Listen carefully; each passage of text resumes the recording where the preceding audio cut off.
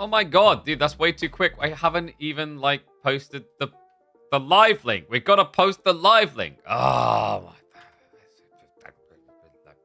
Fine, we're back. Hello. Wow, I done a quick turnaround. That was, like, usually I give myself 3 minutes so that you guys can stare at a clock and be amazed that, like, KP can count down from 3.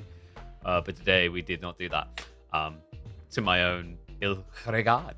But welcome back, one and all, to the Midweek Muster. We are deep into the bracket now. We have got Louis MT versus Lucifer to open up with.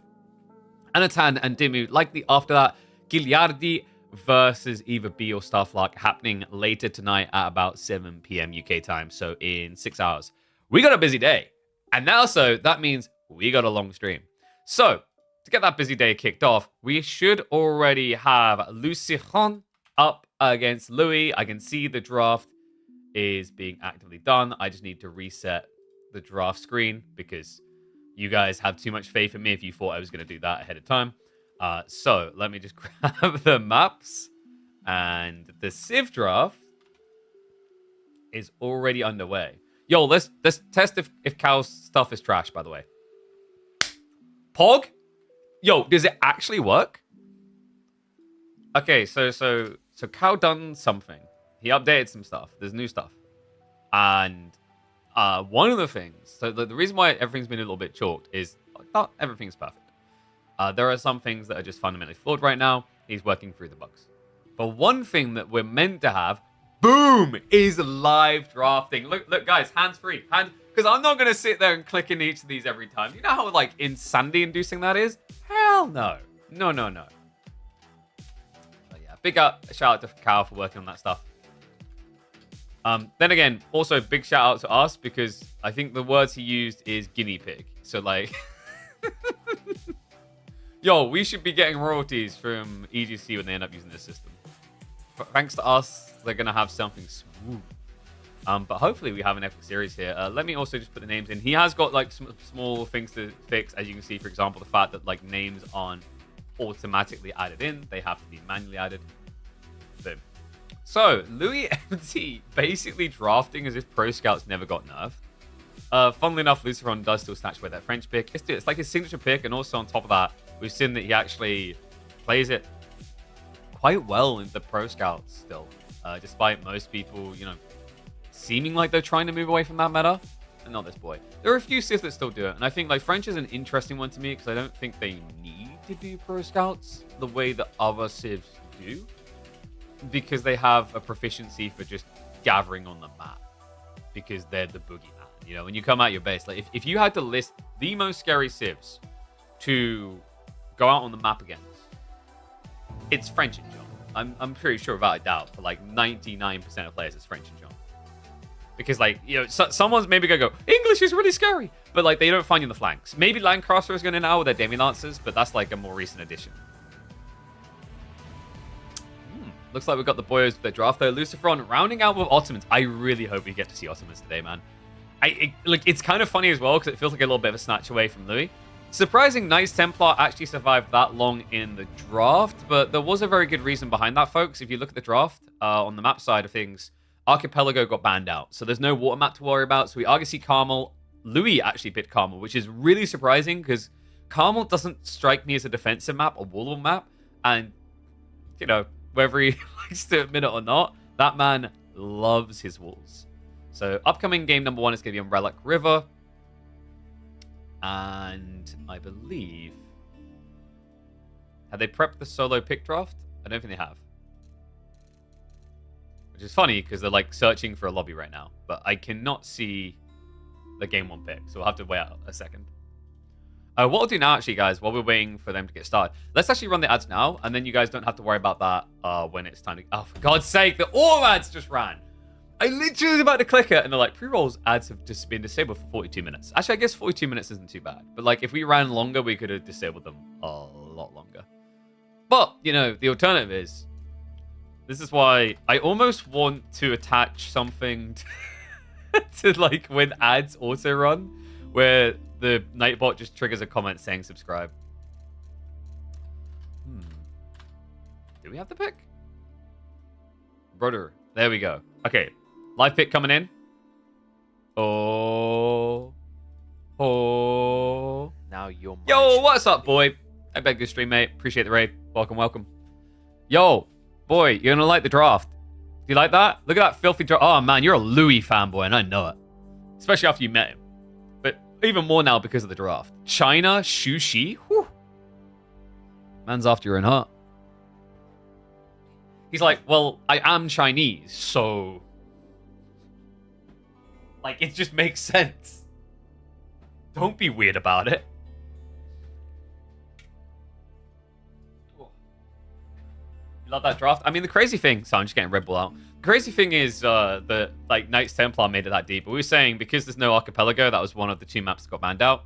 The other one was... Question mark. Yeah, so... Cow is struggling a little because the icon import across from map draft doesn't exactly work. Because he's using that for live as well. But I've said already, like, honestly, the best thing you can do is just disable that. You really don't need the map draft to be live. It's so quick that no one, like, is really going to miss it. Okay, so... Are they getting into game? No, it might just be Lucifer's quickly warming up. Because, like, Lucifer is loading into game. And I don't see a... So I'm just like, huh? I love that like, it's time to actually play your series. And instead of drafting, like, Lucifer is just like, yeah, just let me warm up the APM fingers. You know, it's really important when we get into this pick phase with our picks. That, like, I am lightning fast, baby. By the way, guys, today, like I said, the full picture of what we're doing today, I'm just going to go over it again because more people are turning up. We're going to be opening up with Louis MT versus Lucifer. We likely are going to be looking at Anatan versus either Demu or Scatterbrained after that.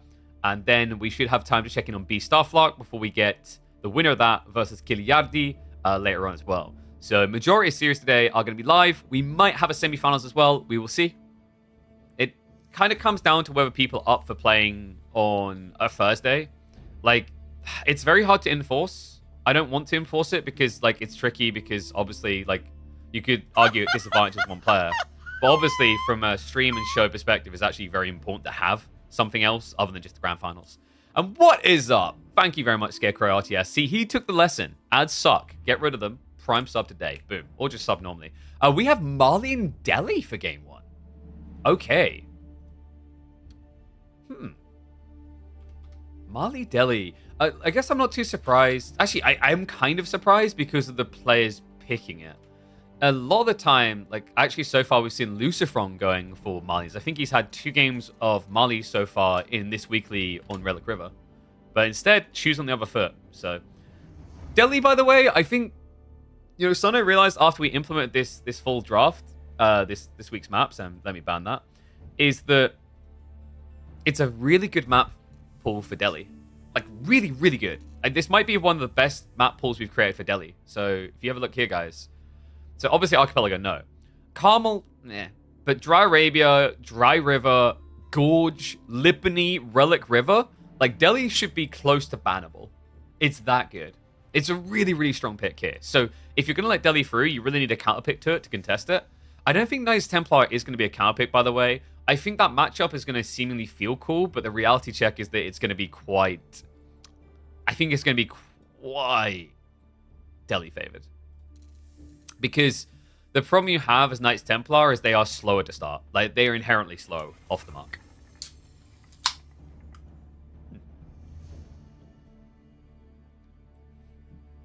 The once in a month stream. So you get like the lobby warmed up, you know? You got to get my peoples ready.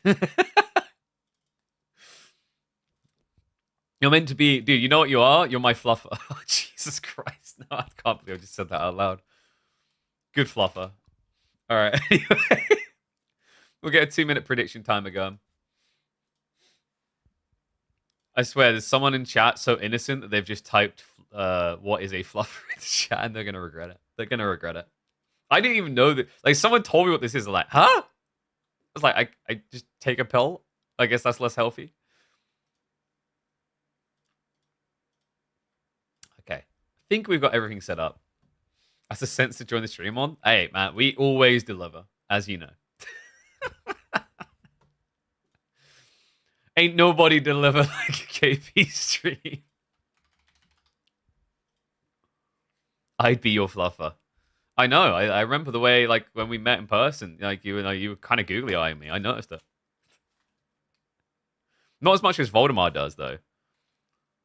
Like, Voldemar is confusing. I don't know if he wants to be my life partner or he wants me to be his father. It's like, it's very mixed vibes he's sending. Either way, he has to call you daddy. Whee! There we go.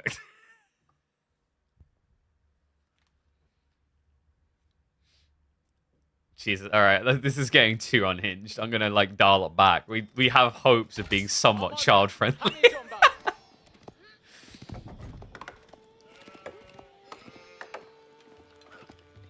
I messed up. Want to know? I created a cursed map draft this week. We were just describing it on stream. It's kind of wild. Quick, have a look at this if you're watching this video later live. I think this is very important to kind of digest. Dry Arabia, Dry River, Gorge, Lipany, Relic River. I have created the Nightmare Zone for anyone who doesn't want to play against Delhi here in Midweek Muster 20. And this right here is one of our quarterfinals. This is going to be a banger. L and L. Lucifer versus Louis MT, but only one can take that L. Malians as the opening pick is interesting for Louis MT. It feels like a bit of a blocker pick because Lucifer has actually been picking, I think, exclusively the Malians on Relic River so far. Interesting map for them. I really would like to gauge what his full thought process is because you only already have 2 safe gold veins, so if you play in a castle age, you definitely have to get map control. Maybe the argument is there's a little bit less safe food on the map, so obviously having that kind of backbone economy, being around cows, gives you a lot more safety when other civs are taking risks. But this is one of the maps I was talking about that's really good for Delhi, guys. Like, all you have to do is take one glance, and boom, Lucifer is cooking. Okay, so this was cool. We talked about this for a Mongol pick, actually. The idea that Mongols could be somewhat viable on this map because of the dock drop. But he does it with the Delhi. That's so cool. So for reference, those who don't know, because Relic River is quite a new addition, there are 6 shoreline fish down here. It's a lot of economy. And the other interesting thing is that, and this actually might make Delhi the best civ on this map. Look at where he's built this dock. Do you notice something space-filling about this spot on the map? Like, it's almost intrusive, like it's almost in the way. And there's something garrisoned inside that dock. So when you play the Delhi, your first scholar spawns at either the mosque or the dock. Now that's interesting. Because we've seen this idea before of having the dock drop so your scholar's next to a sacred site, but this takes it to an extreme. Like, he's just there. He's literally just sitting there. Now, your sanctity timing is going to be usually a little bit later unless you act that in the Mosque boys. I am wondering if Lucifer does go for a Dome of Faith build here. A lot of people are still leaning into it. Tower Victory might seem somewhat viable, but like you're going to be playing at the Archer Blob against Javelins. So it might just be a lot safer to play for scale. And that's interesting. Mahoda says, I heard this series can decide whether Lucifer auto-qualifies into Tech 2 by ATR. That is interesting. And I think he should give me 10% of his earnings because we made it possible. I don't know if it's going to be that easy for him, honestly. Louis MT has looked really, really good this week. It's interesting because I think Louis MT looked like he struggled the first few days of the expansion. Like, his concept, his ideas of what the new civ should be and how they should function didn't make sense. And that's fine, right? That's the whole idea of experimentation. It had me a little bit weary for the initial tournaments. I think we saw this in, was it like the opening day of the Trials of Cross and Rose? He was able to get the win, but it wasn't clean. Now, hello. sunshine, hello rain. Like, he looks like he's the full package again. That series I was referencing, by the way, was one where I think he was 2-0 down against Numadan. So, looking at his draft as well, by the way, when I say it looks like maybe he hasn't caught up, you can see it in the draft as well, because look at that. Chinese, Shushi, Jean, and look at that. I see you, Jackano. Thank you for the raid, my friend. I hope you had a good stream. Just in time for some amazing live series. Deer shoving's coming through. Love this from Louis. This is going to be a popular thing. The deer does spawn quite close. Also, for Louis, it's more imperative because it's a front spawning deer. This also does imply we're likely not looking at pro scouts, which would make sense against Delhi. Delhi are going to spam up Ghazi. Getting the deer home is going to be very difficult. Now, one thing to remember, guys, is that in the pro scouts meta, this matchup was starting to lean Mali in favor. But with pro scouts being heavily crippled, pretty much beaten, bleeding on the streets, begging for help, there is an argument to be had that this is going to pivot back towards a Delhi favored matchup. Especially considering they just have a more natural state of getting pro scouts. You know, while other civs are going to spend a ludicrous 450 resources, they don't. Yeah, so like your total investment to get pro scouts as every other civ, bar French and John, is 500 resources. But for Delhi, it's 50. Wow.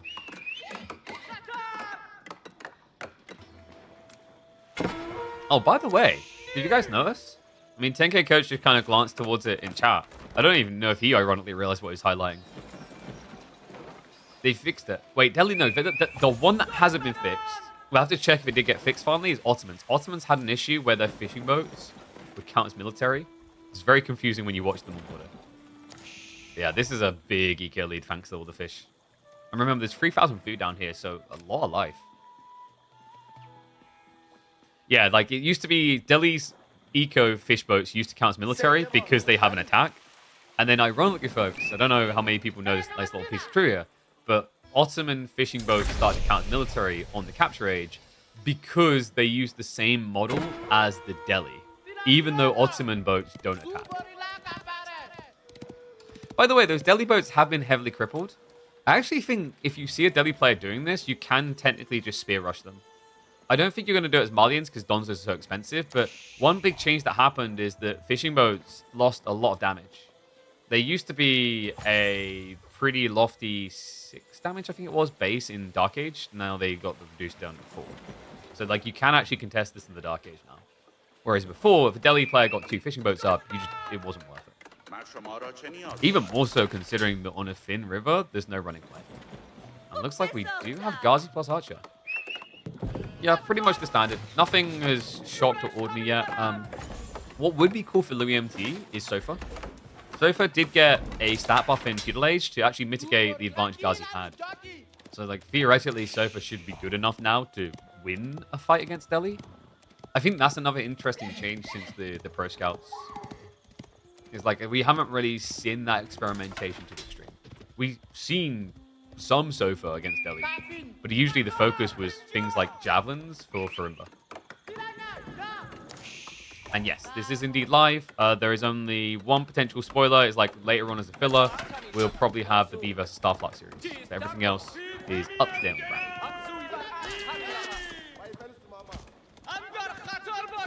Okay, how did you guys gamble in the end? I'm curious.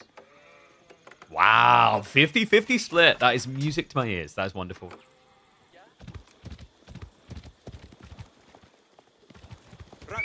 I love this. Louis hanging around the board to try and grief.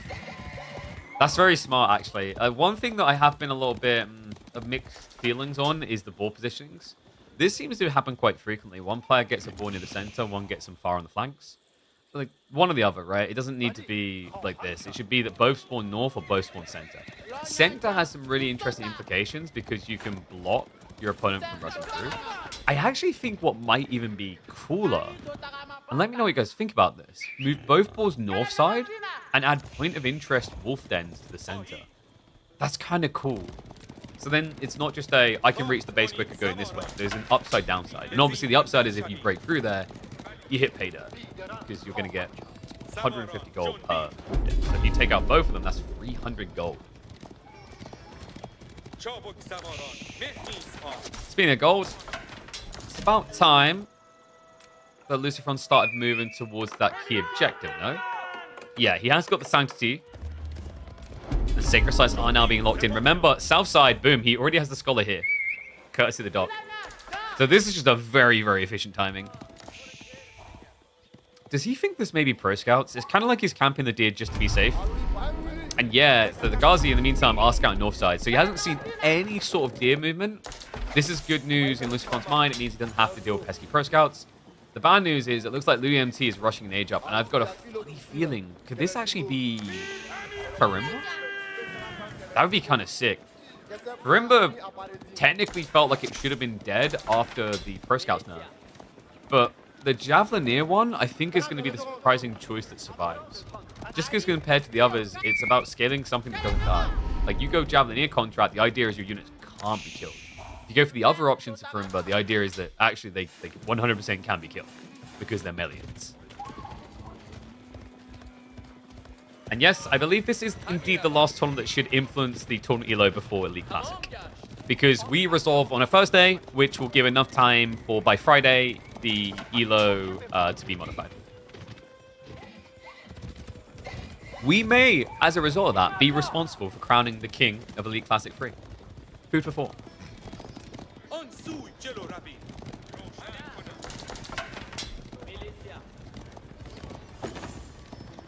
It's actually kind of crazy that despite the fact he went fishing, has Sacred Sites now locked in, has better gathering around berries, Lucifer is not militarily ahead. No, he's actually behind. 9 of his military are scholars. This is kind of crazy. Everyone's crying about House of Lancaster economy, and granted, it's valid, but can we just cry a little bit about Mali and Eco? This is just double pit mine Mansa. And this is the pesky thing. Now I'm starting to understand the Malian pick a little bit more. Typically, your 2 golds spawn very tight close to the corner. That means it's much easier to react to raiding forces. The Ghazi haven't done anything in this game. In fairness, we do have to measure the fact that like Lucifer obviously had a slow scale point because he did go for fish. Fish is better later, but initially it slows you down. And there you go. Boom. I know my games. I watch too many guys. I need to get a life. I need to touch the grass. We have indeed got Farimba. Fishing on this map kind of feels like a bait. I mean, usually you do use bait to fish, yes. I think fishing can work. It depends on your objective. This is just a very sick read by Louis.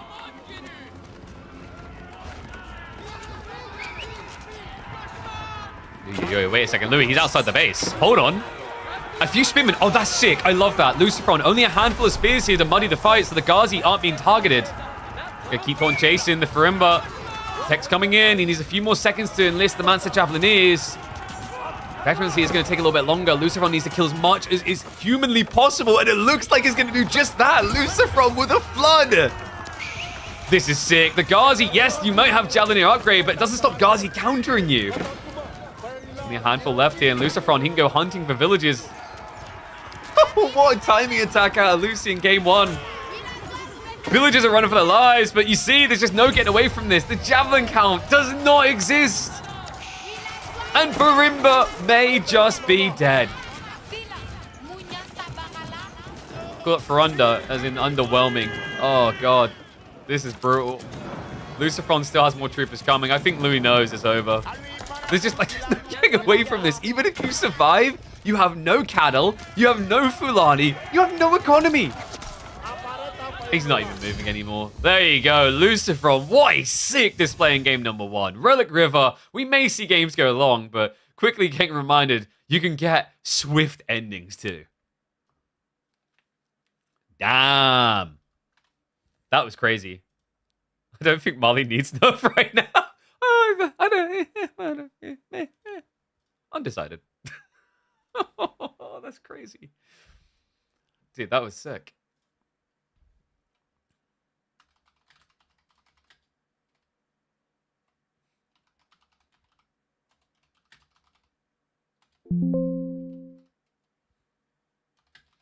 Farimba Russian season 10 question mark? I don't know. Something like that.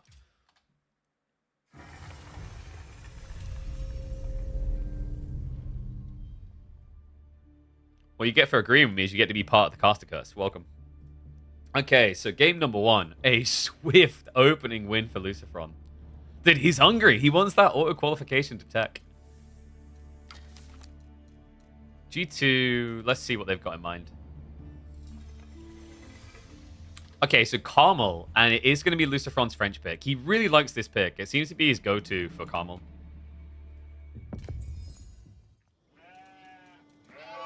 And we're a few seconds in already, so 1 second. Let's switch over. Get predictions going for you guys. And let's flip score.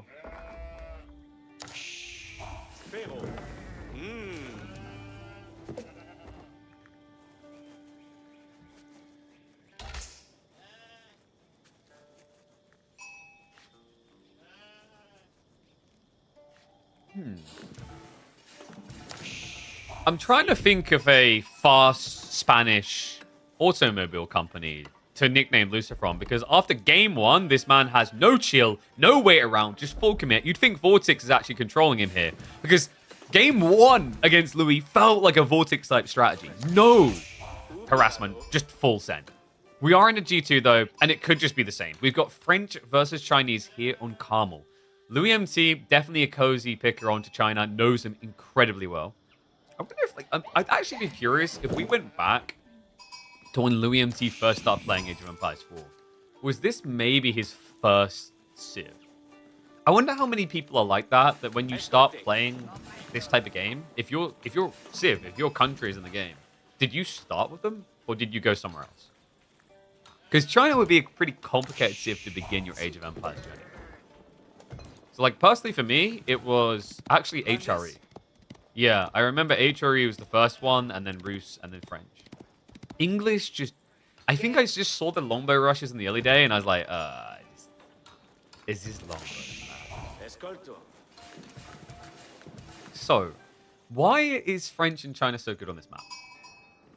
If you haven't noticed yet, there is a lot of icons on the map. And when I say a lot of icons, I mean an absurd amount of icons on the map. You've got double boar per player, and you've got triple deer per player, double small. There is 60 deer on this map, if you include the ones that start in your base, and then there are 4 boars. So 60 deers equates a value of 21,000 food, and then the boars equate another 8,800. That is almost 30,000 food, and we haven't even started adding in the berries. That also, there are 5 stacks of those. It's quite frankly ridiculous. 5 stacks is 7,500. So each player's side, if you include the starting berries as well, has about 37,000-ish food, somewhere around there. It's ridiculously high, and we haven't even equated the sheep, which right there is going to be another 4,000 food almost for Lucifer. Louis a little bit less lucky with just 12 sheep. Pretty impressed by Lucifer's scouting pan that he came out ahead. Usually, China is always going to be the one getting a few more sheep because they see things quicker. This map is so stupid. Okay, calling this map stupid is unfair. This map has cool ideas. There's some really cool things in there, like the tiny gold veins. I like the sacred site split. And the big golden center. If you actually just kind of refine the thought process of this map actually could just be a better version of Regions that gets used in tournaments. The one thing that is letting it down is the food. I think you probably scrap actually scrap the small deer stacks bar the one starting your base. You can keep double deer stack, but you have one on the flank and then one with the boar in the center. And I think you add an additional berry bush towards the sacred sites.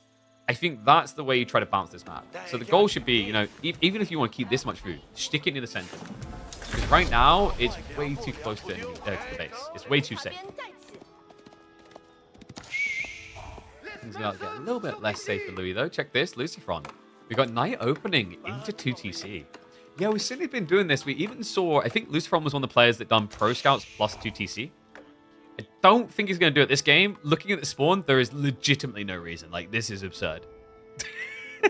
This is the other problem that I think players are having. It's not just, oh my god, the food amount on this map is crazy. And guys, it is. We cast a WAM game where at 37 minutes in, he had 2,000 food income and he hadn't placed a single farm. Ridiculous. But The other ridiculous part is the spawns are not like born equally. This is a little bit closer to equal, but you can already see that Louis got a deer split, whereas Lucifer got them all on one side. But I've seen egregious examples where like one player will get every food source but the boar on one side like this, and the other gets a 50-50 split of their deer on the west and east side. So Louis, we are going to see the beginning into spears here. First knight is already arriving. He actually optimized this. Love this. Remember, supervision gets the spears out quick. So he kind of min-maxed it, so he didn't actually like do this too early. And kind of a beneficial weird spawn. He lost out on some trees because the deer spawned, but it actually created a nice little concave that's harder to raid. That's okay, so it's like frustrating because you basically minus what, 4 or 5 trees, but at the same time, against a French player, you've just made his life hell. This is possibly the safest spawn I've seen China have in a long time. And part of that's due to the map design, but part of that is just the extra little spawns. Yeah, even the secondary goal being behind the base. So why China is actually a good question to ask on this map. Throw Scout's a possibility in some matchups, not here. I don't think he's really rushing it. He could go for it on delay, and in fact, the fact he's landing a stable suggests he is. But you have to get the spears first to protect. But the other value point is Imperial Academy. Because there's so little gold in your base, taxation saves you in a very big way. And yeah, there you go. Confirmation it's getting you pro scouts. Now, where this gets interesting, folks, is if Lucifer kind of shirks away and plays greedy, which we can see he's doing, Louis MT's follow-up can easily be to just go into a Barbican drop on the board. Very popular play from the Chinese games I've seen so far. Oh, how did predictions go on this one? Okay, so more Lucifer leaning this time around. 61% believing in the French power of Lucifer. Understandably, he looks fierce on this series. It's just a classic for him. If you asked Lucifer back in the days, I remember I interviewed the players for Red Bull Warlord Legacy. And without hesitation, when I asked Lucifer what his signature civ was, French. Do you guys remember what Vortex's signature civ was back in 2022?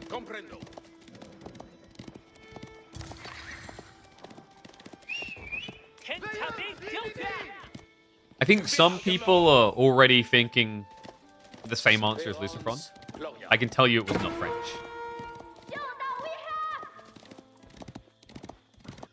Another one that many people might have thought was his signature civ. There it is, English. But Salamam is coming in the correct answer. It was Mongols, yeah. Vortex, even like when Mongols wasn't as popular, he still rated it as his best signature civ. Actually, like, I'll be honest with you, back in 2022, I would have expected a lot of people to suspect Rus, because I believe that was when we had the first revival of Rus post-Pro Scouts Horse. And Vortex was insane.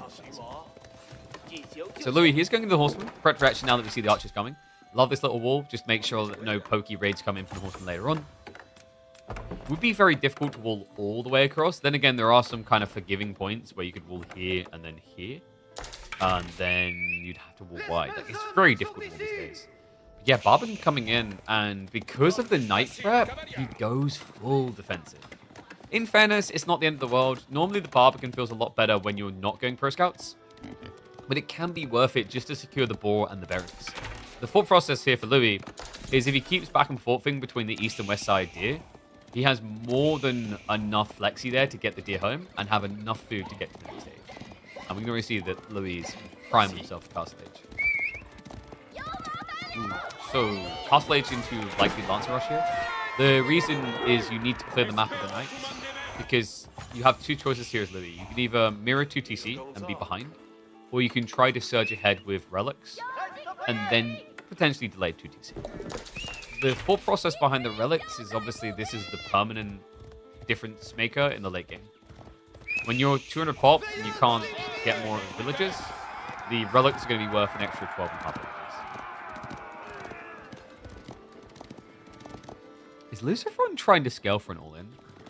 It's always deceptive when you watch French, because if you see them building units, it doesn't mean they're staying the age, it just means they want Bro Institute. But this is a lot of archers as well. I think it's more protection than aggression here. Because if Louis keeps lobbing spears and horsemen, guys, he can just burn down the second season.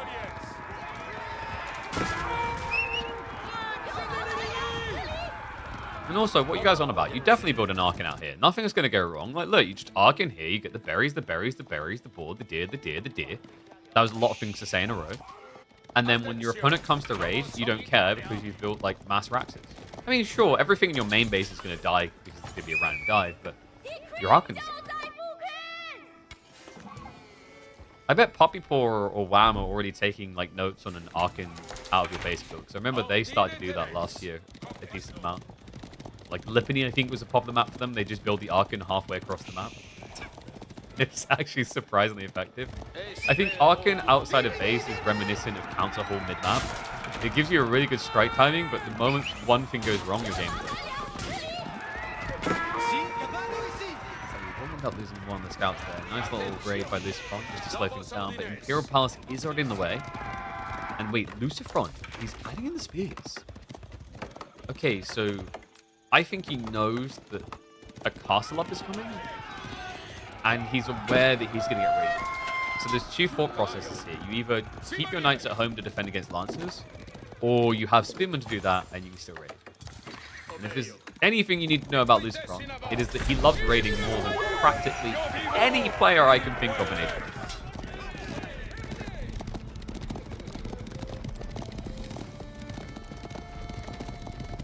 Alright, what do you guys think is the best color for French Knights? How many people are going to go for the obvious choice of blue? Pink Knights are pretty fabulous.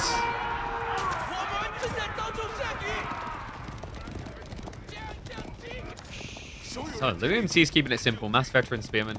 Likely we can see a crossbow switch, but right now with the amount of archers there is, it's just setting yourself up to die. No Lancers yet is a little bit surprising. It's actually kind of crazy. Louis is just going full raw meat. Yeah, we don't have enough money to give you guys. I'm sorry. It's going to be Horseman Spinning. Okay, I really didn't expect that. Then again, it gives him the mass to slay the archers. My only concern is, like, Lucifer's probably ahead if they start clashing now that he's adding in spears. Because the spears will muddy down the enemy spears, and then these vet horsemen are still going to melt the spearmen. And we see why now. We talked about the timing that Louis would need to go into monks. This is how he cost efficiently gets to it. More Raxes to follow up as well.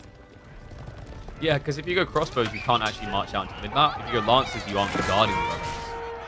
Lucifer. You can see he knows that the objective is relic focused. Guild Hall is on the way at home. Kind of crazy, actually, how quickly all the icons here are disappearing. Boar's already gone. One deer stacks, small deer stacks. One of the big ones. No, that's fine. Yeah, he's got a lot of life still here in the corner. It's not pink salmon. Oh no, don't get me started on that. I've told you guys the story about the homophobic old man who didn't like being told he's wearing a pink shirt. I still can't get over that. It's not pink, it's salmon. I'm a man. You reckon they all acted like that? We're not wearing pink. It's salmon.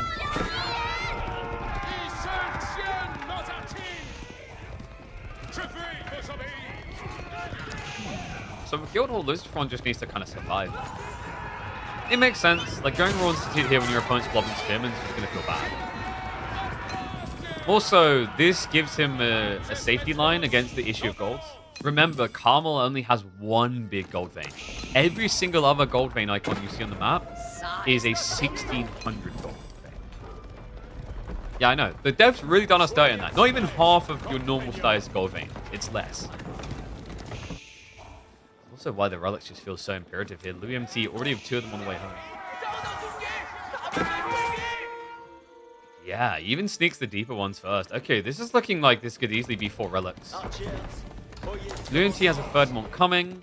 He already just banked one back. Second one is still some ways off.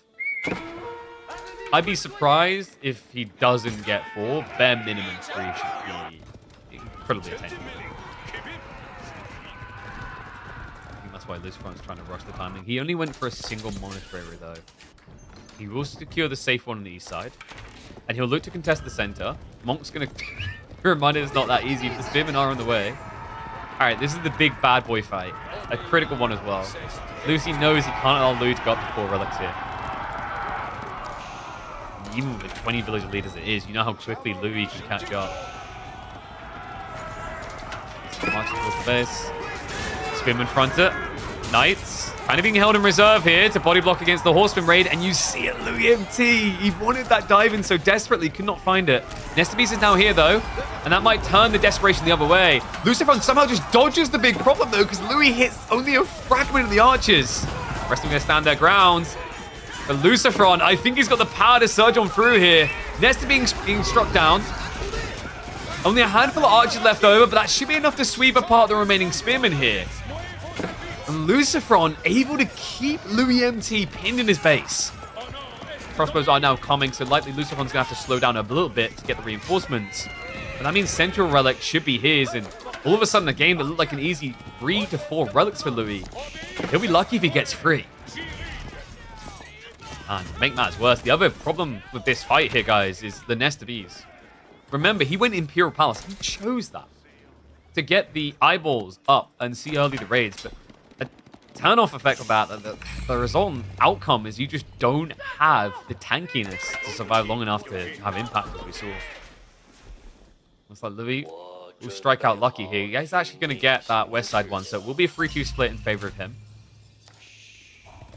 Lucifer, that eco lead is starting to scale a little bit out of control here, and Louis, after losing that fight, is entering the most fragile phase of the game for him. Farm transition. He's got 1,500 wood. You can see clearly what the intent is going to be here. The problem is you do not feel safe, even with this vision, because you can see he's circling like a shark with the knights. I'm wondering, like, Louis, does he try to keep it close to the home near the Barbican area? Probably this is the best spot because the Imperial Palace will warn you about raids. You can't just rush into a Great Wall Gatehouse. Or do you go for the corner, which is further away from him? Raid attempt isn't going to work out, by the way. We'll be able to get the repair on the walls.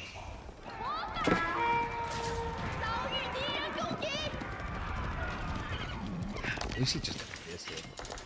I'm impressed. You know, I was praising Louis MT. I felt like he stepped up very quickly into the expansion after the opening days looked a bit underwhelming.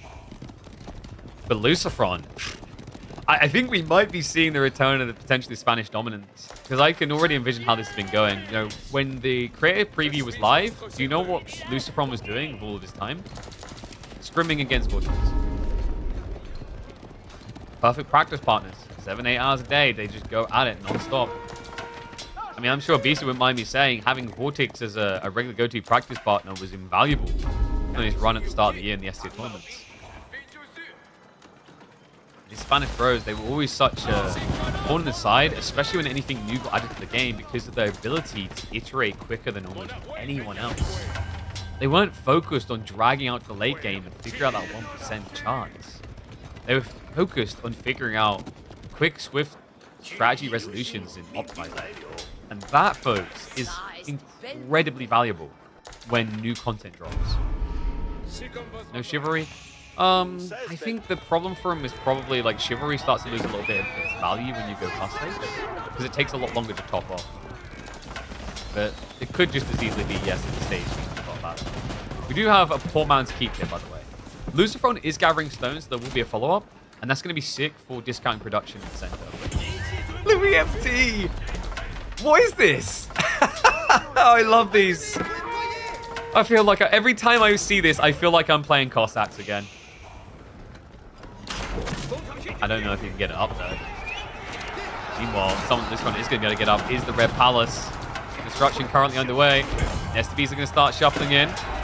Villagers. Oh, that was a sick attempt at a sidestep, but Focus Fire comes in at the back. The STBs how we need to deal with the archers instead. The Knights are going to leak through. Villagers getting low, but he has such an eco lead. I don't think he cares if 10 die. It's worth it. And Louis, are you kidding me? For all that effort, he kills a handful only. 4, maybe 5. And has to walk away. Louis MT not too far away from his own Imperial Tech Up option here. But Lucifer now with an insane edge, having that 8,000 gold locked in.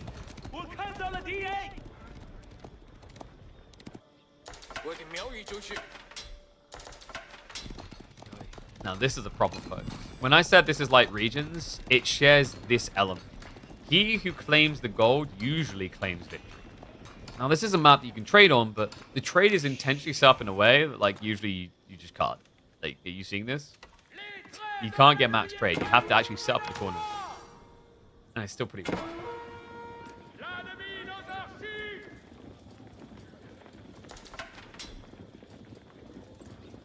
So what does Louis now do? Because one thing that keenly concerns me is he stockpiled all that wood, and it wasn't even for the farm transition in the end, which he might now be regretting a little bit. He's running out of deer fast. I think he's down to the last 3. And then he's got balls and berries, which are on the flank, and he gets found exactly there. Knights. Sniff it out. And now Lucifer knows that you're over in this area, so the raids don't have to stop there. Archers were patrolling the east side, but I mean, Louis reacting with this type of army, I don't think Lucy should be too threatened. He does have elite tech on the way for archers. Nice. Chowing down, even with textiles. The villagers were shivved out. Oh, this is just a nuisance. Yeah, he's just trying to drag Louis around circles so he can keep coming back in. Once again, the raider, the heart of it all. It's like villagers. Wow. Okay. I think this defines the desperation for gold. A keep drop to secure 2 1.6k veins. I mean, there's a third behind it, but it's so far out, it doesn't protect it at all. I don't know, this looks like it's in the bag for Lucifer at this stage. I mean, Louis MT is just such a huge economy issue to overcome. And he still has the farm transition issue. Now, you can argue that like Lucifer needs to do that too, but Lucifer has padding. This right here, the guild hall. He's kept it on food intentionally. Which I love. It's not him looking to extend the game beyond its necessary time span. It's him looking for a quicker end.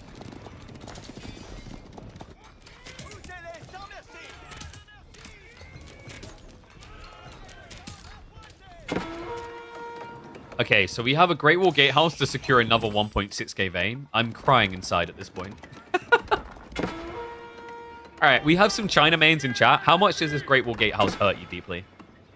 On a scale of 1 to 10, 10 being you want to rip your eyeballs out, 1 being you don't care, you've uninstalled AWE4, and you've gone out into the world to give to charity. Because I'd be like I'm not even a China main, I'd be a solid A on this one. Your villagers again getting hunted.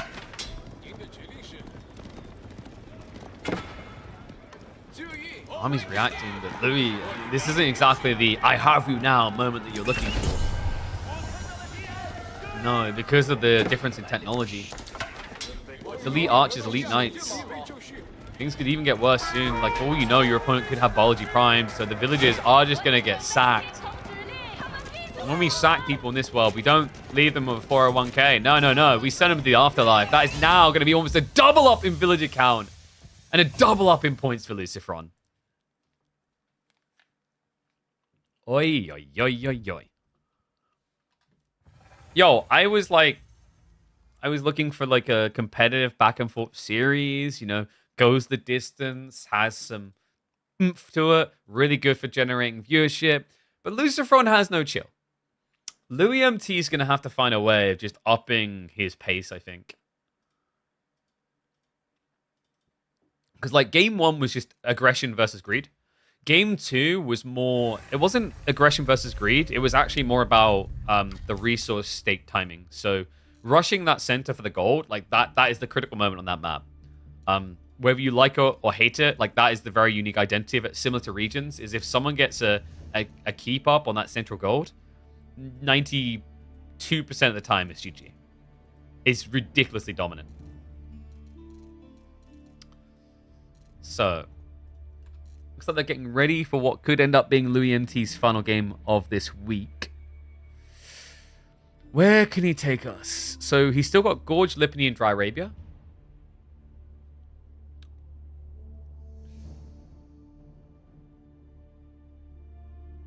Shushi, Lipany, maybe? Why does the TK flag look so weird? It's probably the curved cross against the linear straight line backsplash. Does that make sense?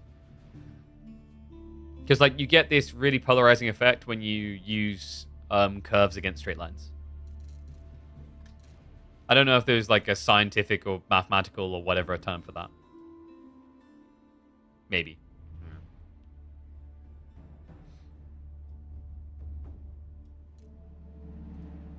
Made in MS Paint? Whoa! I don't know. Did Cal make that in MS Paint? I think he got it directly from devs. So like we did notice that, so like I don't know if you guys noticed this, but with the flag load-ins, there is a weird offset effect. Do you guys see this? Yeah, you can see it there. Well, the chat's kind of in the way. But can you see that staggered like thing? And there's also staggered for Lancaster. But every other flag is mostly central. So what we've got here is italic versus regular. Like I don't know why. It almost looks like italic flags.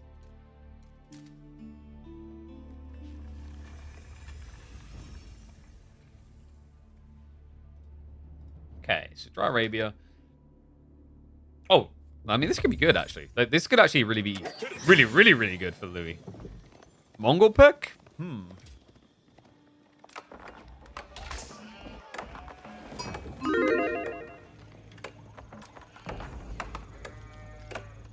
One and all, there is finally hope for Louis MT because Lucifer has picked the Monk. He's going to fast Imperial Age, isn't he? Yep. And every time you age up in response, you lose villages. Yep. And that means it's going to be seriously economically ahead. Yep. Bring it on. Okay, Louis MT chooses Knights Templar to make his last stand. Map is going to be Dry Arabia, the purest of pure. I'm not really sure what you do against fast Imperial Mongols here. I guess you have to send it if that's what Lucifer's going to do. We saw a fast imp build by Krakeny actually up against House Lancaster that was even able to break them. And I think most people would agree right now, like if you're faced with either Lancaster or Knights Templar, you're a lot more worried about Lancaster. But opening is going to be the norm. It is going to be the Spear Rush. So Lucifer. Oh, this makes sense, actually. This makes a lot of sense. Because usually, Knights Templar, I want to say like 60% of the time right now, doing 2TC. So even if you whiff on the gold, you can hit the stone. And that is a juicy blocker. You might even lean to the tree line, because, yeah, if he gets here, that's disgusting. I'd be surprised if he could get here and set up an outpost, but if you block stone and wood, I mean, that's the lifeline of Knights Templar. The best resource in the game is wood. You think this matchup benefits KT? Elaborate. So, my thoughts is there's just some areas that you're just going to look really bad in. So one is this. I don't know if Kingdom of France beats Mongols. I feel like no, because Keshiks. Keshiks should be able to beat Chevalier Concher. You have higher damage, and you heal. And you have less health of the scale, but otherwise, like, you're fine. Because I think it's, what, 160 versus 145? So, like, there's slightly more health for Chevalier, but they don't heal. Hospitalier, probably not against Keshiks. I think maybe Principality of Antioch might secretly be, like, a really, really effective option against Mongols. Because the armor of the Principality of Antioch on the Axemen lets them offset 30%, 33% of the damage from Keshiks. Looks like he's going to get his outpost up on the gold and the tree. So a little bit annoying for Louis, but not the end of the world. I wonder if Lucifer will try to turn this into a delayed 2 outpost. It always feels uncomfortable to go double outpost in Dark Age because you split the spears in a really unreasonable way. Because if you have like only 2 spears garrisoned here, then Louis can pull all the villages and burn this down. But this is kind of crazy, actually. When you think about this matchup, the initial impact. Yes, you know, Lucifer's going to stay in the Dark Age longer, but Louis is already behind by bare minimum 2 villages in most cases.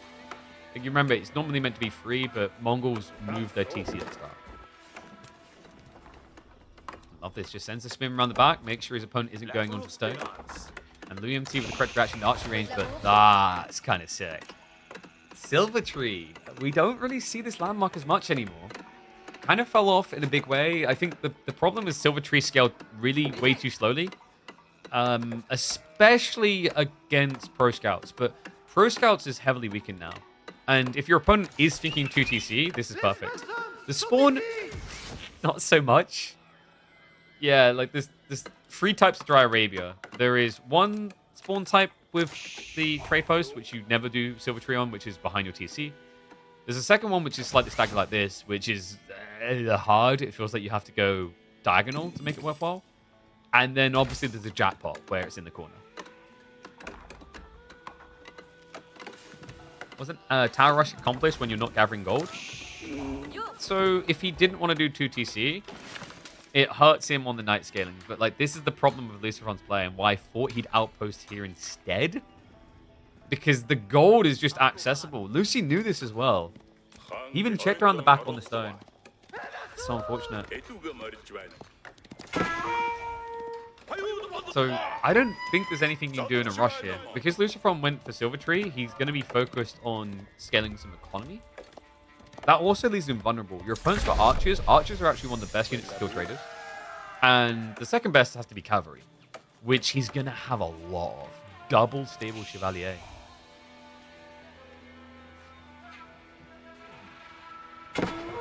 Don't know if you like this spawn for trade. This is the thing I was talking about. Like, usually when I see Dry Arabia, and this is why I've called Mongols a coin flip, see on this map. If you don't get corner trade options, usually your strategy becomes way too predictable. But what a monster. Are you... Okay, that's how you make trade worth it again. You've got to be kidding me. He's trading cross-map to Louis MT's trade post. This greedy son of a gun. I mean, you've got to somewhat respect it. It's so dangerous, but I think the danger here really comes in the fact that if you now aggro up here to block Pilgrims, then Louis is going to switch Pilgrims here. And that means that he'll see the traders because of the Pilgrimage. Yeah, I don't think the player's going to stay hidden for long. Calming while being a little bit of a nuisance with said Pilgrim. But Louis doing a good job of just bodyguarding all the way to the secret side. Maximum gold income as well. Yeah, Lucifer is showing a lot of respect. So this is what I was talking about with the stats. You see that? So it's 15 on the sword, 23 on the lance, 145 health. But you also have more armor. This is why, like, Chevalier definitely do not catch this. Because although you have an extra 15 HP, you have 1 less melee armor, and your damage is what? It's before we even talk about the healing factor. I don't know. And this is reasonable, by the way. Like, Chevalier, they cost less. So you only pay 166 compared to 200. So you should be weaker than Nikesh. But when you consider the stone scaling of the Mongols as well in the other game, it should keep them ahead compared to Chevalier. If, however, you decide to be lazy and you don't block the trade, or rather the Pilgrims for Knights Templar, there is a big growing risk here. Because the longer that you don't fight, the more it balances towards Louis in terms of his survivability. Because every Chevalier... Sofa with a lance? Yo, a sofa with a lance sounds really dangerous. If you sit on this one... Oh, you meant those types of things. Damn, nice strike though. Double kill. Okay, so the Pilgrims... He's switched it up now. The Khan... Oh, you've got to be kidding. No. Dude. Bruh. I think he saw it. Yeah, but it's going to be too late. Oh, this is so doing. He gets another one through. Meanwhile, Lucifer's traders just feel like traitors. They haven't really been able to achieve anything. And Louis, it's almost like he's got a stopwatch going. He's roughly gauging exactly when the next units will be coming out based on Silver Tree's production speed. And then you add in, like, what, 5 to 10 seconds for walk pattern? Clever boy. Chevalier sounds like Chevrolet. I mean, that's kind of funny because I think a Chevrolet is probably worth about the same. Whoa! Guys, chill. They've come down here. I used to play Midnight Club. I used to like my Chevys. Long time ago. There goes my opportunity to ever get a Chevrolet sponsor. Okay, like, full disclosure. Yeah, I'm just going to say it now because it's never going to happen. I mean, why would they sponsor me? Dream car sponsor? Reasonable. Like, not like going McLaren to Ferrari like most people. Honestly, I always had a soft spot for Skyline. And I'm not even that much of a car guy. So looks like the outpost is going to go down, so re-securing the gold. That's really important because Lucifer's getting to the point where he wants to raid. And that means now, like, you could pull back the safe goal. Actually, he doesn't even need to. He went double outpost on the back. Yeah, I've seen this type of style of Knights Templar from Louis before. He does the same thing against House of Lancaster, and he actually plays really, really well. It's just kind of a poor man's French.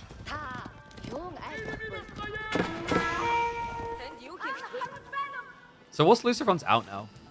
Is he starting to wish he'd just gone for the fast Imperial build? I mean, I really thought that was going to be his idea here. Because I don't think you can actually scale pilgrimages quick enough to mirror or match the potency of that play. You'd have to go 2TC. But 2TC is like vulnerable against an opening handful of Magadai. And now the Wolves. Ah, yes. I forgot for a moment here, because of how quick the games have been so far in this series, that we are watching a tournament series featuring one of the most prolific wallers that Age of Empires 4 has. Yeah, Louis. He's just one of those players that finds a way. I always say the Wallathon series is when you have Wham and Louis play. Those guys, they always find a way to get them up. Wall MT? No.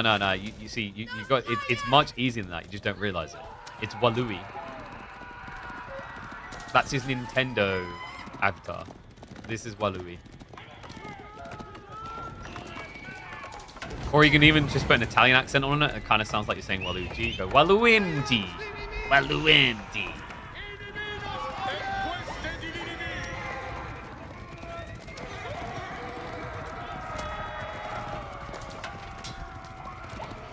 What was the matchup for Game 2? Game 2 was French versus Chinese. Yeah, so Lucifer is not really building that many traders because he can't, guys. He's blocked out pretty hard now. He just spawned a trader, and he doesn't have anywhere to trade with because the walls are going up. So now his only option is to deploy the silver tree down like here and diagonal trade to his own. He's in a really bad spot. And this is why I've vocalized a lot about Silver Tree before, is that Silver Tree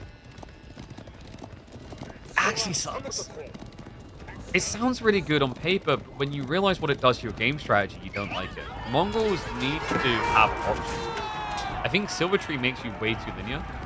You're investing into greed instead of aggression, and then you're the one who has to protect. And if there's something that Mongols are inherently bad at doing, it's defending. If you have trade out on the map, you have to defend. Give me a raid for attempt. LuMT doesn't have enough time to get walls up. The Chevalier actually went around because the Spearman Mass is so big. So Louis, he's going to have to give a little bit of a breather here. So that's some bounty into the strong. That's good. I think Louis is just going to try to avoid the fight until he's got additional archers. Probably wasn't expecting 25 Spearmen to turn up like this.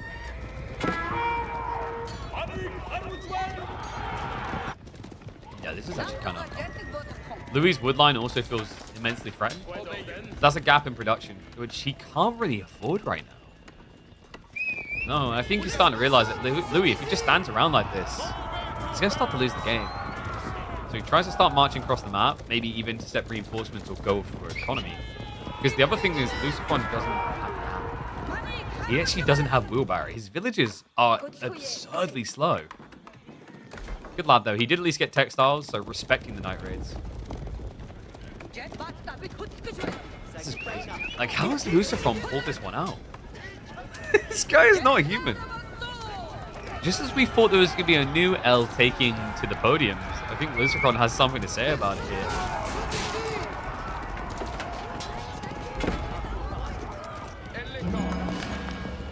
It's crazy as well because considering the similarities between Lucifer and Vortex, their playstyles, the way they practice together, Louis doesn't have an easy bracket. If he wins this series, it's going to be Vortex afterwards. Either way, if he manages to beat Lucifer, it's going to be a crazy matchup. If we get Vortex versus Lucifer, that's statistically most likely to go all the way. It might be the quickest best of 5 you ever see. Smash coming in. Catchings benefit the more that there's no charges involved, because then it's lower base damage and more strikes. Archers are just trying to clear the way, but the Spearman blob's so big. Choke point defense is smart by Louis. MT usually works when you've got enough archers, but 12 is nowhere near enough here. Louis. Dube is to say that he's going to be able to hold on here. Chevalier Confrère Now fully accessed. He goes to the backstab. He pulls them out of the TC. He was waiting for him to overextend. The archers coming from behind. The mischievous Louis MT and his garrison shenanigans. Spears stand their ground, but the Chevalier Confrère try to carry it on through. Is this going to be a hold? Villager lead, slightly built for Lucifer. Nothing too crazy so far. It did cost him a lot of troopers, but a lot of Chevalier melted as well. That was insane. Louis, I wondered when he was going to spring it. He had the villagers not in the TC. They ran away. This was fully garrisoned with archers because he needed Lucifer to create the space so that he could attack him safely. And Lucifer, of course, so thirsty, bloodthirsty for kills, was never going to do anything but dive here. Looks like he's going to get cleaned up now. A few more villagers do go down. Gets the shivs out. Not going to be enough to save in time, though. So another worker kill. Lucifer almost 10 ahead. None of it traders. We've got Silver Tree at 16 minutes of the game and 0 traders. But this is shaky ground now for Louis MT. He's not got much food safe anymore. He burnt pretty much all the Chevalier Confrère. So for Louis to be in control of this game, the next goal now is to flank. Your opponent has either gone pastures or he's playing onto deer and boar. You can actually see if he's playing on deer because you can just look through the stealth and see dead deer or a lack of deer. So for Louis, like his number one prerogative now is to make Lucifer pay for losing the entire arc. Goodness knows he needs to with this type of villager lead. No steeled arrow, by the way. Technically, Chevalier could do some damage here. They're going to dive in just for the worker kill. Leave though, too many spearmen. And Louis, the issue here is he has got archers, but takes so long to arrive. What a way it would be to start a comeback though. Like Louis MT with that type of defense, that might be the defense of this week. I think that is the single best defensive hold we've seen out of a player so far this week.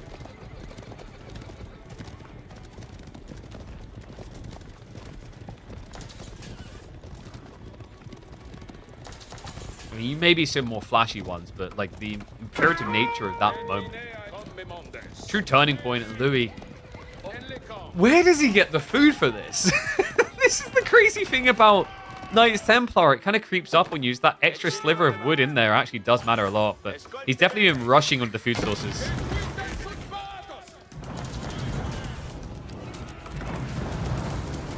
Was Prime Lucy better than Prime Vortex? I think so, slightly. But both were worse than a Prime used on this channel. Lucy going 2TC, it feels like, I think that dive, he was way too focused and lost focus on the macro bit. But he's going to readjust now with mass patches. Meanwhile, oh, Louis, oh god, no. Come on. Like, this is rough. He doesn't have safety in food. We have 0 farms here. I think Louis' problem right now is he's being forced back to defend way too much. He needs to aggro and keep aggroing. With this many Chevalier especially. He's going to try to stab at it again, but Lucifer has been doing a good job of dodging death when necessary.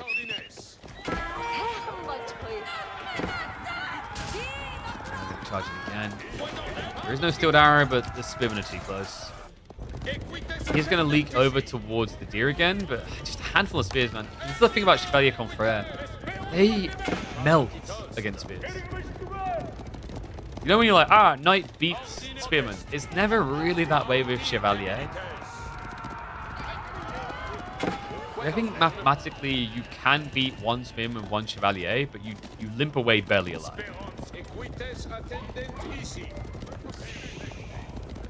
Louis still hasn't come back out here. He keeps trying, but this Keshik just keeps seeping in.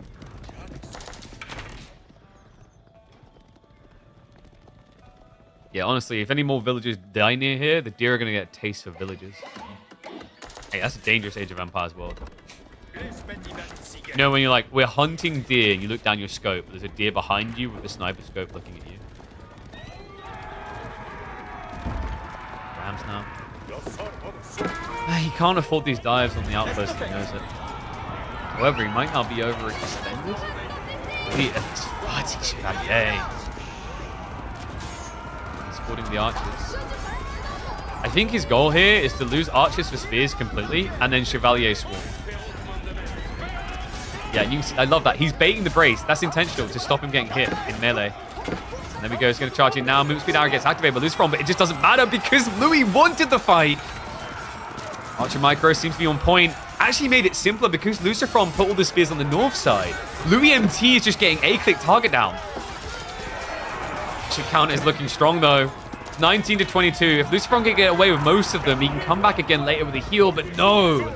Louis MT pummels him on the exit. Lucifer once again with the overburdening onto wood. Yeah, this guy has some big macro issues right now. And it's not his fault. Like, he's stuck like this. If he runs out in the flanks, he's paranoid about knights. That's why he keeps doing this. It's giving more and more opportunities to Louis. Enough archers left over to spook the spears. One very brave villager in a way. But this should be the dive in for the outpost, I think. It's got to be considering it. The longer you stand here, the worse it gets, because this archer count is getting defeated by outposts. Our pilgrims continue. Lumity just getting more gold injection. I wonder, does he have a marketplace? Because I wouldn't be surprised if he's trading. No marketplace. He's just balancing this out with food and wood.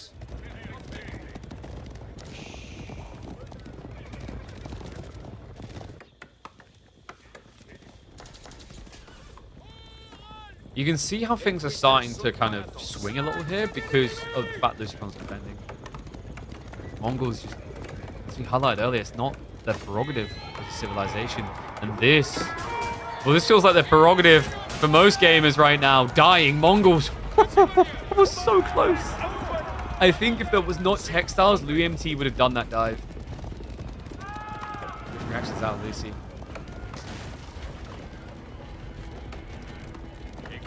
Work difference. Number 10. Well, he just knows he needs something. I mean, do you think about going Castle Age here is my thought process. You could upgrade the Chevalier.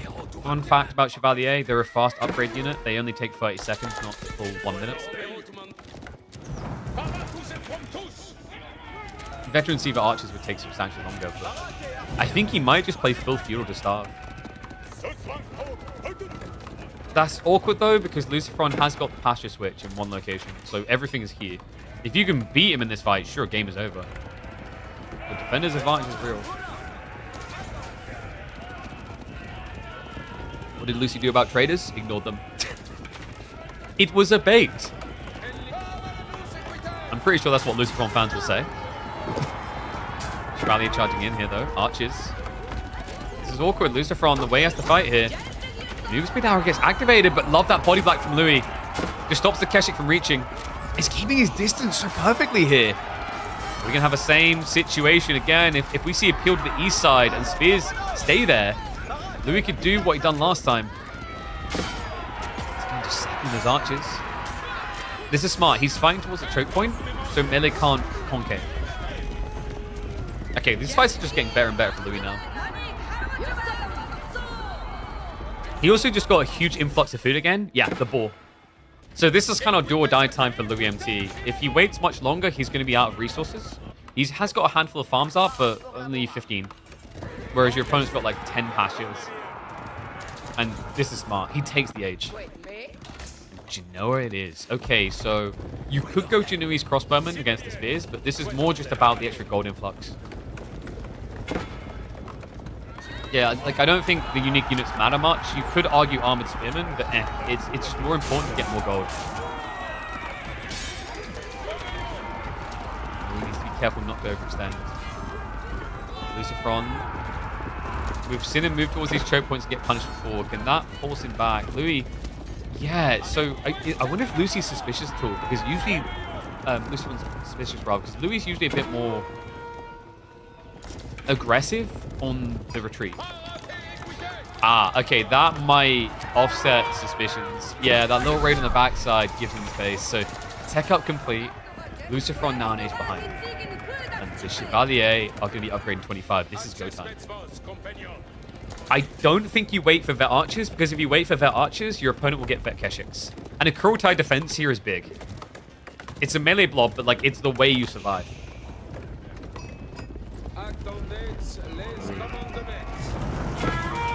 Time to tell us what you're made of here. Chevalier upgrade in 5 seconds. Doesn't know the landmark is being built right now. More villagers about to be pulled away. Alarm bell should be ringing. We do have Seek Shelter. That's a lot of AFK time, actually, for Lucifer.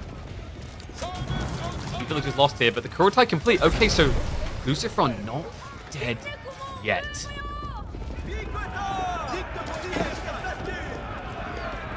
Louis knows he needs to go. The silver hats are in.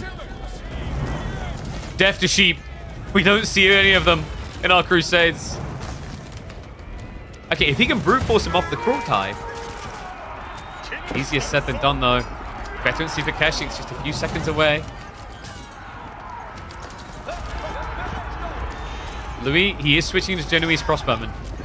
Slow, very slow unit. But wait, Lucifer, he brings the villagers back! Chevalier starting to leak over onto them. Shivs are going to be out. They have got the Kurultai buff with the heal as well. He brings everything for the defense. And it looks like it's going to work. Louis MT, he still doesn't have the veterancy for archers. He's going to get wiped underneath the Mongol town center. He holds. Lucifron. What a sick maneuver there. The villager losses stack up, but it was that or lose the game instantly. He could still lose it 5 or 10 minutes from now, but Lucifron, at least for now, gets a huge stay of execution. But you can just see how high the cost is. A 13 villager lead now for Louis MT. And Woodmass allowing... That's rag strat. Okay. So Spears it is. Louis MT still has a decent number of Chevalier, of course. And they are still circling around the Mongol base, but Lucifer knows after a hit like that, it is go time. Step Lancer upgrade? No, he didn't get it. Like, you don't have the resources at that point. You don't have the time. He was able to get the veterancy in, and that was it. Genoese crossbowman behind the wood line now. Or behind the wall, rather. And yeah, this is the full melee comp, so if he can get the repairs... No, that doesn't... No, that's not going to work. That's too late. Uh-oh. Villagers have to run away. Nice. He does get in the garrison quickly. Minimizes any losses. Chevalier is still diving the base, by the way. Oh my god. It doesn't... Like, this attack doesn't matter. If he can't end the game now, he's dead. Genoese crossbows start stepping away. Once again, the Kurultai gets griefed out of a fight. The Chevalier are still murdering him. The Onion Knights just seem to be unstoppable here. Oh my god. There's a park spot here for the Kurultai, but like there's barely any army left for it. And here come the Spears. This has to be the wave of the white flag moment. Again, Spears, what do you really have here? Chevalier have at least been pushed away, but damage, irreparable damage it feels like done.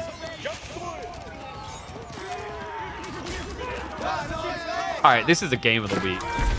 From the hold to the turn to the fold, Louis MT makes an insane comeback. Oh man, that is like game of the week material.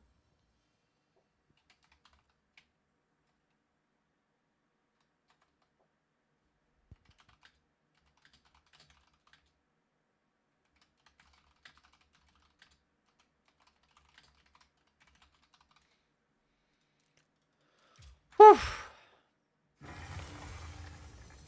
I don't know what to call that one. Like, was there someone earlier? Like, right now, I'm like one of the best Knights Templar holds you'll see, but we'll see.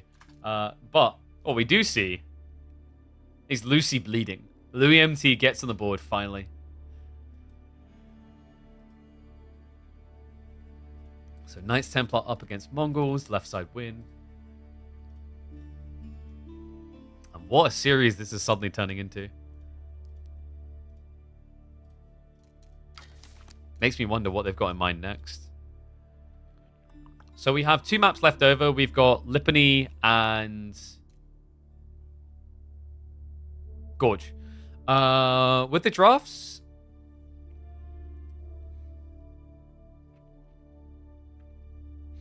Do you just take Lipany? Lipany Byzantines. Maybe that's too obvious though. Gorge and you've still got point leads. So you can take a bit of risk. Like Gorge, are you here? Nah, I think Ottomans. Yo, Ottomans is actually a sick pick. Ottomans can be pretty decent against Shuji because of the meta. Ottomans have that hunker down strategy against Jean, and I actually think Ottomans is a hard counter to Japanese. Because you can either all in them with like meta spam or you fast castle as well, and like as the game goes on, Janissaries remove a lot of the good options for Japan. I think Ottomans might be the GG pick. And remember, because Lucifer lost, it's his map pick. So he can force Gorge. Which I think is just better for Ottos.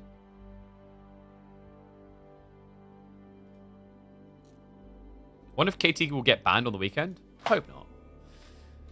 Yeah, it's kind of one of the sad things, like, to be strategically tactical. Like, so this is the thing why it's kind of better when you have these bigger expansions, I think, for this reason, is obviously, with a bigger expansion, you'd still see the new civs. Like, when Sons Ascend came out, you can ban 2 before 1 gets through, and there's 6.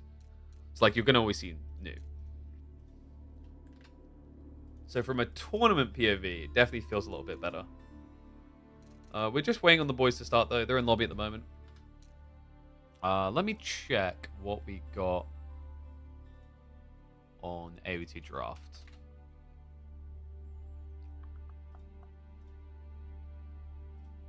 It's Jean Byzantines. Okay, so he takes it to Lipany. I'm a little bit surprised by that. I think it's Lipany, though. Like, I don't feel like you'd save... Like, would Ottomans really ever feel better on Lipany than Gorge?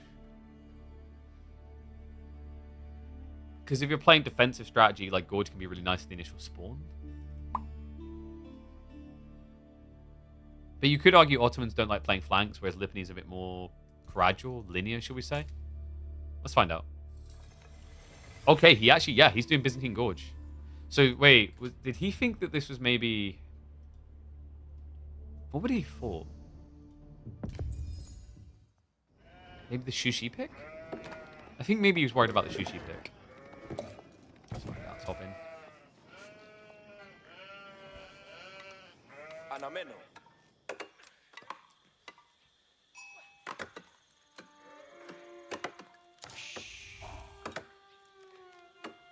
After a comeback like that, this series could be entered for Series of the Week. One and all, welcome back to Louis MT versus Lucifer. Game number 4 here in Midweek Muster 20. Lucifer, he takes us to Gorge. He had the option to pick Ottomans here, which I thought was going to be his prerogative, but could still be a potent pick. Remember, look at the draft. The remaining picks, Japan or Shushi. I think Ottomans can work against both of those. And it would be a pretty insane way for this series to be concluded. But we've got to get past this game first. Let me flip that around. Sorry, I just noticed the score is the wrong way. Lucifer does lead here. I'm going to put predictions up now for you guys. This game is an interesting one because Byzantines usually suffer from being too defensive, too campy. And the problem with that is, like, against Jean, they don't know what she's doing. They don't know if it's mass archers, mass knights, to TC, fast castle, etc. And with the new build into systems where you open 2 on stone and you spam them, there is an argument that this Civ in the first several minutes is more defensive than it's been for most of its existence. Didn't Voldemar beat Kilyadi yesterday? Yes, and I just realized that was a mistype. You can see on the score, Voldemar won. I'll fix that afterwards. Good eyeballs, though. Yeah, we've got some epic matchups coming today. Reminder, by the way, if you're watching this live or later, we always tend to stream Mondays, Tuesdays, Thursdays, Fridays. I'm thinking about mixing Fridays up. So, like, in the past, we've just focused on doing the early rounds of Midweek Musters. I'm thinking maybe, and let me know what you guys think, maybe it's time to bring back the Bronze League Legends, low Elo Legends series. Especially with new civs, it might be quite entertaining to see how low rank players adjust to them. Okay, so LUMT spawn-wise, not too bad with the deer location. Sheep Hall is also looking okay, but not great. Yeah, Louis only getting 9. Compared to the 16 on the other side for Lucifer. Great start for him. Yeah, and it looks like the difference was he actually kind of cut the center a little bit. I think he circled and found 1 or 2 sheep here that put him ahead. And yes, you did see that correctly. If Lucifer wins here, he faces his brother Vortex. If, however, Lucifer loses this series, Louis MT may have already solved the puzzle, because Vortex is very similar to Lucifer playstyle-wise, or rather not, strategically. Playstyle-wise is where they're different. Vortex has historically been more of an all-inner, Lucifer more of a raider. But the more recent addition we've been seeing of Vortex, after all of his prep and practice with Beastie, has kind of rubbed him into, I want to say, a slightly less all-in player that could favor Louis if he can crack this enigma. So this front, you can see he's already going for the double cistern here. Wait, did he delete a constructed building there? I hope not. Okay, we've got mining camp coming in now. Wait, he must have. Wait, I wasn't looking at that. Did anyone catch that? What happened here with the gold? Did he delete his mining camp?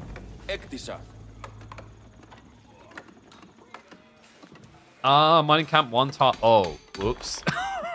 Oh, no. Okay, that's kind of disastrous. So that means that he was gathering the gold for tech up inefficiently. Damn. Like, I would have glanced at it first. I heard the delete noise because I was looking at the map to see what's happening elsewhere.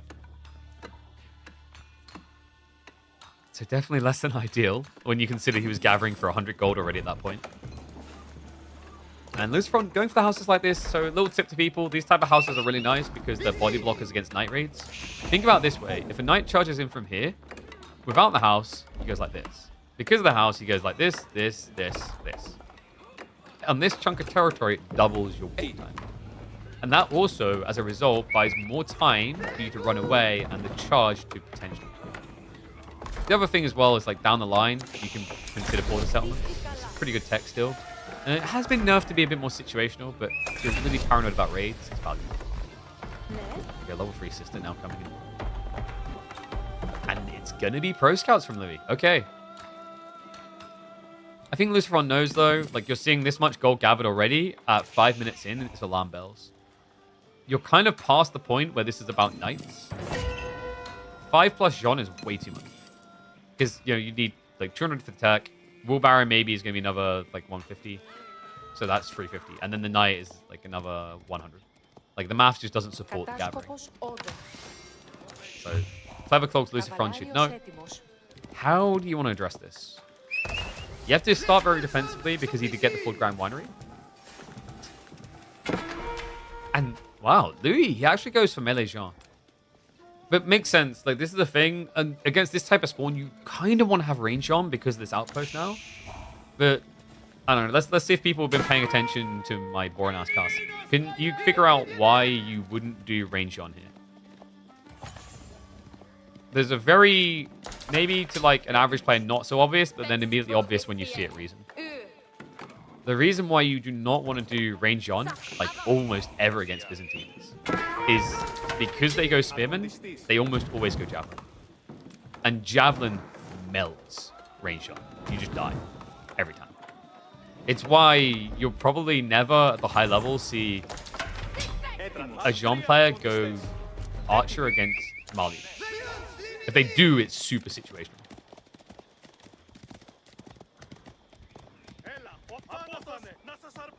Six Fields is the same macro for Knights and Blacksmith. Why would you be rushing like Blacksmith here though? Because he wouldn't even have archers out at that point. Like we're 5 minutes in the game, I think it's like it's kind of an alarm bell.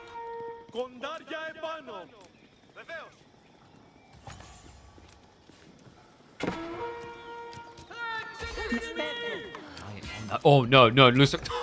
Wait, what? Bro, get off the treadmill. Okay, so 1 turns into 2. That really should have never happened there. I can't believe that. That secondary kill. I feel so bad for Lucifer. He should feel robbed. It has at least also slowed down the system buff. Notice that Lucifer, this is quite frustrating actually. He was close to having what he needed for level 4 system. Okay, scrap that. He does have it. I didn't see him drop it already. Okay, so he's at least block number 5, though. But Lucifer can fix this. You can just build like 2 more structures and you're fine. Remember, with the Byzantines, they have this unique perk where when they build any structure, they get paid back some stone. So remember, guys, when you're trying to drop your opponent, all the stone's gone from the map, build 20 houses. I actually think that might be... Yeah, with border settlements, that might be the most cost-efficient way to like get into stone. I'd have to double-check, though. Obviously, like, marketplace better if you've got gold.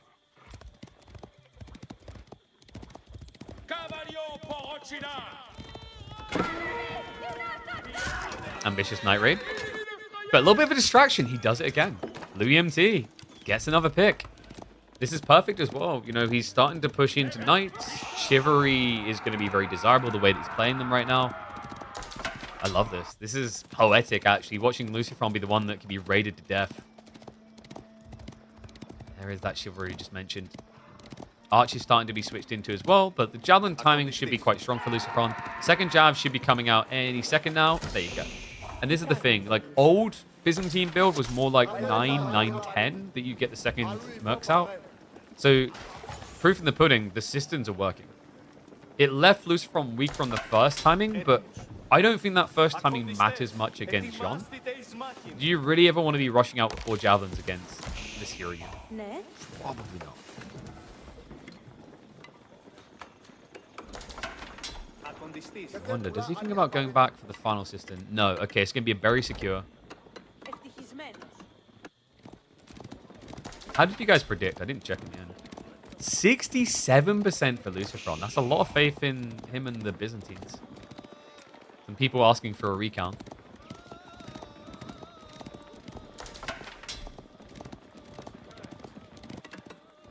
On the wall? Uh oh. Oh, that's... Wait, no. Kill him. Wait.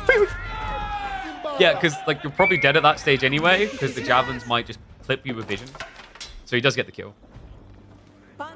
Still, night loss is really frustrating, but worth it to force another idle villager across and get a kill. Because otherwise the chivalry would have had him out of action for, say, another 30, 40 seconds. And in that time, Lucifer would have got a lot more safety. So like it seems weird. Usually trading 1 knight for 1 villager is bad. But there's certain ripple effects here. Because at this point, with the walls going up, the raid opportunities for Louis are closing fast. So this can sometimes put some desperation or urgency behind you to do something quick. I actually think for Louis, don't. You've built a slight villager lead, you've got consecration stackings, you've got pro scouts, and you've got access to all deer.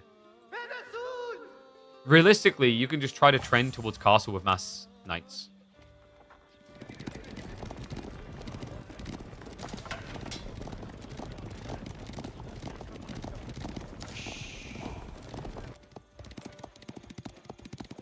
Alright guys, what is the best looking color for Limitane? Everyone wants to say purple, but really think about it.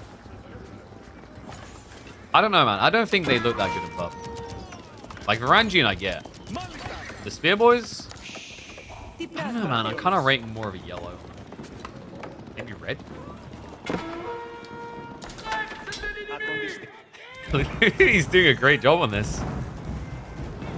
Once again, the poke raids. He forces a big reaction of spears to the east side. No defenses over here. And look at what he's doing. Yeah, I think he knows about the outpost. So he's intentionally holding the archers behind this so that you think it's just a night raid. Oh, but this is sick. Yo! This could be a really good fight for Louis. With Jean, at least. Be a little bit hesitant. He is. Scout does see the second wave. Okay, so if you can find this, he knows it's going to be a little bit split. Sean is going to go for the extra XP. And the revelation is going to be there. Okay, so archers get seen. Go try to run out the other side. A few Limitane are going to run around there. But because... Wait, they didn't finish the ball! Oh, that's the problem. I thought he might try to engage, but with the ball still alive, he has to back off. But we've now turned a double raid into a triple raid. Look at the map, guys. This is really important. There's 3 different directions for Lou to assault from. Does strike for the archers first. The pull away, not ideal. It's a double kill. He's just getting better and better. Game 5, it's just seeming undeniable at this pace. But Lucifer still has a card to pull here. He's almost at Castle Age.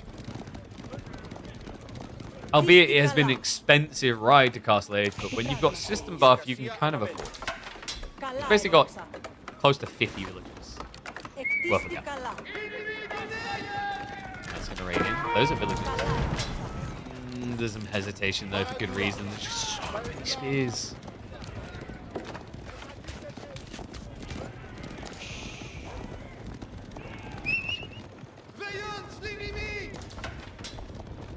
And yes, it was confirmed. I talked to Winston about it. JD is going to have a rework. I can't remember if we talked about it on the recording. So funny thing about the interview I done with Winston, I wish I kept recording. We talked for like 2 hours after we finished. It would have been a really good interview. I actually feel bad I didn't. But my worry is like, I just stopped recording instinctively because I want to respect the privacy, like not assume that it's on the record. But yeah. Maybe I should have recorded and then like double checked them. Because we talked about a lot of fun things.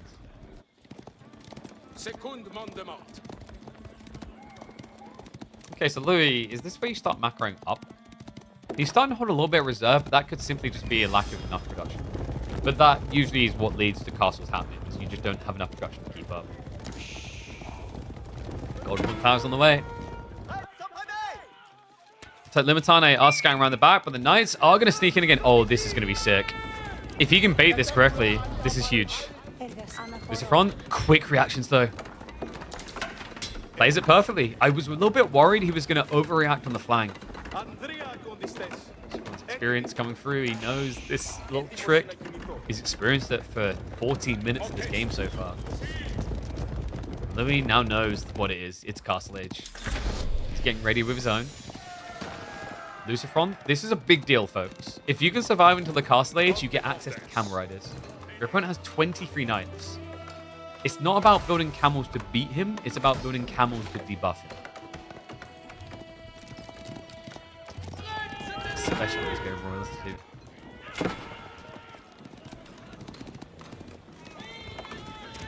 Try to dive again. We're just kind of min-maxing how he reacts to get a little bit more gold out of it. A little bit of an awkward exchange here though, as he has to split the map. Crazy what Louis is doing right now while still teching as well. I think this is where he's likely to back up. The veterancy is about to kick in for javelins. Yeah, they begin to do more than just tickle.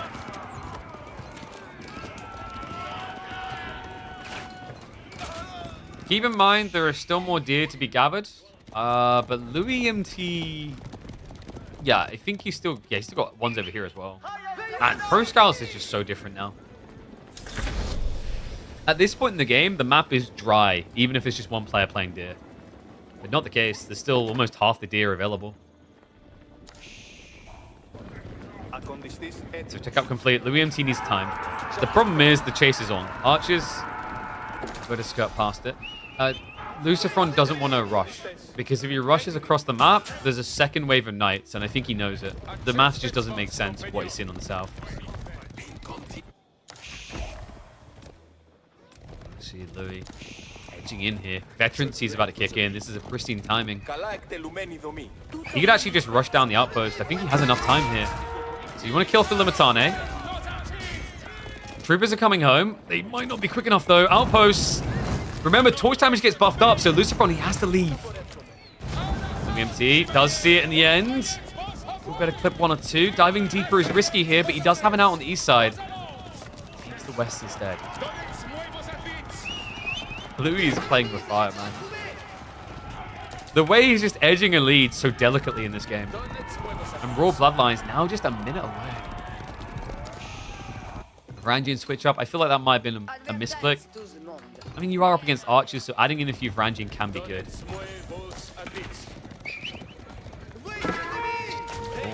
Reminder, guys, Louis MT is historically one of the biggest threat factors on Jean. He was one of the first players, if not the first, to discover the potency of range Jean and also late game Jean because of the way that you can discount things like Siege Workshop. So Just keep that in mind. Like, when we trend later, we're trending into territory where Louis is incredibly proficient on this civ. Monastery drop now. More attempt, but relics are starting to get blocked. Lucifer. They try to rush out for that relic again. Actually might get very lucky on the timing here because the knight didn't hang around, so well played. This is so awkward uphill. Because even if you have border settlement, they don't see up the hills. You need an outpost. Oopsie. I think that's maybe a missed opportunity there. I don't think Lucifer quite realized the knights were in position. There's going to be a backstab on the other side. Hanging up here. Hang around to burn down a few groves. Not worth it if you lose a knight. Which you will. Louis starting to have a stone, by the way, so we might actually have him converting across to 2 TC. This is just getting back somewhere. With raw bloodlines, you never feel like the spinmen are enough, but what Lucifer's trying to do is have enough to defend long enough so that the rest of the army can come and close it out.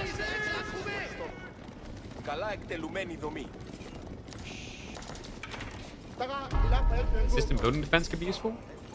Possibly. It's awkward at the moment to switch over, and something to keep in mind is, like, I'm not sure if most players realize that olive groves get affected by Presidium. It's a weird one because, like, there's certain similar interactions that don't work. For example, Golden Age doesn't calculate based on farms.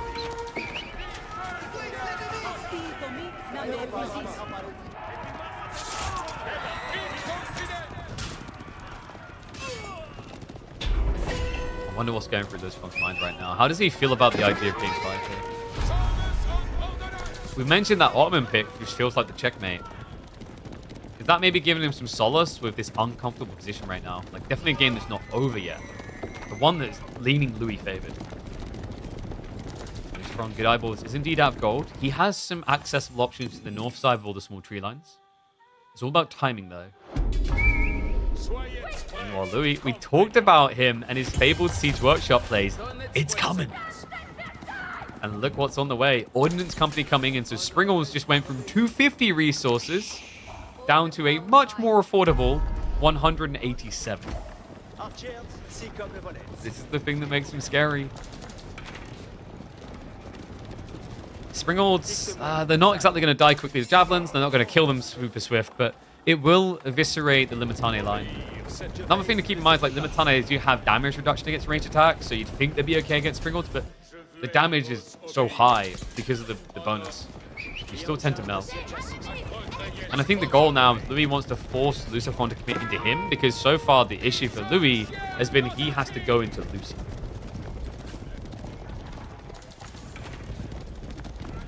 So Companion's equipment coming through. So Jean herself getting more tanky. And a keep drop. This man is a monster. He fought with the villagers?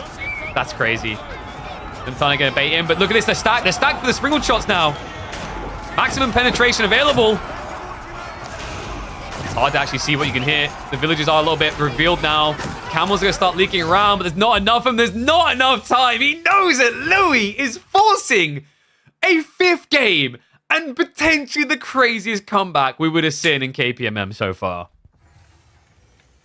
I mean, it feels like it. The way this series started, with the raw taste of pain left in your mouth that this was just going to be a rollover and die. Louis MT says no. He gets 2 on the board now. On the cusp of ruining Lucifer's auto-qualification to the Elite Classic 2. And it all comes down to a Lipany pick. Not just that. Thinking about the options left here. So let me just mark this up. So we had Jean versus Biz. Left side win.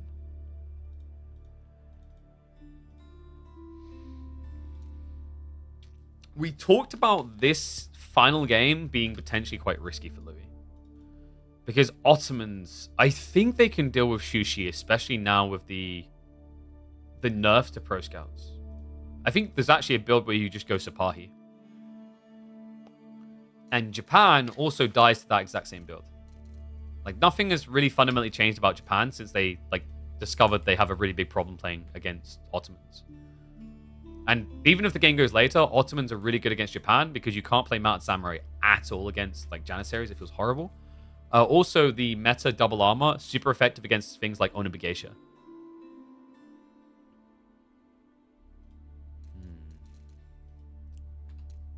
Why no stone walls? Because you have to wait until castle to build them. And they're very difficult to do at that point in the game. So, Louis MT, let's get that point on the board. I'd hit. What, Ottomans? I guess as the hats makes them look super sexy.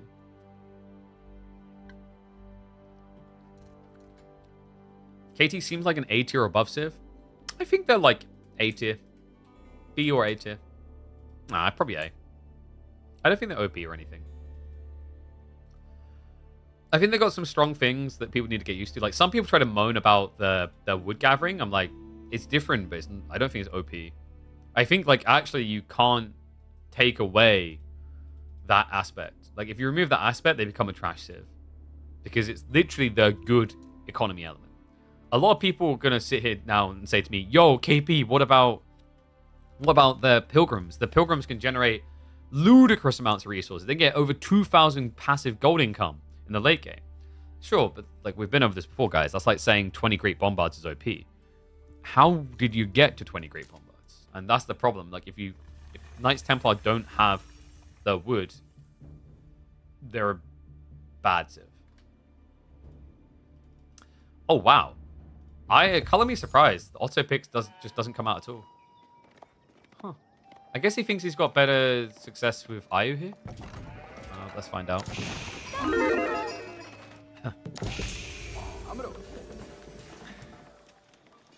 One and all, I've got a confession to make. I just won Ottoman games, okay? Like, we miscalled it. We thought Lucifer was sending this to an Otto game, that Ottomans could be decent against Shushi and would be the ultimate counter against Japan. I think Lucifer knew in his heart of hearts this was going to be Shushi because of his Otto pick. So he trusts in the Ayabids. Ayabids have seen a few changes. For one, in Capture Age, I can now count structures. But more importantly, there's things like the camel traders now. Possibly Trade Wing becomes a little bit more desirable here. How do I make my hair look so cute? So you have to take an absurd amount of like hair product in your hands and just... And there you go, it's done. Actually, I remember someone asked me that at an event, and my response really annoyed them. They're like, you must spend ages on your hair in the morning. I was like, nah, I just like get a little bit of stuff, and then I just basically simulated like swooping through the back of my hair. Like, god damn it. But who's gonna be a goddamn moment for? Lipany for Shushi. Usually a pretty good and oh my god. Oh. Well, Louis has options. Usually, it's like you have two different good options in different areas, but this is ridiculous. He could just build it right here, and it's pretty damn good. That would be 50 gold and 36 food. Or he walks down here for the 48 food, 25 gold, 25 stone, and 20 wood. Yeah, I think you take this one. This is ridiculously good. He does see it as well. Meanwhile, Lucy is going to be a great build. Aggro, aggro, aggro. KP's KT is a KO with positive KD. Okay, I think I follow that. Thank you, Standard. Appreciate the Prime sub. Reminder, guys, every single month you need to be coming by and dropping those Prime subs. Don't let Bezos take that money and Bezos it. Instead, money launder here. And, okay, he actually doesn't go deeper for the stone. He chooses the double gold instead. Maybe? Okay, there we go. He got that's actually better. Yeah, he realized there's a little bit more grab there. So that is going to be pretty damn good, guys. That's going to be 50 gold. So he gets the 36 food here. He's actually clipping 4 berries over here. So that is going to be 60 food. So 50 gold, 60 food, and 20 wood. That is crazy. He basically has a better eco-wing growth. Like, just process that for a second. Over here, Lucifer is getting 3 villages. 3 villages, let's say they're worth about 45 resource each. So worth 135. And we said, over here, Louis getting at least 130. And I was being generous when I said villages worth 135. Depending on the resources, like the base average is a villager is worth 40 resources right now. That's crazy. What's up, ahoy sailors? Thank you very much for Prime sub. There you go, guys. Get those subs in. Whether they're normie subs, Prime subs, we take them all here. Question now is who is submitting when it comes to sheep count? Ooh. Good stuff for Lucifer. 16 compared to 10. Should have an edge because he goes berries first. All right, how did you guys predict? 52% for Louis. All right, be honest. How many people waited and saw that spawn? And oh, damn. Thank you very much for the prime sub. Actually, normal sub. Even better. Actually, they're both cool. We accept all currencies here. Thank you very much. You know, it's a good thing people are subscribing because we got a busy day. We should be having the Anatan series a little bit later. Scrap Kiliardi, we need to replace that with Voldemar. Voldemar versus either B or Starflark. Maybe even a semi-finals. Really is the place to be if you love tournament play in the mid. So, Horseman opening here for me. This is to secure for Pro Scouts, though. Look at his gold. Makes sense. He did scout these stables, which means he knows it's likely going to be Desert Raiders. But this is where things get really frustrating, because what Lucifer can do is he can open Desert Raider and follow up Horseman. And he's just better off because of the debuff.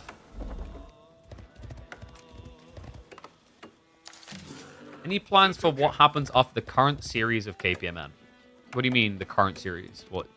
You must mean the whole entire circuit. So you want to know the plans for over 10 weeks in advance? Hard to say. I'm formulating a potential renewal. I'm also looking at ways that we could innovate and change the format entirely. So there's a bunch of different ideas in the works. There's ideas around leagues. There's ideas around things for the weekly to lead into. It's all about planning phase though, and I have to find time for that. And like, we won't have confirmation of possibilities until probably months from now. Which is fine. We've got budgeting up until. So Lucifer so far actually hasn't gone for those walls. It is just raw Desert Raiders. And he's already forced Louis to go Spears. Oh, this debuff is painful though.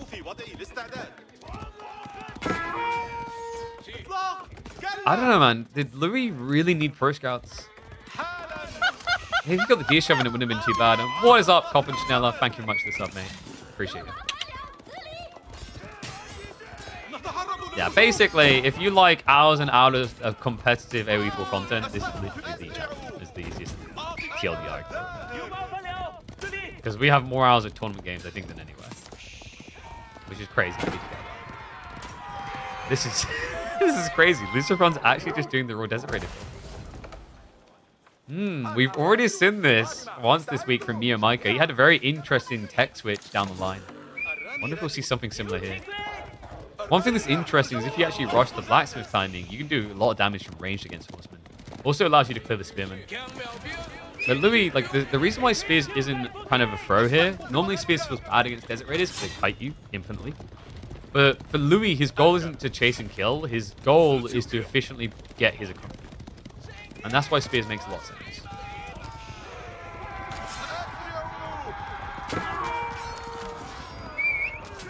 Lucifer really just kind of testing the APM, the micro of Louis MT. And we've seen Louis, like, on no ping is a beast. This isn't a no ping environment. He's going to prove himself. And there's got to be a feeling that this is getting a bit silly now. I wonder if Louis, in hindsight, thinks he should have went Shugenu. Because Shugenu should be quite good against Desert Raiders. At least, once again, in theory. The problem, and this is actually what makes Ivid secretly very strong with Feudal, just very situational. He built stables to do this. Desert Raiders can be built out of archer ranges or stables. The reason that's so powerful is it gives you power over transitions in the early phase. Louis can't go Chuganu because of the risk of horsemen out of double stables. Crazy power ability. And something that I think like it's probably like a wake-up call for the majority of players because you just don't think of that detail. You just think, oh, I'm building this for Desert Raiders. No, like most buildings follow a logic. It's the same thought process behind why men-at-arms can be very strong in all feudals. You normally have to go spears, but if you add men-at-arms in, you complicate the counter system. Desert Raiders are that quite often to an extreme. Desert Raiders, they are just going to melee mosh pit it. Even against the spearman, numbers look good enough for him to feel like he can test. Castle is just around the corner for Lucifer. Louis, this has been quite the investment to not find himself that close to Castle, but reminder, folks, Sushi Tech last. Okay, most definitely not over. Imagine Lucifer, is he considering the Dervish here? Logistics or Bazaar? Bazaar would be crazy in a deciding game. Oh my god, I didn't want to say it out loud. We have the new Mastersmiths. My eyeballs were looking at it going, maybe. Because guys, something changed with Mastersmiths now. In Castle specifically, it's not a meme anymore. Mastersmith's military wing gives you Military Academy. They added an extra tech that you get by default. Watch. See there? He's going to save 350 resources in a minute of tech timing. Now, he still has to fix these techs, which is why he's going to start getting them now. Focus on melee armor because he's up against melee. But Lucifer, I think he's just going for a full Desert Raider build. I don't know. I think this is actually better for Camel Lancer spam. Wait, does it actually give you Military Academy and Feudal? Have you tested and confirmed that? Because I'm just going to have to double check. Because we had Neri say things in the chat before and then we've checked them on Facebook. I read it as just Castle because getting Military Academy and Feudal Age is really broken. I guess, like, compared to other civs, it's not.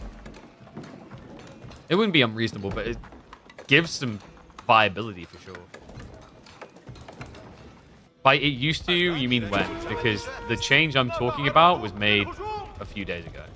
Like, it was made with Season 10. So, Louis, he did tech up as well, by the way. Notice he got there first. Did go Mount New Academy, though. Didn't feel confident with a lack of map control. So relics are still on the agenda for both players. Lucifer has got a lot of food and gold. Nah, I think you spend. You don't go Imperial here. Because he's just wasted then if you go Imperial. You'd only do this if you want military reinforcement. So we're probably looking at Camel Lancer spam. Oh my dear god. And watch the time on this, folks. Boom. 26 seconds to get Lancers out. It's a Cinco Lancer build. That's sick. What a timing.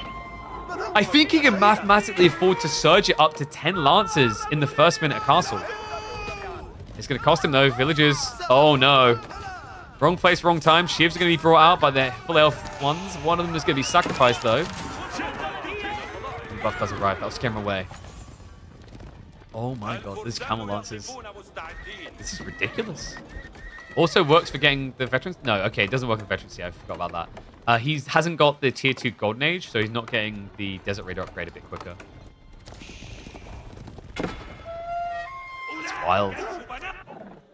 And Louis, I don't think he knows. I mean, you're up against Desert Raiders. You saw stables. So it's not exactly what I'd call a secret play. And most civs like to do Camel Lancers anyway. Yeah, he did just glimpse that. He saw the Lancer. So Louis knows what's coming. Supervision onto Racks would make a lot of sense right now. Or onto archery range. But right now, Louis... Taxmen are in different locations. Okay. No, yeah, like they are... 1, 2... Where's the other one? Am I blind? Oh, he's right here. Yeah, so he's supervising now to get into the veterancy. That's smart. Oh my god, the timing as well. 15 seconds. 15 seconds is what he needs. That's what he's gonna get. Lucifer hesitates. Oh, and there's no other way into the base right now unless you go super wide. Let's try to charge through onto the villagers. A little bit of an invite in. Though, Desert Raiders. Blocking out against the Horsemen. Spearmen start to arrive though. And this mosh pit feels like it fully favors Louis. Yeah, Lucifer, this is a punt and a throw. Mass Camel Lancers and a mass Spears equals a mass GG and a mass reverse sweep. And a massive, yeah, I'm going to say it again, performance out of Louis to take it from all the way behind, 2-0, to recover 3-2. And he could make this the week that he bathes in Spanish blood, because up next, he faces off against Vortex. Damn. Good idea, but not patient enough. I think you can't be patient with that play. It's Camel Lancer spam, so it's kind of like do or die go. That is crazy. That is crazy. What a series, man. What an insane series out of him.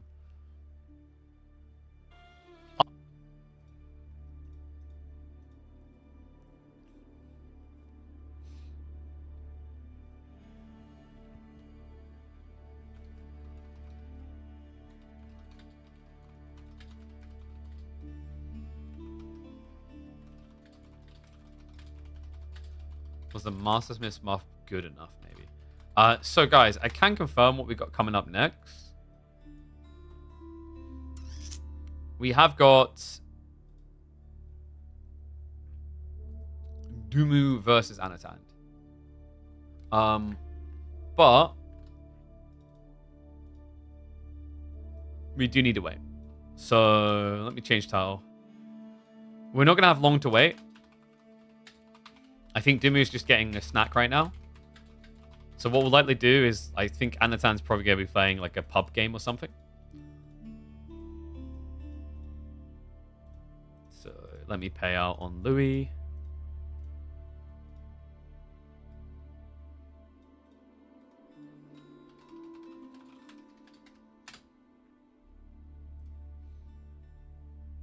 He said he was quite sleepy at the beginning of the series, so he bought a cup of coffee.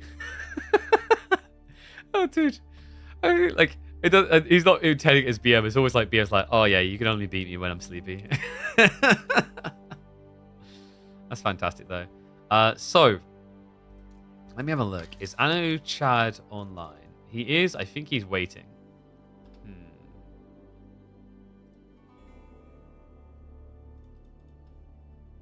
Let me check if we have an ETA.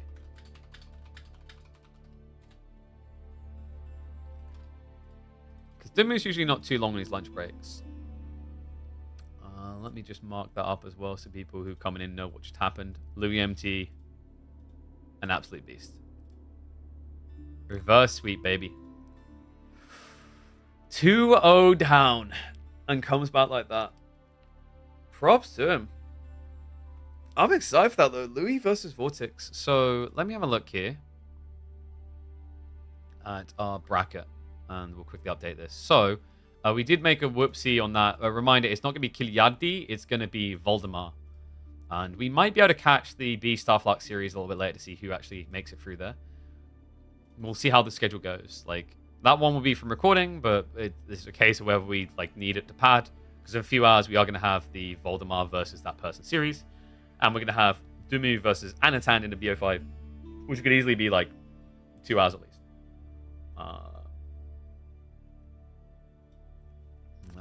So yeah, we need to change that. It's going to be Vlad.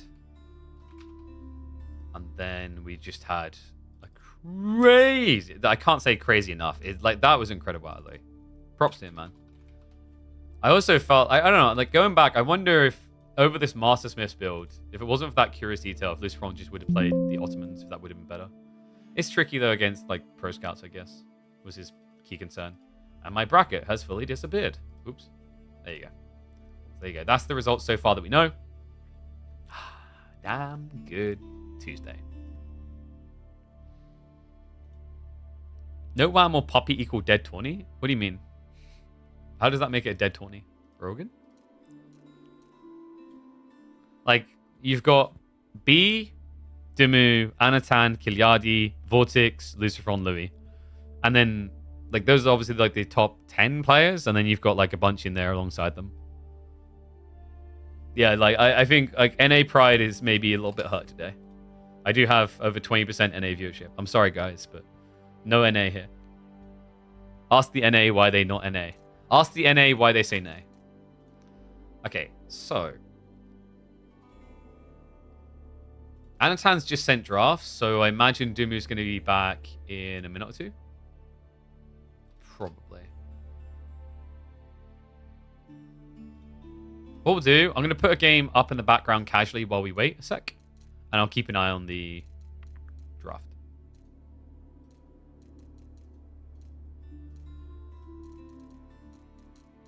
Let's see.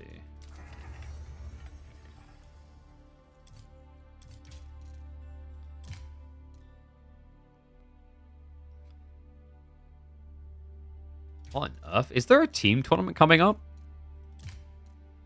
The Vez boys have been practicing, it seems. Interesting.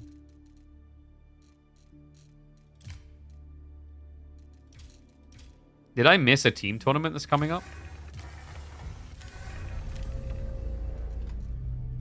Crazy content train. That's right, baby. We don't stop. YouTube seems to be climbing as well, which I'm happy. I hope that continues, man. YouTube has been... I mean, like... Twitch has been gradual. Obviously, we've got, like, hurdles to overcome to keep growing, and I hope we're able to overcome them. But, like, YouTube has been... At certain points over the years, a struggle to get right. Like, I struggle to find the time to commit to doing the thumbnails and optimizing, etc. So bringing someone in to help with that has definitely helped a lot. I think the average is, like, they're not climbed to, you know, all of a sudden 50,000, whatever. But I think they are getting more and more stable in the 1 to 2K mark, which is a really good start. I appreciate all the support people have for that. We have matches in Empire's League tournament. Oh, I didn't even know about that. Nice. Cool, cool. Okay, so just keeping an eye on the Demu situation. And let's have a look. See if basically I'm just going to put some on the screen for you guys to have stuff to stare at. You'd be like, wow, instead of just staring at my face. Because I imagine that's not very appealing. I like how there's a fake Anatan in... Was that Korea? I think I saw Korea. Yeah, there's a fake Anatan in Korea. What?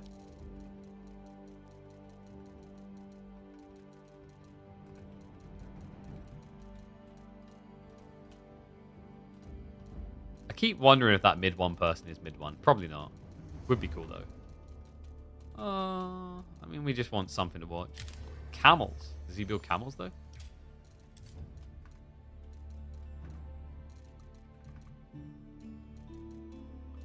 Bro, where is everyone? Oh, we got 194, the Great Unicron. We'll put this on screen. We're probably not going to be waiting very long. I have got the draft link in the background, so I'll be able to keep an eye on that. Actually, did they already draft?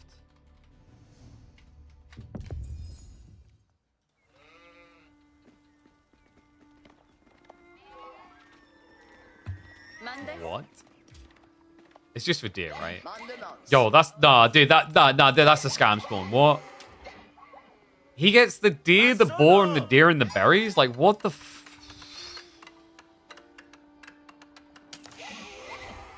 That's like, that is one of the most generous spawns I think I've seen. That is crazy. But this is the thing, like, it's a gamba because I don't think I've ever seen double boar spawn center. It's always one is offset. While we're watching, just something casual while we wait for the next tournament series in a few minutes. So 194, the Great Unicom, is ranked 24th on the leaderboard. And, oh, this opponent's, like, ranked 120th, which isn't too bad. So there's 2 Chinese players. We've got Chinese Civil Wars.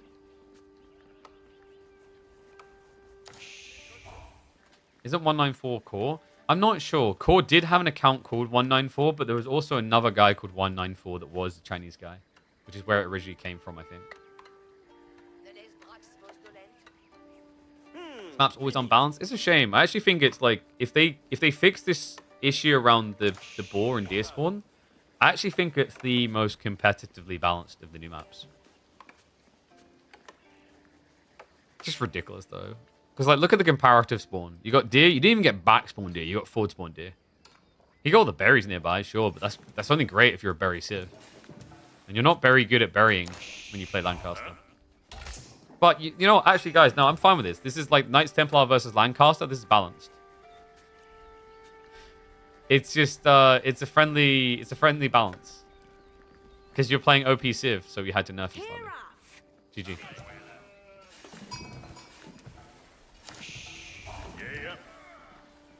Okay, nice. Thank you very much.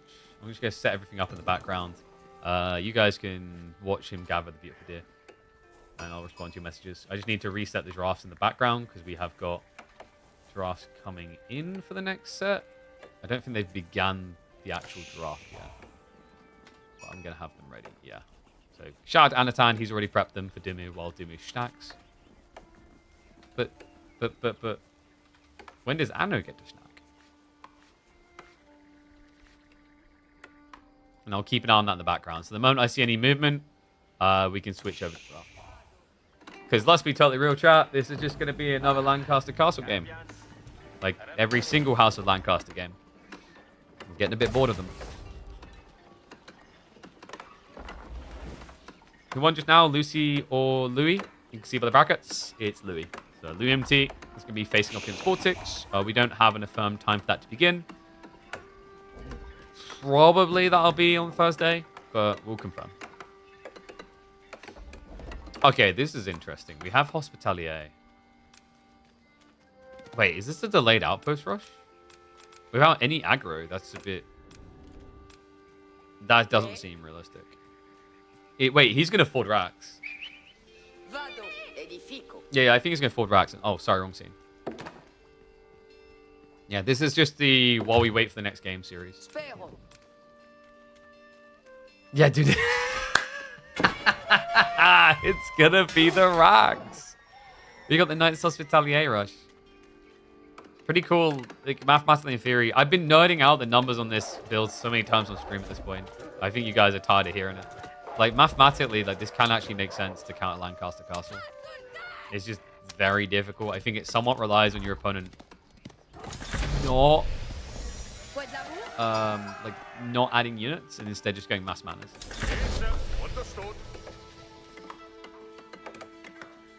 When I think they're going to change this Civ, unknown. They were quick on the hotfix. I don't expect this to get changed too quickly though, because the best way to address the mana system is with an appropriate rework, and that's going to take more time, I think. Okay, so we do have the rats coming behind. Oh, this is dirty, actually. Could he afford Billman? Because Billman would make these guys melt. They'd have 0 armor. And it's actually quite... Like, this is actually quite smart by Yellow. The reason is, like, you know it's going to probably be a ram rush alongside it. It's the thing that makes most sense for Knights Templar. Because KT diving with 10 Hospitalier, they can stand there, but they don't do anything. And the difference between, like, diving and normal TC with Hospitalier is you idle villages. When you dive this, you're not necessarily idling villages. It could just be the manners. So instead, it's going to be a ram rush. The Yellow's reaction is perfect. He's got the rats ready. You can start spamming out the Spearman. And remember, Billman is a tech that you can get now. It's not locked behind Castle. In fact, I'd have to double check. You might even be able to get Billman in Dark Age. That I'm not so sure of. Realistically, like, I don't think it'd be OP if it was available in Dark Age, because there's not many situations where it would matter.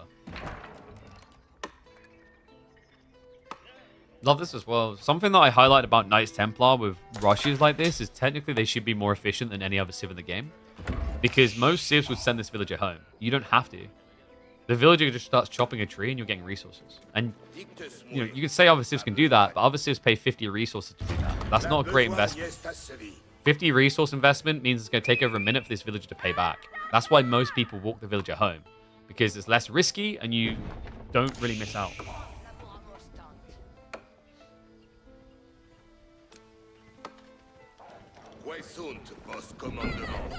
Okay, we're still waiting on Demu to get back.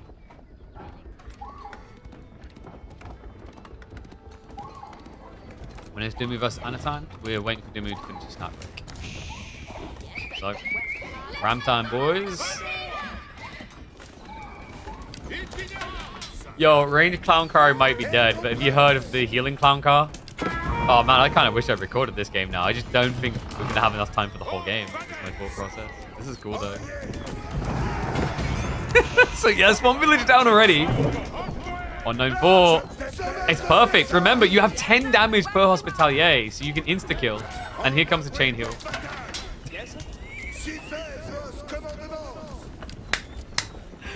Yo, get inside, get inside, get inside.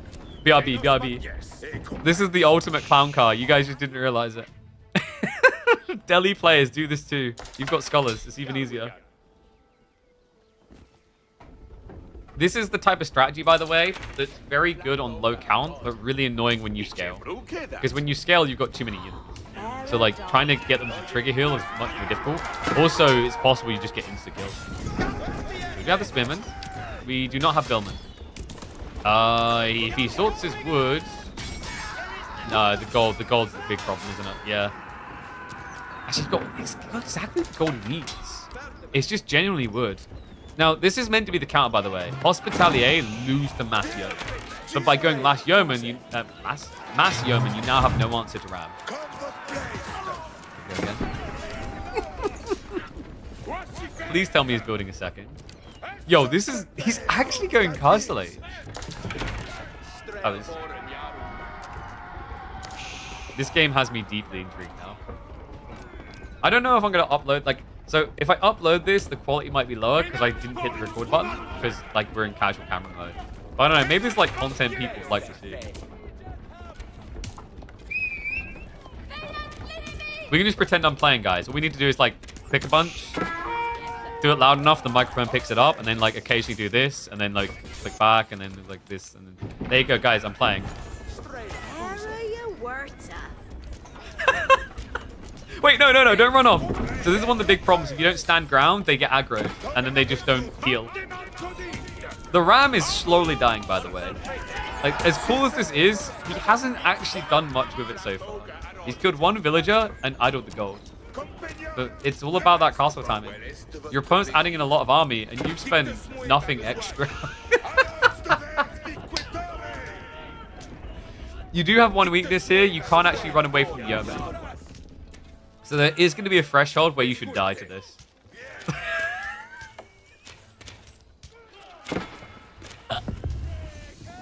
We have the counter. Oh my god. Oh, sorry, I pressed wrong button. I want cinematic mode. You're unsure about this? I'm not. This looks really good. He's about to hit Castle Age. And you have what? 3 manas? Because he couldn't get more gold. He hasn't scaled it. This is fine. He went double Pilgrim as well. This is more than fine. He's about to up it even more with Genoa. Oh, this is so fine. How fine is it, KP? It's damn fine. Fine wine. 1950 Chateau Blanc. Oui, oui. This just looks so dumb.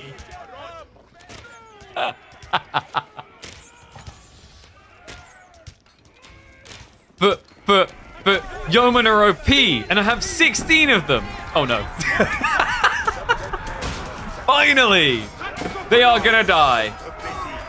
Alright, so there we go, guys. This is my pristine proof that Yeoman are not OP. Demi Lance are.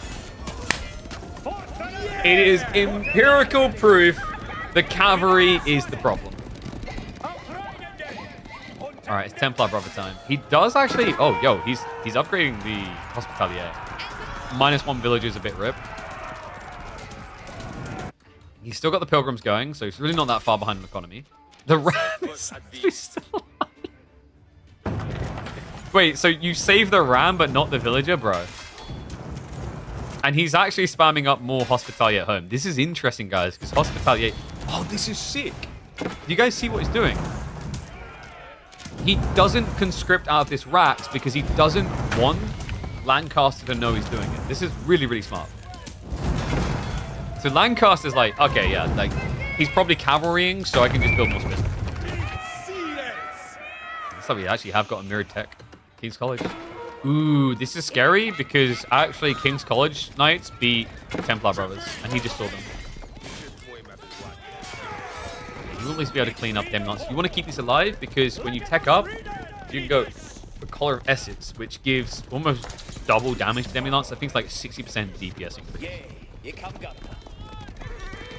How many manas? Just 3. He's rushing age. You can't get away with this tech timing after what happened while rushing manas. He'll have more coming when he's teched. Wait. Oh no, it's back. Dun dun dun. Death to education. Rams should know how to read too. Okay, he's dead. And now the Pilgrim's also dead. Is the whole strategy dead is the real question. Maybe. Possibly. There's a reasonable probability. Although he doesn't have Yeoman upgraded. Wait, did he really send them all the way across the map like this? Oh. Wait, where are the spears? Okay, they are on the way. And the Hospitalier is stacking up. I think he's hiding the Hospitalier. Which is kind of cool because even if these Templar brothers now get injured, you go heal them, your opponent doesn't even know you've got Hospitalier. Yeah, it's just his Mother Teresa squad. Got the full nun uniform and everything. Alright, so I can confirm the draft has begun for Demu Anatan. We'll be hopping over to it in a second. What a crazy build. I think this game's over soon either way, is my instinct. This type of build, because it's like, it's so unorthodox. It's either 100% right or just completely wrong. The problem right now is like Templar brothers need to start raiding. And here we go, they're going to be diving in. Villagers are going to be in a bit of a pickle here. Oh, no, he goes... No, he clicked for the drop-off, but there was a repair order. Templar brothers, do you get the initial hit in? He's going to start clubbing them down. Spearmen are going to go for the backstab. This guy's just so tanky, 275 HP. And the Hospitalier reveal comes through. At this point, as yellow, you're probably thinking crossbows would have made more sense. Because crossbows would have solved it. But he was trying to be cost efficient. He wanted to get more manas. Like, this is the greed price of playing as mana lords. Because he wants more manas, he wants to just spend as little as possible on units. He needs food for expos? Yeah, but he'd have that if he was gathering food instead of gathering manas, you know? So that's the trade-off.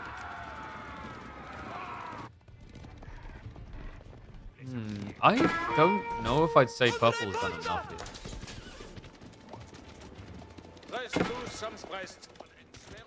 We might have to hit the fast forward because the draft is like underway.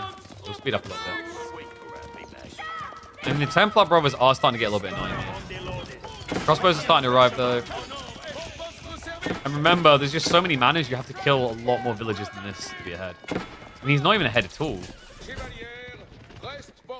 I don't know, this just feels cursed. He has at least got relics coming home, so that's like positives.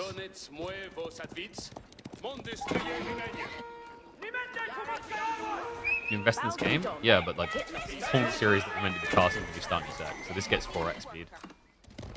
So we have got Clash on the north side. There's no Collar of S's, which is a shame. Like, it's just an easy win with Knights then. Doesn't matter though, Spear's starting to arrive as well. I just think this is like a classic weird thing about Templar Brothers where you just don't feel like you have numbers anyway. Which is weird because he's got 11 in total. Only 2 of them are raiding. He's got a few on the north side, so he's protecting pilgrims. It just feels like that number is never changing in terms of lead. Maybe. This be enough. Veteran Spears should feel a little bit threatening, so it's going to be able to scare him away. The draft is complete, so we really need a resolution. Oh my god.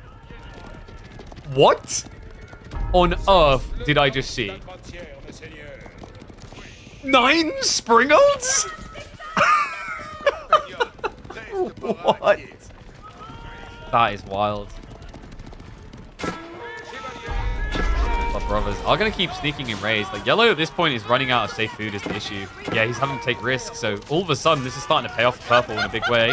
Meanwhile, the counter dive. This is crazy. Yo, what is up, Teach J? Appreciate the sub. Welcome back to the Swarm. And here's your reward. A Springled Swarm. Oh my god, oh my god, oh my god, oh my god. Oh my god, oh my god, oh my god. Oh my god. All right, we legit need a fast resolution. The series is about to start and I'm not missing it.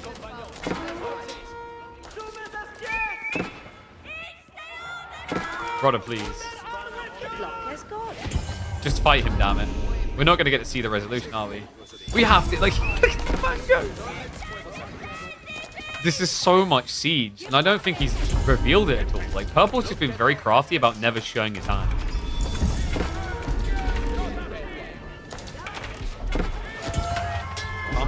Focus drops as well. I feel like if he just fights, I don't think it's even that complicated.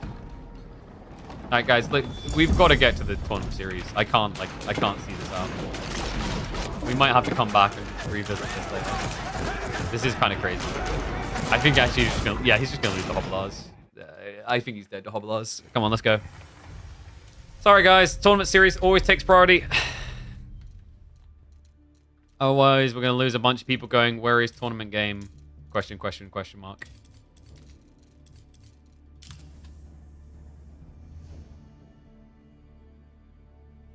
Okay, so G1's going to be on Relic River.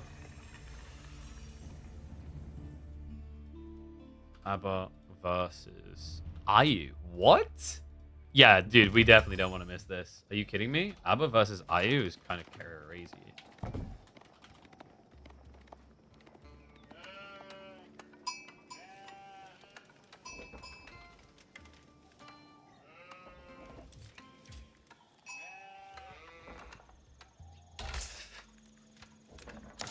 I think we are 1 minute out. So let me start predictions. Game 1. Demu versus Anatan.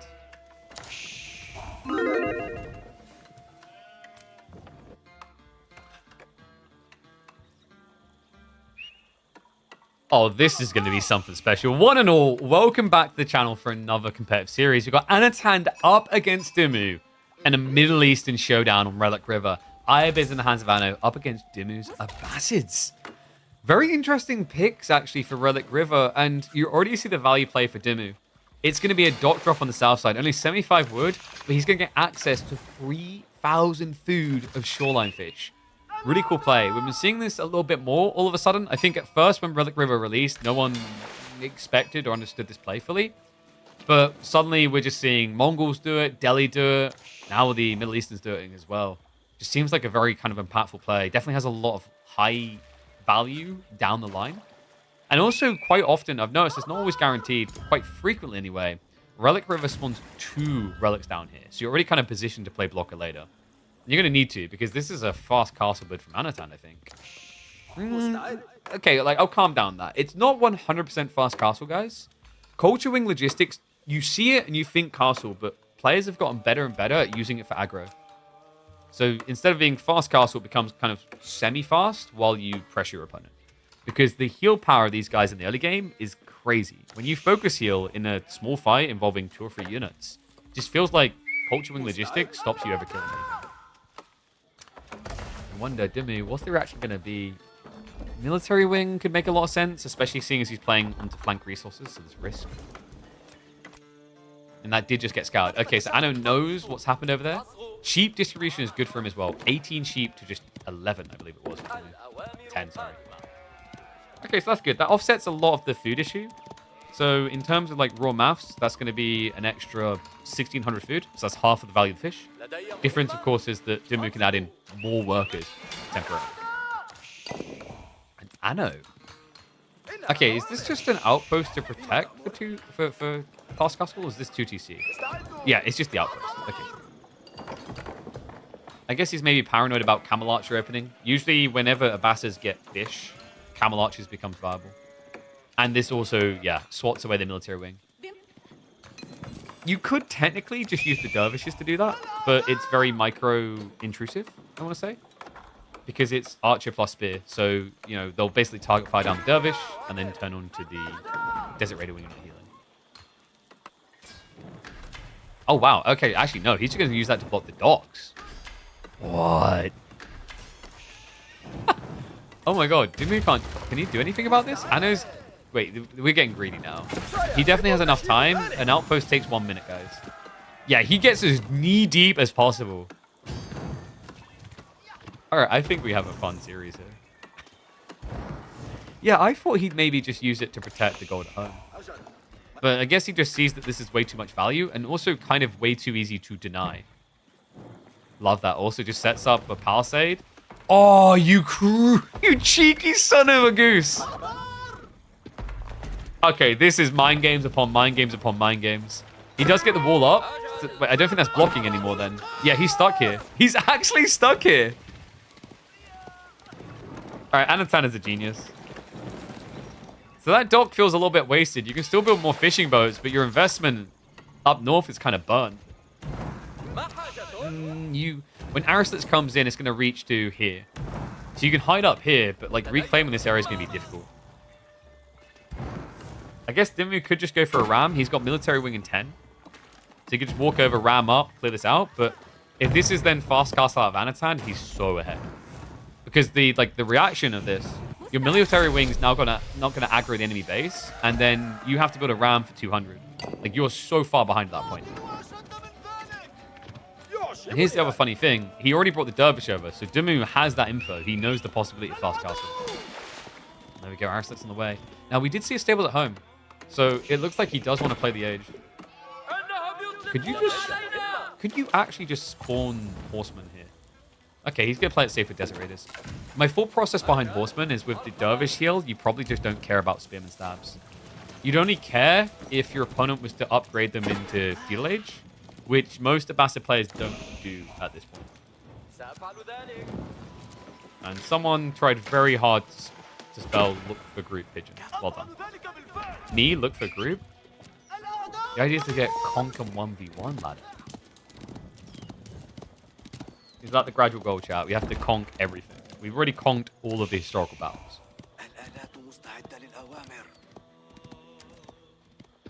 It's going to be delayed 1-1-1. Delayed 1-1-1. I don't think it's like that great against Desert Raider though. Not with Dervish. These guys should be pretty neutered in the fight.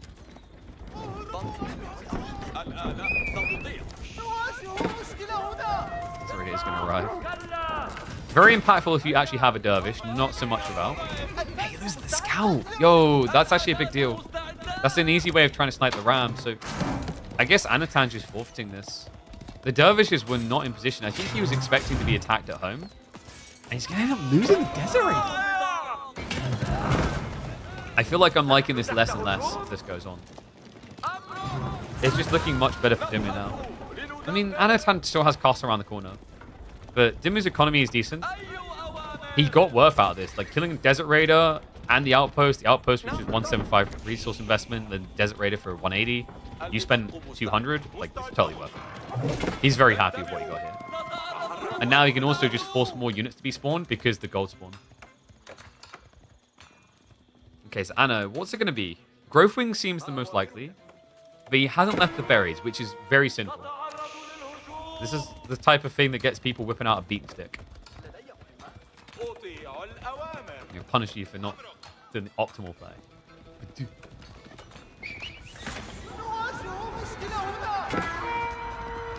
I just realized how confusing this game's going to be with Golden Age activations. Golden Age activated, Golden Age activated, Golden Age activated. Okay, moment of truth. Just remember, we no longer actually have to click on it, we get to see it. Yo, he's cooking. It's Industry Wing. Okay, so we talked about Industry Wing for a really meaningful castle drop in the enemy base, but in all seriousness, the Eco Wing buff is pretty big. 40% extra build speed is very notable on TC timing. Allows you to build a TC in a minute and I think it's like 40 seconds with 1 minute. Would you escalate with any more horsemen? Ooh, good heals. Very difficult to snipe these dervishes, and that debuff means that his own horseman, the yellow horseman, should be able to defend. Chain heal not quite good enough. Does scare him away, and that's important. He can actually just clean up the round now. Wow, sends the horseman in instead. So villagers will be able to clear this in time. Dervishes, like, it's a bit awkward because you want to start moving them out, but because it's still a minute to go, he can keep aggroing for maybe about another 20-30 seconds. The awkward issue is, like, 2 of these relics probably going to be hard to grab. You might be paranoid your opponent has, like, built troops down here.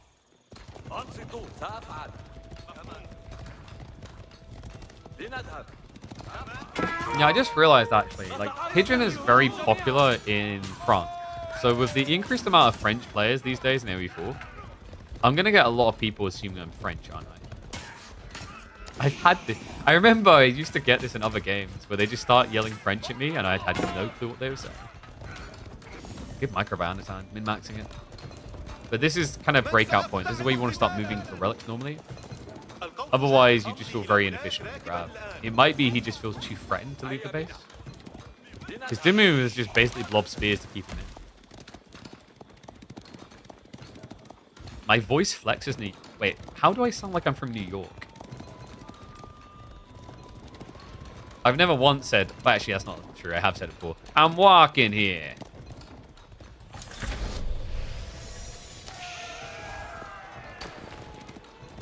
Just out here being like, you talking to me? You talking to 2TC? seems probable. There we go. Yeah, it's gonna be 2 TC. But watch how quickly this builds. That's pretty fast. Guys, like, look at the default timing. Does it show correctly now? Okay, no, so that's a little bit buggy. I don't know why they haven't done that, but the 40% increased build speed doesn't actually show on the UI, which is kind of confusing for people to logically track. So, for example, a rack normally takes 30 seconds. By having a 40% buffer here, you should be building that rack in 18 seconds.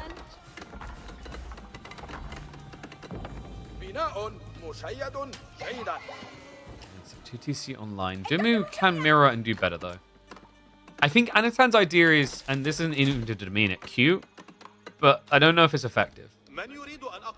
Because if you're getting into an eco race with Abbas's, they are just undeniably better. The TC time is going to be slower, but then the return on investment much quicker with eco. Then again, if he starts raiding like this... Okay, Ano's kind of making me believe with his position on the map. He's pushed Demu all the way back. We've got relics coming home. One thing that does worry me is the matchup for the next fight. This is horrible against this. Like, Demu's comp completely counters Anatan's. There's been a soul misread. I don't think he'd expect mass camels. I mean, who does? He sees one now. This is where switching Spim and Fire would make sense. Even just archers, actually. And okay, there we go. He has got some archers coming. Templars and a whole band. We can have a look at the draft. So Templars got picked, and House of Lancaster, as expected, banned. Although it wasn't banned straight away. Yeah, kind of comical.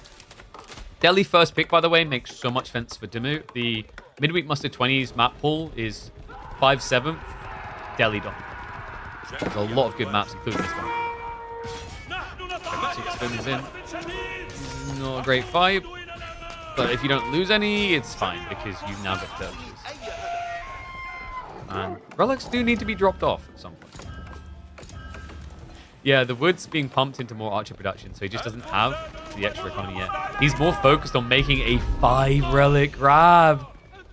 Oh yeah, there's no way to stop it. Demu, he had the idea, the timing just doesn't align. Denial on the relics, denial on the river. And dervishes can pick up the good stuff. That also means you could lose all the dogs. So Demu has got archer ships on the way, but you'd think demos would be better. The problem is you need too many demos to kill the lancers. Also, if there's dervishes nearby, you might not kill anything. And this is just teasing, man. Look at this. Just walking in and knowing that this is going to be a 5-relic game. Now, reminder, Anatan is not going to want to stick on just camel lancers against camel riders. It is not even a fair fight.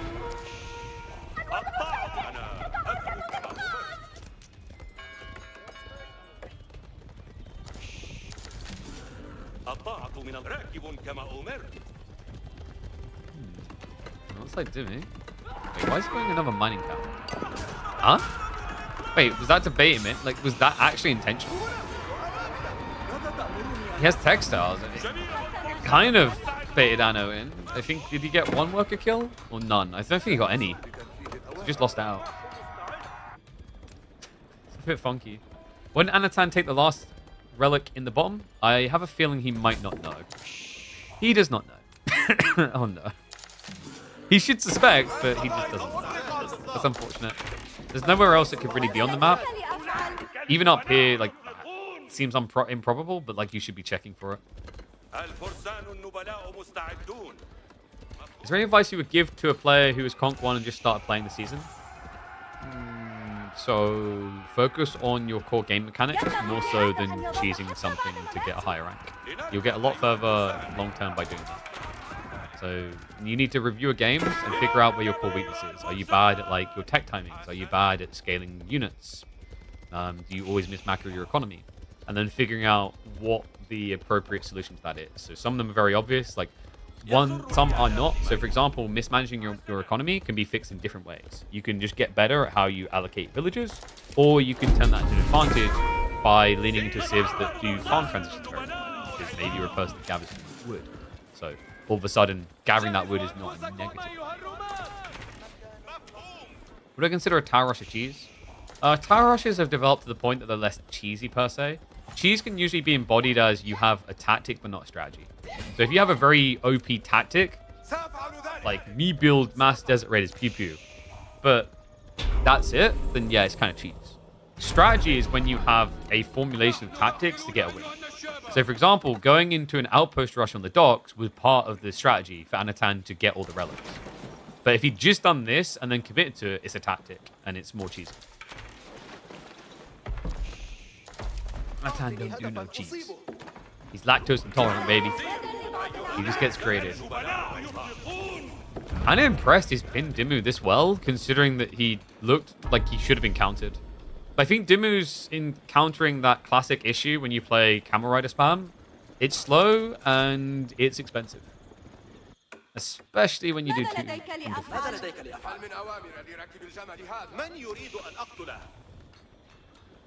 Oh yeah, and like even at Conk, I think there are players that probably suffer from not always consistently making villages. Like we've literally cast Cow, who is like in Conk, recently in Conk, and we'd cast him in comp games where he would be way too focused on optimizing his food use that he'd miss villager production. I'm using Cow as an example because like I think he doesn't mind, and we've cast him in KPMMs before. But legit, there are some players who are so focused on min-maxing that they actually go in the polar opposite. It's kind of like when, like, imagine you are working on a building and you're really focused on getting a certain detail right. And you spend like 16 extra months on that detail, but that detail added like 2% to the value of the building. It wasn't a cost-efficient investment. Like sometimes, like if you can't do it optimally, accepting that and being suboptimal with your resource distribution is a bit better until you can truly address that problem, such as missing out on villager production every minute by 4 seconds. Okay, so Comstobo's coming in. This could be a big win now for Demu. Crossbows, archers, he counters. Camel Lancers, a little bit more.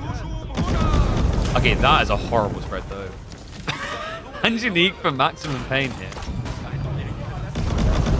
Yeah, because remember, when you put it in Incendiary, it scuds all the buildings. Realms aren't going to be moving in. That would have been sick if he could have caught the villagers, but with textiles, they just don't die quickly.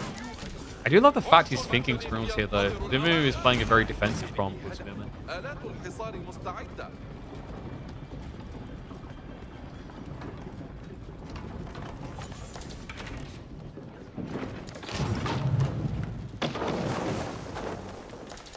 Range damage 2 is coming in for Demu now. His archers are going to be able to rapid fire. It is a bit scary if Anno gets up to 3 mangoes, because then you kind of need to dive him, but like you don't really have any use to do so. The other problem here is this is the only gold that Demu currently has access. No, it's going to be the only gold. We have an outpost rush. As this game began, it may end. The gold kind of feels crucial if you want to start going into your own siege here. There's also like extra blacksmith text that could make a lot of sense. Melee armor, potentially. He hasn't got fertilization 2. And also eventually he's going to want farm, so we'll need agriculture gold. Angelique is kind of bad versus Iobid Abbasid buildings, though, for extra fire. I don't think it's that bad. Like, I see where you're coming from, but damage mitigation-wise, I'd have to double-check if building counts as fire or siege. Even then, like, it's a lot of damage against multiple buildings. And the counter argument is it's actually very good against Abba and Ayu because they stack buildings. So it's double-edged sword. Yes, you do less damage, but there are more buildings to hit with each attack. I think it balances. It's also just very good at stopping repair. So he's going to burn down both. He has got the Mamluk bravery as well, so Buff's going to start sneaking in here. He's going to have to fall back. Has the AoE heal. Camel Lancers are going to have to commit into the Spearman. Switch over to the kinetic shot. Springle's going to start moving up. Another Mangonel does arrive here. Keep an eye on the back line for Demu. It's more important than the front right now. He just needs the front to essentially tank for him. Spearman is spinning fast, but the Camel Lancer count is also going down. There's 8 of them left over. That should be enough to break out to the back line here, but the crossbows need to be target fired down. Anatan playing with fire, but he may actually be a fire elemental. He cannot be burned.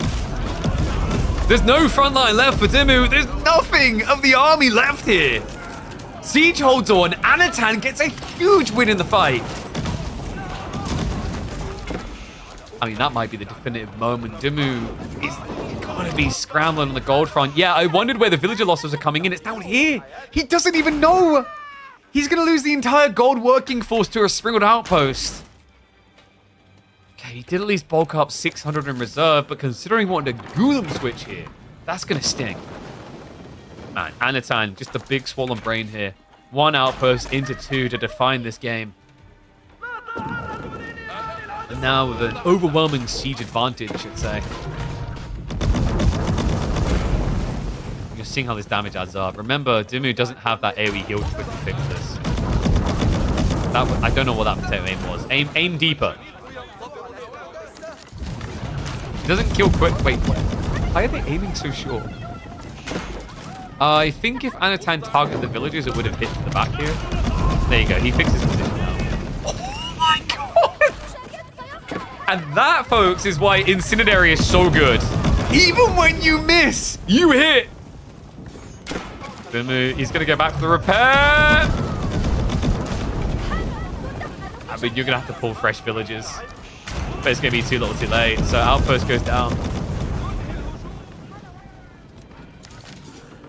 You can just feel the game getting so uncomfortable for Demu. There's just barely any wiggle room left on the map now.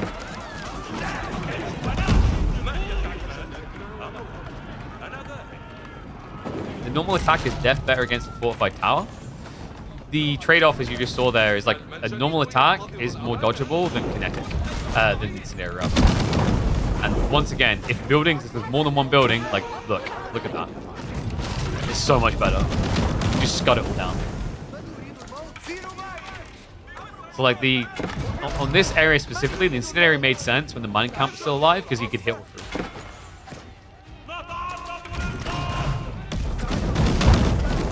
This also harms Demu's Golden Age, by the way. Not that he's really likely to get Age 3 anytime soon. Meanwhile, Age 3 is already there, by the way. That's increased the production speed for Anno. Next up is a big one as well. If he can reach Tier 4, which he's close to, he can keep creeping more siege at a distance. I just love the focus file onto all these houses. As you can see, actually, like, it's a perfect read. Did he scout the horseman? He might just suspect it. I mean, even if you don't suspect horsemen, Demu's already shown archers. So he's all about blobbing.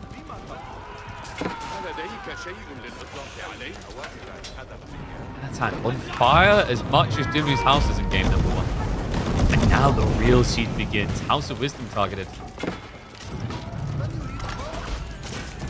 It's like, fight me, damn it. This is a Joker moment. I want you. Okay, Demu, what's the plan about this? Like, the gold is still a problem. It's a bigger problem now than it was before. You're finally seeing the hit here. You just can't gather it. That's another reason why he definitely had to go spears. Golems could have maybe been okay here, but yeah, pretty slow. The problem with going into the horseman spears is, like, do you actually have enough food for that? I think his farm count is maybe 25. Oh, sorry, no, he's at 42. Yeah, he snuck them out here. Okay, so you can definitely afford this. Good news as well for Demu is that this shenaniganing on the south side has blocked Sacred Site win condition. So Anatan doesn't have a ticking time. However, think about the tech choices he made. There's something really important here, guys. He's still got military wing reinforcement for Imperial Age. He's got the optimal route into Age 2.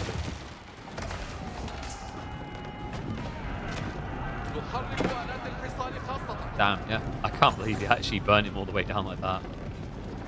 Let's go and get him all the way down to Golden Age 1. Come on. He pulls the trigger. Military wing reinforcement. I think Demu at this stage is probably a bit suspicious. Because considering how well the pressure was going for Anno, why would he back up like that? It might be that he's aware there's horsemen coming, but it's just as feasible. There's a tech choice behind this.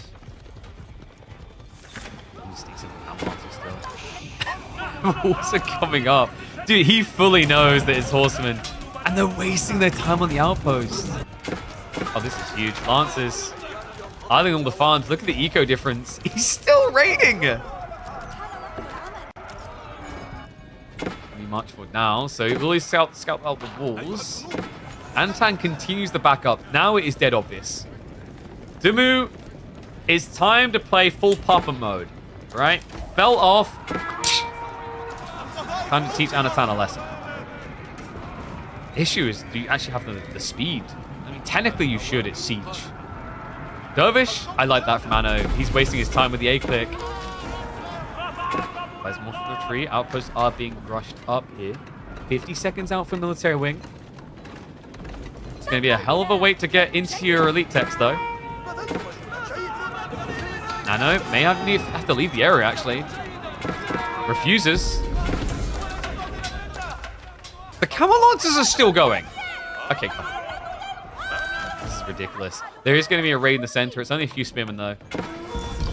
Although Anatan right now is distracted by bigger threats, so he doesn't quite realize it's happening yet. That's also his own fault. He chopped through his own defenses. Oops. I mean, you just go back to the gold, right? After all this time? This is the thing. Demu can't mirror tech, so he has to attack. The gold starvation stops him going through. And it almost feels like you're being mocked when you see Anatan constantly gathering gold here. Tech up completes. Demu officially on the clock now. Time to work with here. More villages across the gold might be a good idea. Teddy keeps the push going. Spear line is thinning again, which is a problem because it means we have no answer to the siege. Getting shot targeting coming through. More villages are going to stay for the towers. They're still dying down here, by the way. It's slow, but honest work.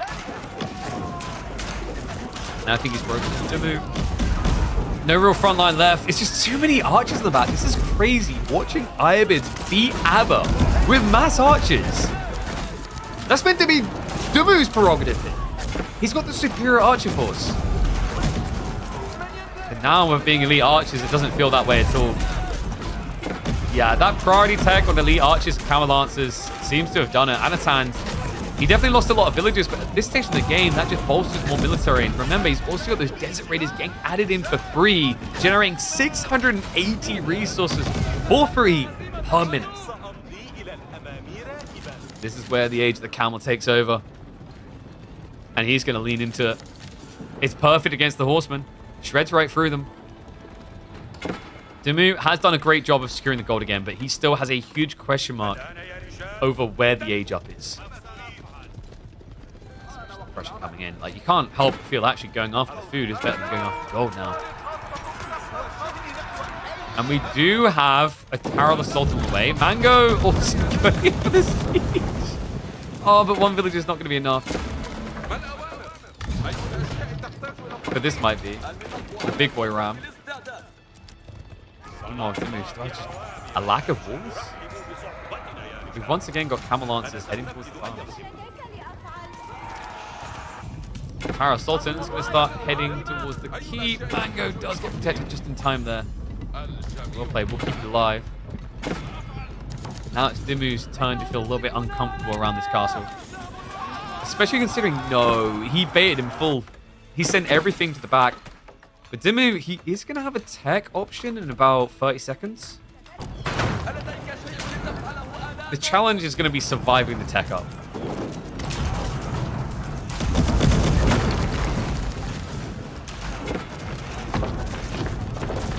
Demu has no easy escape here, folks. He's being guarded on the south side, the north side. Okay, it hasn't been walled. He could walk up there technically. He's not going for repair, but we've seen this before. The incendiary shots, and now also the archers able to mop up. Sprills have been mostly cleared, so he doesn't have to worry about the pen shot. Castle is going to go down, so 2,000 gold to work with. Then again, Demu, like, the problem right now is genuinely not gold anymore, it's food. He does have numbers on his side. Anatan, I don't know what happened to his scale. It just seems to have fully slowed down. His food income is a bit abysmal, but that's to be expected. The Bastards are just better farmers. The better tankiness on his unit should be beneficial here. Remember, he does have the infantry support for the extra armor, so his archers, his crossbow, hand cannons, all very tanky. Answer Flood. This is mass archers. And he has rushed into the ranged armor free, so check that. 11 ranged armor. You do 1 damage, it's unavoidable. Oh, sorry, 8. What did I click on for 11? 8 is still enough, though. You've reduced him down to 1 damage. Yeah, he calls it. I feel for him, man. Demu, this was insane. The fact he almost even got close to attacking, but Anatan just felt like he was on another level in this game. Sick opening, great mid game. Sets him up for the challenging late game, where usually Abbasids are meant to look just economically superior. With infantry support? Yeah, that's what I was wondering. It should be with... Yeah, I'm an idiot. I said the armor the wrong way around, didn't I? Yeah, so reminder, guys, it goes up to 11 ranged armor because you get free armor from infantry being nearby. It's like polar opposite to the way the Abbasids work. Very cool game one, though.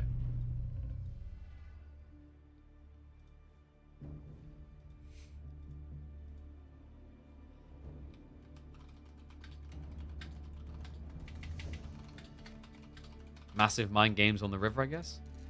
So, let's mark it up. That's going to be game 1 for Anatan. Win on the right side. Let's see where they're going to go to next.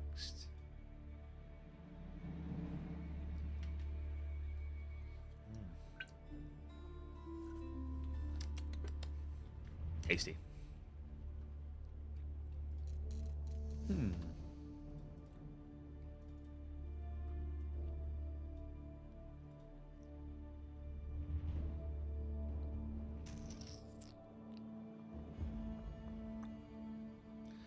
So I think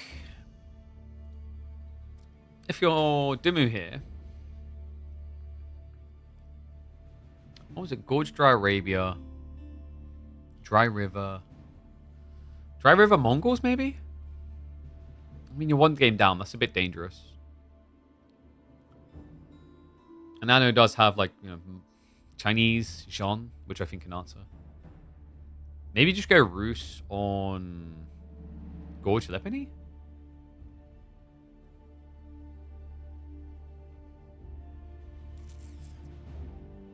What would the answer be to that? I don't think you throw the Knights Templar out yet. Like, Knights Templar, I think you have to thin the draft a bit more, probably. And it looks like it is going to be Dry River. Okay, so it's Japan versus what?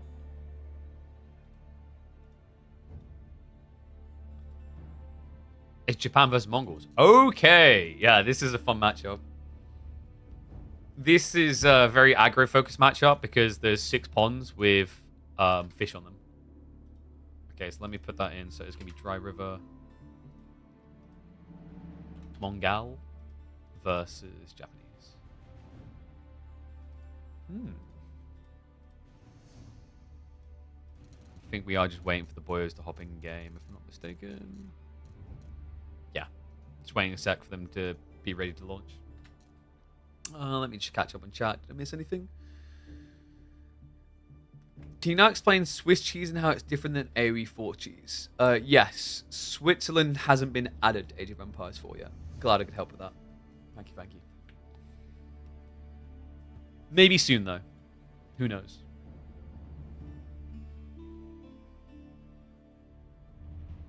We need the Swiss Guard. Yeah, but like you've already got HRE, Knights Templar, or the Dragon. I don't know if you get Papal State that quickly. Probably not.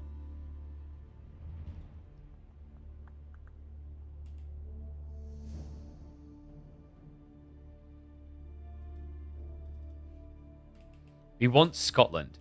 Do you though? Because like last time they visited this island, it brought Lancaster. And I know how some of you feel about that. Been using Chamber of Commerce to keep up with Lancaster Eco. So we actually saw one of the pros try and do it. It was Mia Micah versus, was it Vortex? It looked more memeful than effective. How are peak AoE4 numbers going since the DLC release? Haven't really looked into them too much. I think from a content creation standpoint, I've seen an uptick on YouTube. I've seen a downtick on Twitch, I think. But that might be partially because we need to get back to the midweek musters, and then The subathon definitely sucked a lot of attention just to one channel.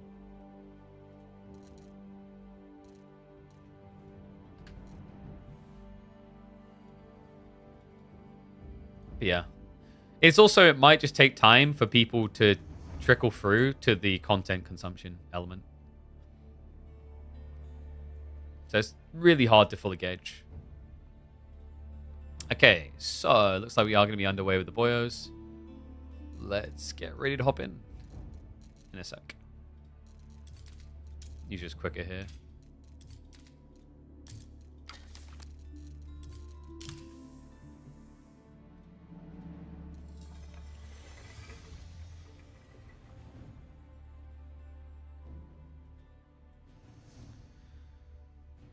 Play numbers didn't peak as much as Salt and Sen, but the scale of the DLC is different. Yeah, that's true. I think like the end of the year one will be more telling. Oh.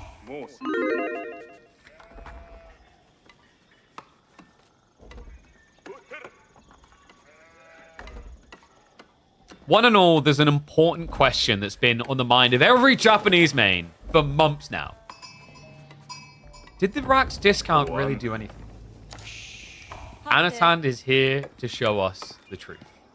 One and all, we have got Mongols up against Japanese on Dry River. This is, of course, the map where there is 6 ponds, all featuring fish. And as a result, typically what we see here is a lot of spam and spam from the Mongol side. Instead, Anatan is being the punchline. And this is implied openings. Anatan is trying to basically catch Demu off guard because normally at the moment, a lot of Mongol players rush out for the dog drop because, and this is where it gets like, 4D, 5D chess, because everyone thinks that the Mongol player is going to Rax rush them. So the thought process is no one else docks. So where we used to, once upon a time, see Mongol players would actually rush Rax, they now instead rush docks. But credit to Demu, he rushed across the map instead and scouted that out. So he knows it's happening, has got his own Rax coming in. Anatan is now like, okay, we said we had 3D chess and a 4D chess, and now we got the 5D chess.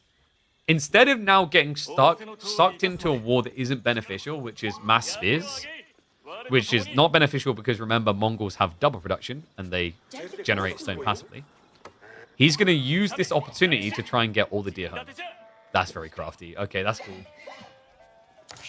Does Demu know this map has no market? We will find out. He does have a history of Dry River and Midweek musters. Maybe forgetting and building Silver Tree. Oh, that game was so good. Is there ever drama in this community? Yes. Sometimes we can't decide whether Japan or Abbasids are the worst in the game. It's Japan. A dock is a market? True, but Anatan isn't building a market, so it'd be very sad for him. Very quick pushing, by the way. This is a little tip for you guys. It's actually a lot easier to deer shove, on average anyway, like obviously it comes down to positioning, with spearmen than it is with scouts. Because spearmen have a lower aggro range on deer than almost any unit in the game. So you can see he can get really, really close before the deer react. Gives you a little bit more finite control over where you push him. Great shove though with just 2 spears. Most people would like to go like 3. The reason 2 is a really important number here is he saved 75 resources building the racks. So pretty much like 1 spearman extra compared to another 6. That's important, considering that Demu had to spend on the initial. And he didn't just stop on the initial, guys. He went 5 spears, and he's also going to be going for a deer shoving. His was a lot more expensive. Yeah, even with the passive stone gen. I guess you don't usually get that worried about the idea that Japan would go Yumi. The spearmen should keep value down the line because most Japanese players are going to rush castle. Especially when they get 2,450 food underneath their TC, as well as 14 cheap as well, which is going to be another 28. And we are going to get Kura for even more food. Yeah, this is fast castle. You don't normally see Kura unless someone's just FC. We'll see though, he is moving across now with the spearmen. Is there a world in which you Bugeisha? Feudal Bugeisha is a strategy I have not seen in quite some time. It technically can be good. But you could argue that about a lot of things in life. I think it's incredibly situational. The only time I felt like mass feudal Bugatia is good is when you have a lot of economy, and I mean a lot. Like you've got 2 deer stacks plus ball. Because remember, Bugatia, very, very flimsy units. They're pretty much cannon fodder design. And they're all about raw number overwhelm. It's the same idea as to why like scaling horsemen is very different. Why did Japan fall off? FC Mountain Samurai was the rage last patch. Did you skip Season 9 entirely? Japan was barely seen in Season 9 outside of some sort of water hybridization. The problem is, like, the average Tom, Dick, and Harry might struggle very much with Mount Samurai because they're very oppressive night type. But at the pro level, probably the worst thing you can have about Civ is linearity. If you are too predictable, you are countered. Even really powerful approaches, like we've seen the House of Lancaster mana spam is starting to get countered by Ram Rush all-ins. It's not 100% because those manas are really overtuned, but if your Civ isn't insanely overpowered and your opponent knows what you're going to do, they have ample time to counter that. So it's very different compared to reacting to a play in the moment versus reacting 5 minutes ahead of time. And that's the thing with Japan. Japan fundamentally hasn't really changed for the better for the most. The one change was Coca Township became a bit more viable for land. But with the Kura Storehouse, this is usually meant to be like an old school feudal into castle rush. What's interesting is Anatan didn't do that. He dropped the archery range. I wondered if he would against Spearman. He also added in the Bugatia. It feels like this is meant to be a bait and switch. And he has actually achieved making Demu build archers. So like, if Anatan wants to keep playing the Age, I've got to be thinking horsemen, surely. Because against Mongol double production, it's very hard to get ahead of them with Yumi. Let's see, maybe he thinks the Bannerman timing is efficient enough. He's got some way to go to get it. Steel Arrow is going to be rushed up. We do have an outpost now coming on the gold. And Demu, he's actually adding in the Khan Hunter. Yeah, Yumi. As much as I love this unit, it feels like Anatan might be countering himself. Such an odd unit, I think, Yumi. Like, most archers can obviously very hard counter Spearman, but they can do okay against other unit types. With Yumi, it feels like if you're not attacking a Spearman, you hate life. Where Yumi actually looks best, guys, is when you're going castle. So you bulk like 20-25 Yumi feudal, and then you get castle age. And yeah, it looks like I think that is his intent. Okay, we didn't talk about predictions. 81% for Anatan. Okay, people clearly have been holding that Silver Tree trade game over Demu's head. Chill. Honestly, with it being a Kura Storehouse, I would have started to lean Demu favored. But the issue is he never went for the Ponds at all. And obviously you can't do Silver Tree on this map, so he doesn't really have any economical edge. It could be that he goes step readout. I don't know if you can do fast Imperial against Japan. Just because of how good Mount Samurai are. Oh my god. If Anatan blobs the Yumi, gets in position and attacks, this could be overwhelming. He's on the move.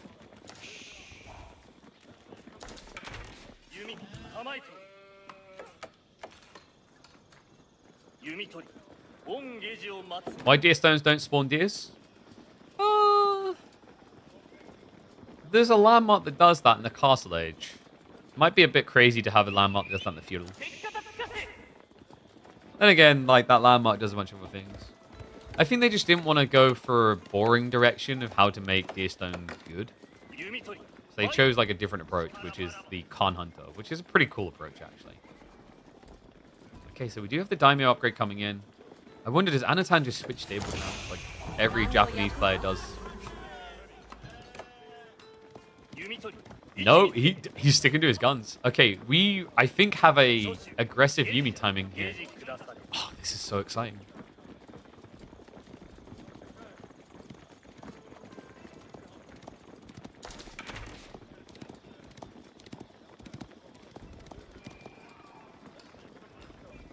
Yumi wrapping around the back. The other issue here is like you need to play near the outpost, so you can't actually pursue them. I think that's why Anatan isn't going to dive in. We don't have a stable. Okay, there we go. Stable's coming in now. So this is just going to be a standard switch into Knights. He's not going to try to bulk Yumi. To be honest, if you were going to bulk Yumi, you would have started adding more by now. Wait. Ooh. I mean, that's not exactly a lot more, though. I'm talking like 15, 20, 25 pretty fast. Imagine Khan Hunter could pro scouts without the upgrade. I just don't think that's necessary. So what you just described there is Mongols having 2 eco landmarks. That's what you just said. Because they already have an eco landmark. It's called Silver Tree. And also, by the way, Deerstone has become the dominant pick. Silver Tree fell off really hard in the meta. So I don't actually feel like Deerstone needs buffs right now. Baseline, I could agree Mongols maybe need a few tunage points there. But landmark-wise, not so much. In fact, landmark-wise, they might need some adjustments to Karganet Palace. And there we go. Okay, he is going for it. It's going to be Veteran Yumi plus the Mount Samurai. Mongol Whipples and Castle? No, I don't like the idea of stripping their unique identity away. I'd rather have things like Uvus work, even when packed up. That'd be really cool. But I think I had a really interesting idea of like Mongols could pull, like could pro scouts the boar. I'm not entirely sure that would feel balanced, but if it was the Khan, like if you got pro scouts and the Khan specifically could like do the boar, that would be maybe quite cool.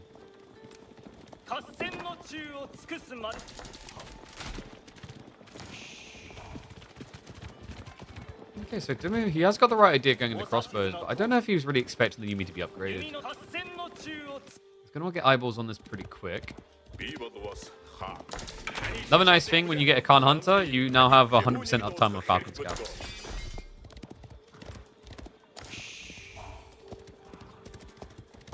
Improve Pro Scouts? Yeah, like improve Pro Scouts, and then like if you're worried that it's going to make like boar OP, then just make it so only the Khan Hunter can pull the boar.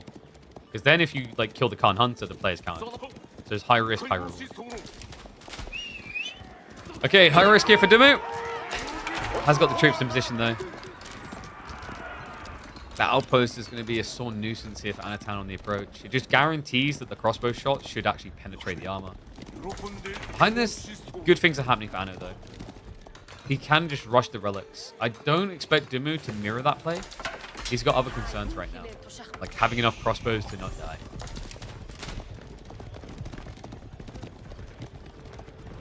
Oh, sorry, did I say Uvu should be able to move? I meant Gur. Have a Gur be able to move.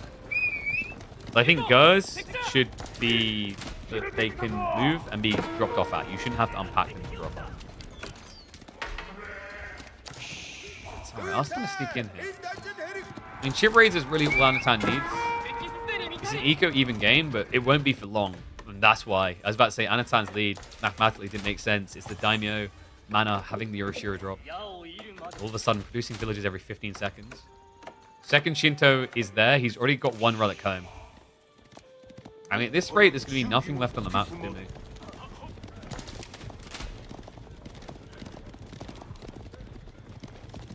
Mass Mongol towers in late game look stupid. You rarely ever see them though, unless you're playing 3-4. At the highest level, we very rarely see someone able to set up mass Mongol towers. It's very difficult. You need a spawn that is so worth it, it's ridiculous.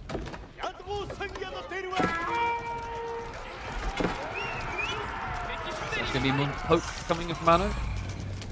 He's benefiting too much from the dive. Reminder of what's happening behind this. Anno wants to keep his opponent on the base. Oh, that might be a bit obvious. Demu's going to push this now to try and get the kill on the Shinto.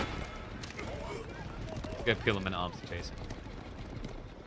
Yeah, because this is the obvious thing you can't let happen. If Anatan gets all the relics home, that's like 10 more villages.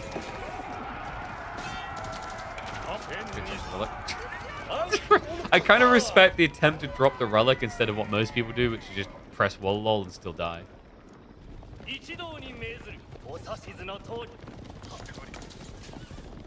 Some kind of strong defensive building later would be cool for them. I think Mongols, like, they do have the defensiveness of those outposts I mentioned. It's hard to set up, but at the same time, you simultaneously said once they're set up, it's like kind of crazy.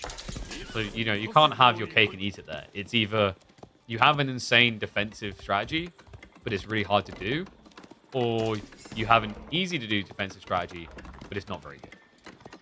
You see the issue of having both? The issue of having both is you create Roost Palisades. Until they done the change on build speed, was insanely impressive. And I love this. We're getting double TC Song Dynasty Japanese with the Yorishiras. Come on, Mount Samurai, just kind of stretching Demu.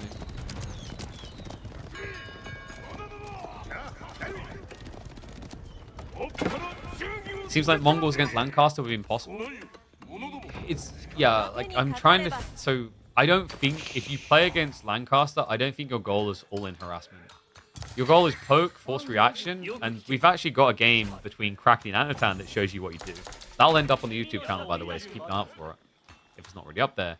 It's what you do is you can rush Imperial. Any chance we see Mr. back in with the Harvest Season in Greece? No. Mr. just won an Age of Mythology tournament. I think you will not see Mr. back in AoE4 unless Myth dies. I would say Myth, and I say this as someone who actually enjoys the concept of the game, loves the campaign, and loves a lot about it. I think Myth is like maybe got a year. Okay, it'll keep existing, but Myth had a big hype spike and then fizzled out. And I've talked about why extensively on this channel before. The issue of Age of Mythology is it is an old game, there was a niche game that is remade. It'll have nostalgia value, initial impact, and then people disperse. It's very hard to attract new players to old games. It's not impossible. It can actually work when you're team-based as well, but like it's very, very hard. So like typically, it's much better to just build a new game, which is why I still stand by my statement that Age of Mythology 2 would be a big, big spike. One that would last.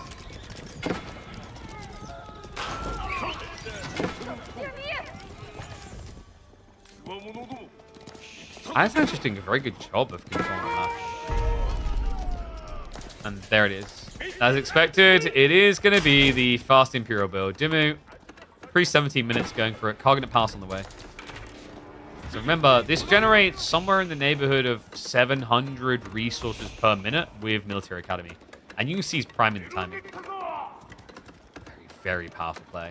At this stage in the game, that's equivocal to adding in an extra 25% to your economy.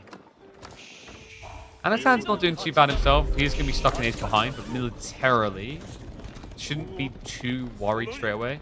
One concern is going to be the farm transition. It hasn't begun it yet. What about Military Academy Advanced? It's very stone expensive. 350. 20% extra is pretty nice. It will ramp you up even more. But I think the prerogative is probably just like he's thinking about getting his hands on maybe extra unit production initially. We'll see though. Like there's a bunch of things that are quite nice improved. Like improved biology, for example. That's a long way off. 1,500 stone. Okay, Anatan, he knows his punishment time. You can't let him Imperial for free. It's the quickest way to lose against Mongols. Hand cannons have been queued up. Elite Horse Archers will be the first ones out, but those are going to struggle against the Yumi. The Mad Samurai now looking for targets. They're going to dive onto the tree line. Yumi are left to contest with a full army here. Bannerman does get dropped. He's being pushed out of the range. One Mad Samurai will go for the cleanup on the villagers. It does pin him against the tree line. No textiles here, I'm afraid. So Demu now a raw 25 villagers behind the Japanese. Anatan, he's not skipping a beat here. Look at the macro. He's rushing for Imperial. Anyone had the same graphics engine as AoE4 would be good. I don't know if the engine that AoE4 uses would capture the essence of Myth well. Myth has a bigger problem of being an old game and being a very punishing RTS experience. If you don't understand Myth, it is very, very polarizing. Like StarCraft levels of polarizing. And most players don't like that feeling of being confused. Some treat it like a puzzle to be solved. Like, oh, this build is broken, how do I beat it? But a lot of people don't.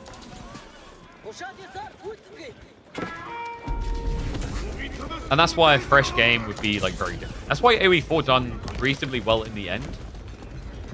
It's a new game, so you reset the playing field. Like, yes, you've got StarCraft pros and whatever coming over, but it's not like you've got someone playing for 20 years who just wins because they played that game for 20 years. But the other thing is also the pacing, etc. I sometimes wish that pacing would improve. Honestly, I think eventually you will see the pacing of AoE4 ramped up, whether it's more villager starts or faster speed. Similar to what StarCraft does, where they like increase the starting work.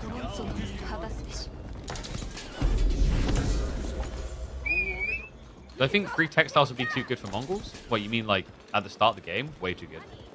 How do you stop an outpost rush against textiles? I think like even then an outpost rush can work against English.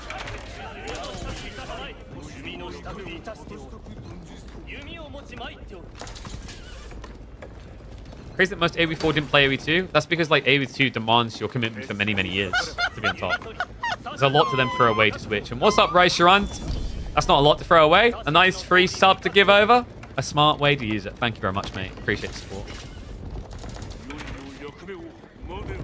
Yeah, if you think about the meta of like gaming nowadays as well, people don't really commit to games that long. There are like a fraction of the community, as you see with AoE2, StarCraft, etc. But the mass majority flock game to game. And they'll revisit, by the way. Like the amount of people who are going to revisit AoE4 because of Knights and Cross and Rose, but then leave in 2 months is going to be crazy. Seasonal gaming, folks.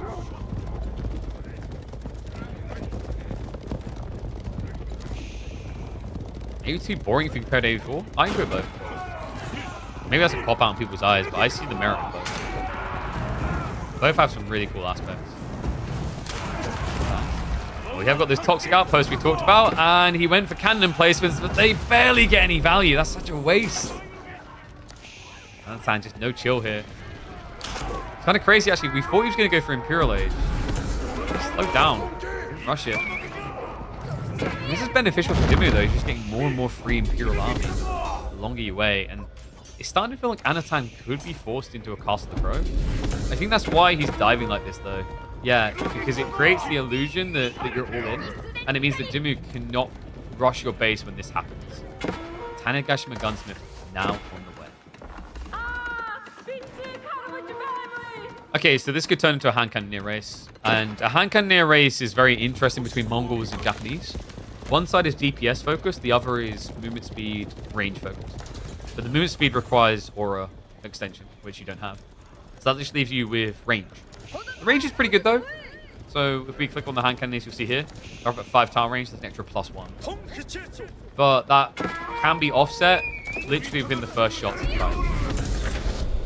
issue, of course, for Anatan is that you're getting time to scale it.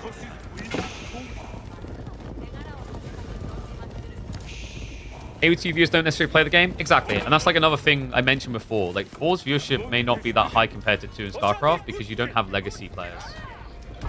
A lot of the best esports scenes have existed for 10 or 20 years. Because what that brings is it brings with a casual notion of I no longer play, but I watch Call of Duty, Counter-Strike, Dota 2, League of Legends, StarCraft, AoE2, Warcraft. Look at the amount of people revisiting Warcraft. World of Warcraft.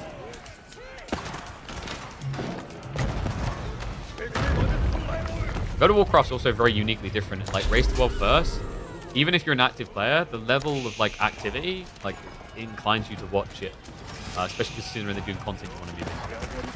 Yeah. Like I said, games are seasonal, but people return to their season, like their original game. You have to treat gaming like a contractual, like contracting, expanding. So the pool of like games available is there, and people's interest expands, but then it contracts back to the origin, which is like a Dota 2 or Counter-Strike, etc. Nice patience by Anatan. Demu realizes he can't dive, not the sugar castle. However, we do have double pow. Love what he's doing. He's going for the bounty focus. He's buying time because he's got the hand cannoneer lead.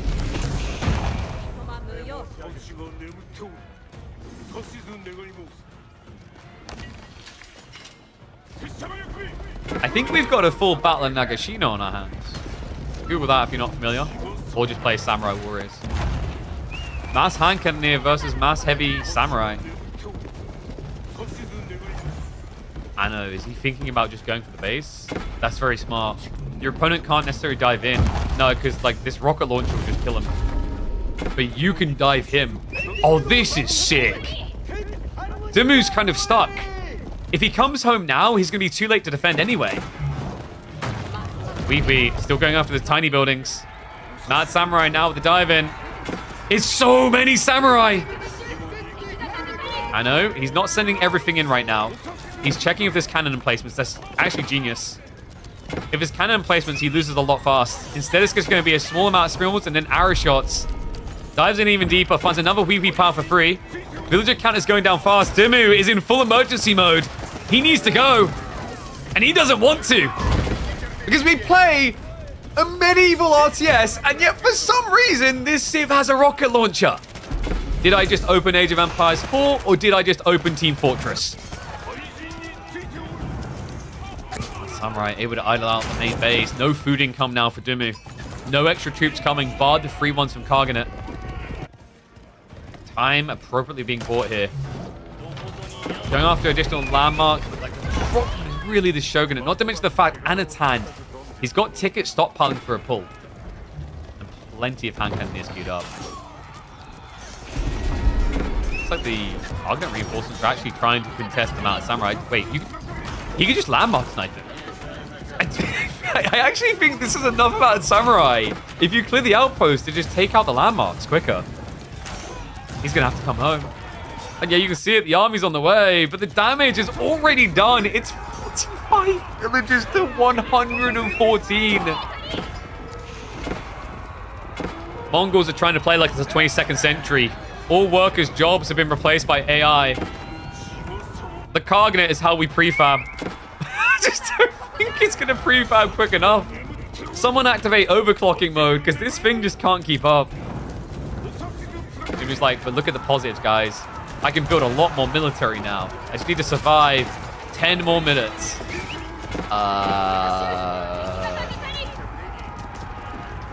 Sure, buddy. You can survive. It's going to be hard. So let's look at the positives here. Demu pretty much has enough buildings to garrison his whole economy. It's very efficient when you only have 38. Look at that. See, 14 villages. You just need to get in the outpost in time. And meanwhile, oh no, the Ford army, the people powers, they're gone. The chase is on. Springs the trap. Reminder, Yumi Bannerman does work with the hand cannoneers. An extra 5 damage in there. I think Anatan's just done it. Like, I think if Demu somehow pulls this out of the bag, Backstab now comes in from Mount Samurai. His hand cannoneers have arrived for the main fight. This should just end up being a wipe. It's just too much heavy cav. With Bannerman Aura especially. Could have taken the Deer Stone to the front. It wouldn't have done anything. The problem is you can't rush dive a Shogunate. And that's what Anatan was so brilliant with. He realized it. But hey, man, like, you know, fast Imperial Mongols, you don't need villages, right? Just Karganet it up, bro. It's only 113 villages. You can see what he wants to do as well. He really wants to go for that gold again. Meanwhile, back in on the passion. Just checking, is anyone still alive here? Jeez, this Mongol base is like looking at the aftermath of, was it Chicago in Invincible? After they fight there. Like, hey, is anyone still alive here? I found an arm and a leg, but I just can't seem to find the head. Meanwhile, Anatan is like, oh, gold's getting a little bit slim here, boys. I don't think Demu's going to need this with 44 villages. I'll just borrow it instead. Just need to be a bit respectful of cannibals, because he is bringing the hand-cannoneers across.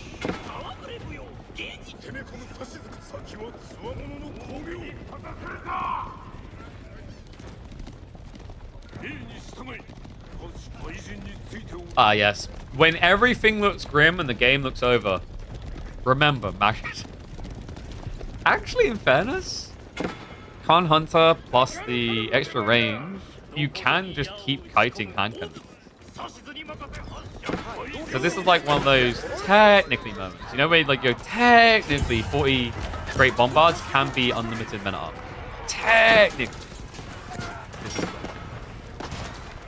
Doesn't usually play out. Humans just throw themselves into the base. Like, boys, it's been good knowing you. It's time to replace you with something actually useful.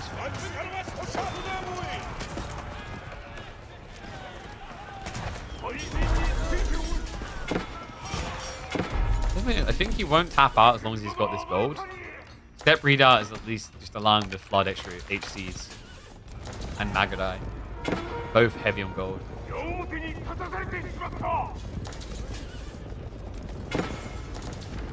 Mongol defense so hard? Yeah, but that's why you let all the villagers die. Guys, come on. Defending as Mongols is easy if you don't have to worry about villagers. Just automate your economy. Build a cargo net today.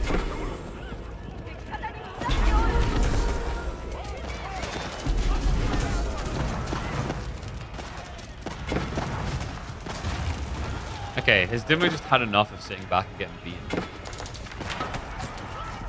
Feels that way? The disposition doesn't feel good. No. The amount of samurai on the charge. The Bannerman aura isn't affecting all of them, but most of them still. The hand cannon near aura is just the big game changer. This is over. That's a wipe. That's game. There are 2 civs in the game that would be at 42 villages at 30 minutes and still think they have a chance of winning. Lancaster and Mongols. But those 2 civs are fueled and compelled by different elements. I feel like Lancaster could justify that maths a lot more than Mongols.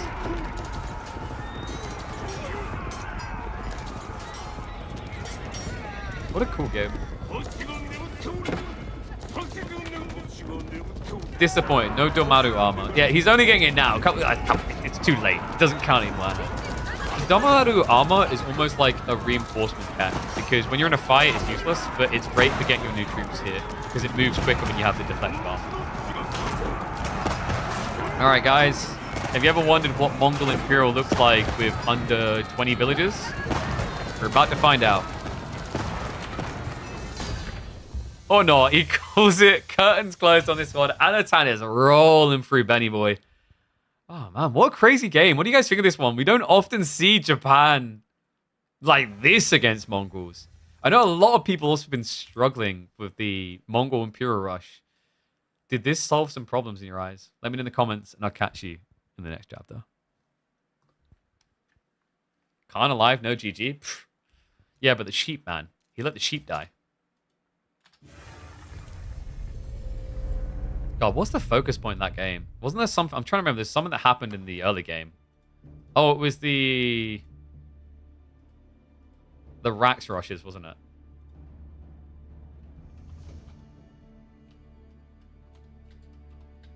It's a barracks rush, but not for what you think.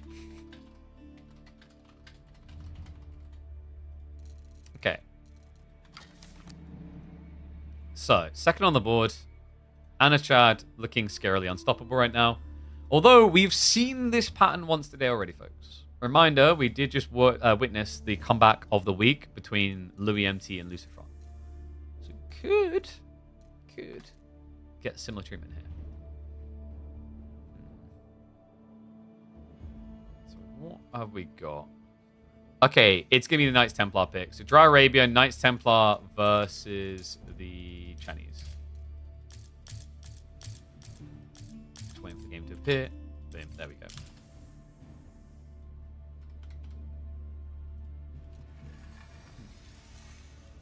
And Dry Arabia it is. Boom, upcoming go. Submit. In-game. Start predictions. G3. Vamos, amigos. We are away.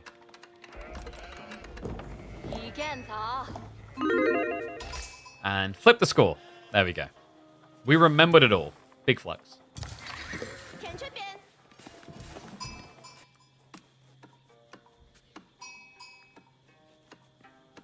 Oh, this is a bit of a rarer matchup. One and all, welcome back to the channel for some more Knights Templar gaming. I don't think I've seen much of China versus Knights Templar. I don't think many people have, actually.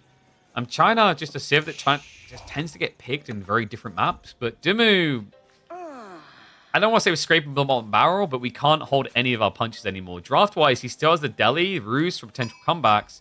Didn't trust him against China here. So instead, he trusts the Templar boys. Interesting choice. It's not like you can get Barbican dropped on a sacred site that matters. So curious to see how Demu wants to try and approach this, because 2TC can't be it, right? How's it feel to have Lancaster always banned as a Brit? Powerful. You guys will fear us. As you should. You guys have seen our some of our palette of food that we have in our country. You should always be scared of us. Boom off? I don't know if you really want to boom off against China. China's still like the best booming civ in the game. If you play a TC race here, like what's your upside? You get a very quick timing as Knights Templar, but Song Dynasty eclipses you fast. Imperial Academy eclipses you fast. Then the tech timings, like you might think that 45 seconds is quick, but China build fast. So maybe instead Demu takes an aggressive line here. You have a really good timing to spamming archers, and you have got Chevalier Concret, which would counterplay Chiganu theoretically. I say theoretically because your ranged armor is really low. I can't think of really any other better choices though. Hospitalier is rough against Chuganu. And axe throws is a no-no. Oh my god, he's only axe throws. What? Okay, does this work? Or is this Demu just trying to bait? Because my thought process is that there is an upside of Chiganu aren't immediately accessible for China. But the downside is they can get them so fast. And you can't really dive a Barbican.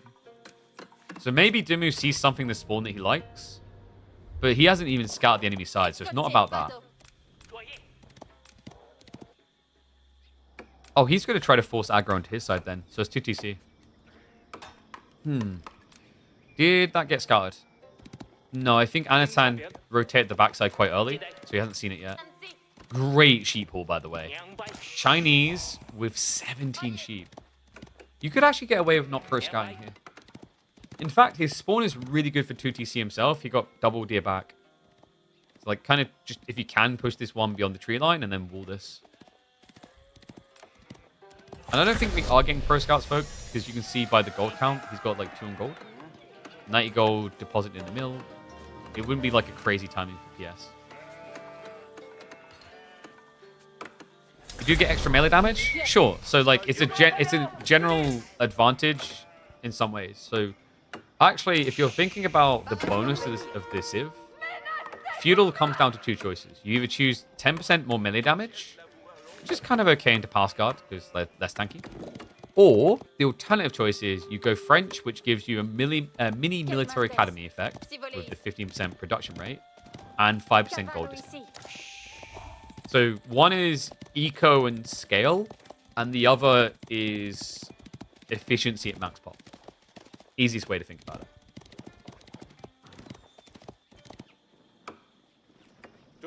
But yeah, like you could see by the fact he went to stone, this is not about early game. So normally when I see Antioch, there's 2 thought processes with players at the moment. One is you can go mass axe throwers, but that's very, very situational. It can go wrong so easily. The other reason why you do Antioch is you don't want to play feudal at all. It's just a bypass tool. Because down the line, when you have units that hit for 20 plus damage, that's an extra 2 blacksmith decks. And late game, you have things like Teutonic Knights, you've got Schlachta Cavalry from the Polish. There's a lot of options that just pound into the enemy. And it also scales with elite armor tactics. So second TC... Ooh, okay, this is really well read by Demu. After he does the scout on what Anatan's doing, if he sees pro scouts, he can come and push this deer in. And then protect it. And like sometimes a TC like this is very negative because you're exposed. But if it's just a scout rush to get deer, you'll see your opponent coming a mile off. I know. This is the cheap archer spam to accrue gold build, I think. He could even turn this into a ram rush because he has scouted the stone situation. I believe so anyway. Like when you don't see your opponent on gold at all, it's a dead giveaway. Because here's an interesting thing, guys. You might think that Knights Templar is very good for archer spam here, but remember that China gets 20% more wood, and then they can get 20% more food. And they do this without sacrificing anything because of Academy. I don't know, man. Like, this Civ just seems better. The only argument you have for Knights Templar on, like, their wood being better is long-term, this food's going to run out, but this wood lasts a lot longer and generates food. But right now, China has, like, a ridiculous vomit point. Especially because you went 2TC. Okay, so we do have Rax on the forward. I guess he's going for the axe throwers here. That makes Anatan's choice even better. And this is like intentional for multiple reasons. We mentioned the archer detail, but he would have scouted the anti-op detail as well. It's also just a very efficient way of stopping pilgrimages, which are about to start. What's going up? Oh, should be quick enough. Might cost him someone. Not gonna be quick. I thought he was gonna move down. Oh, that's so important as well. So now your opponent has rotation east-west side. Demu's building spears. What? Against... Wait, does he expect horsemen? It's just archers. Oh my god, this might be the quickest game of the series. I mean, you could argue he doesn't have the wood to now do it, because, like, the problem is double forward tree line is great if you get this wall up. But he failed to. And if you look at the map, yeah, this is literally the only wood he has. He genuinely may have just starved himself. Archer blocks the pilgrimage as well, so no goal coming. And Anatan is actually still going to go for pro... This is wild. He's going pro scouts delayed. I mean, this is crazy. It's just so much more popular now, I think. Like, pro scouts delayed. Someone mentioned in chat the other day, it just feels like it makes more sense. I agree. You take control first to guarantee pro scouts pays off. If you rush it, your opponent can punish you. And this is going to be ultimate punishment. We've got Steeled Arrow. He could supervise for siege engineering. This TC is not safe. In fact, if he cuts down the middle, does he know that he's on the straggler trees? just the posturing to force the idle time is huge. I've seen this build from Anatan before. It is so scary. Demu, it is now going to be horseman, so he finds the food necessary. The problem now is he doesn't have blacksmith. Did he notice the steeled arrow? I know. Oh my god, if he sees this. No way. No way. Oh my god, is he... Remember, you don't leave any signs of a lumber camp. So if Anatan wasn't looking, he wouldn't have really taken any attention towards the cut trees. That's insane. So Demu dodges a huge hit there. Remember, he does not have wheelbarrow. He would have been run and gunned. Because also this TC can only save 8. At this point, Anatan is scratching his head. Like, something doesn't make sense. Your opponent went 2 TC. You see someone deer. You see someone underneath TC. You see nothing else.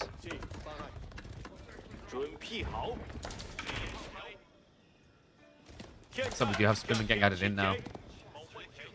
Undermesh has been queued up, but that's going to maybe make Demu think twice about jumping in too fast. Reaction speed out of Anatan to pull back.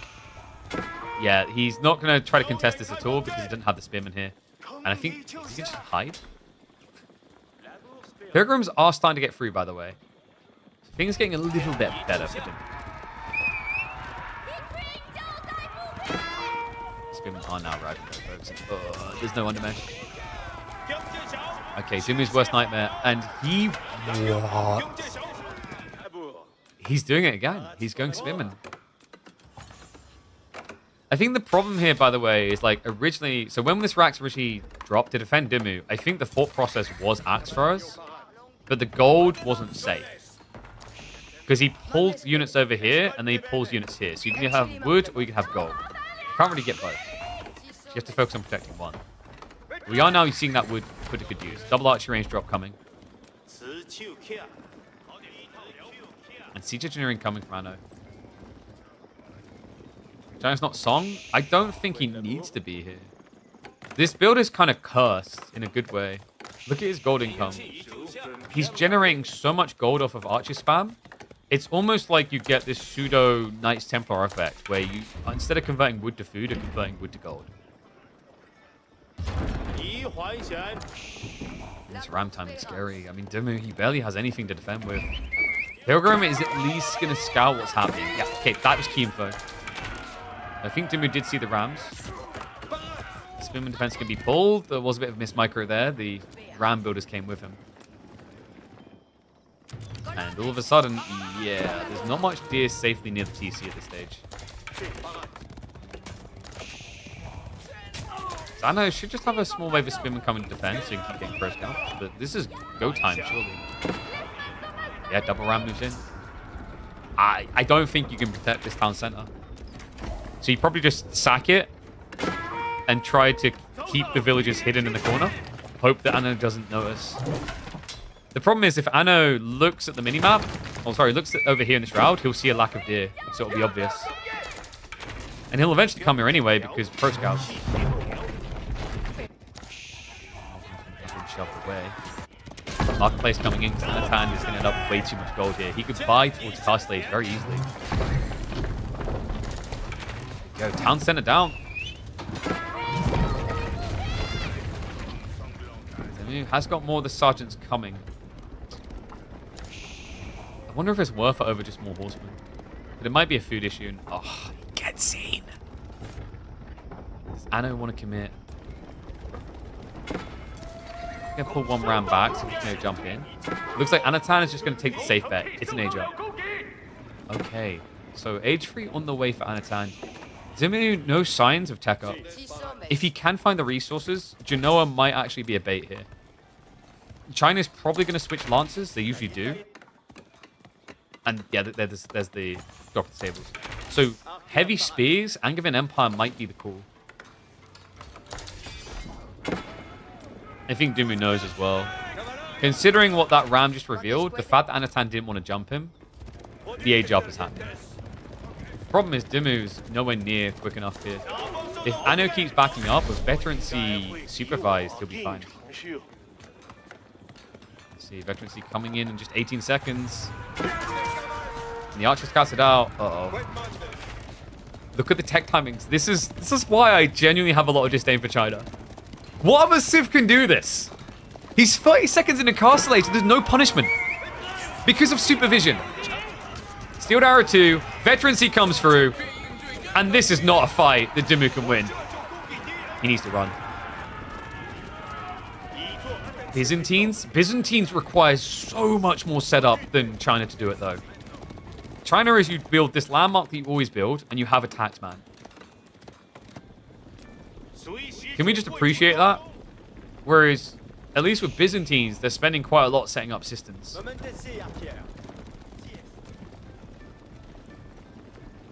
That's crazy. And there we go. Demu does choose to Angevin Empire. So I think he got a glimpse of, the stables when he was diving in there. He knows what's happening. The problem that I see is that these archers are still a big threat.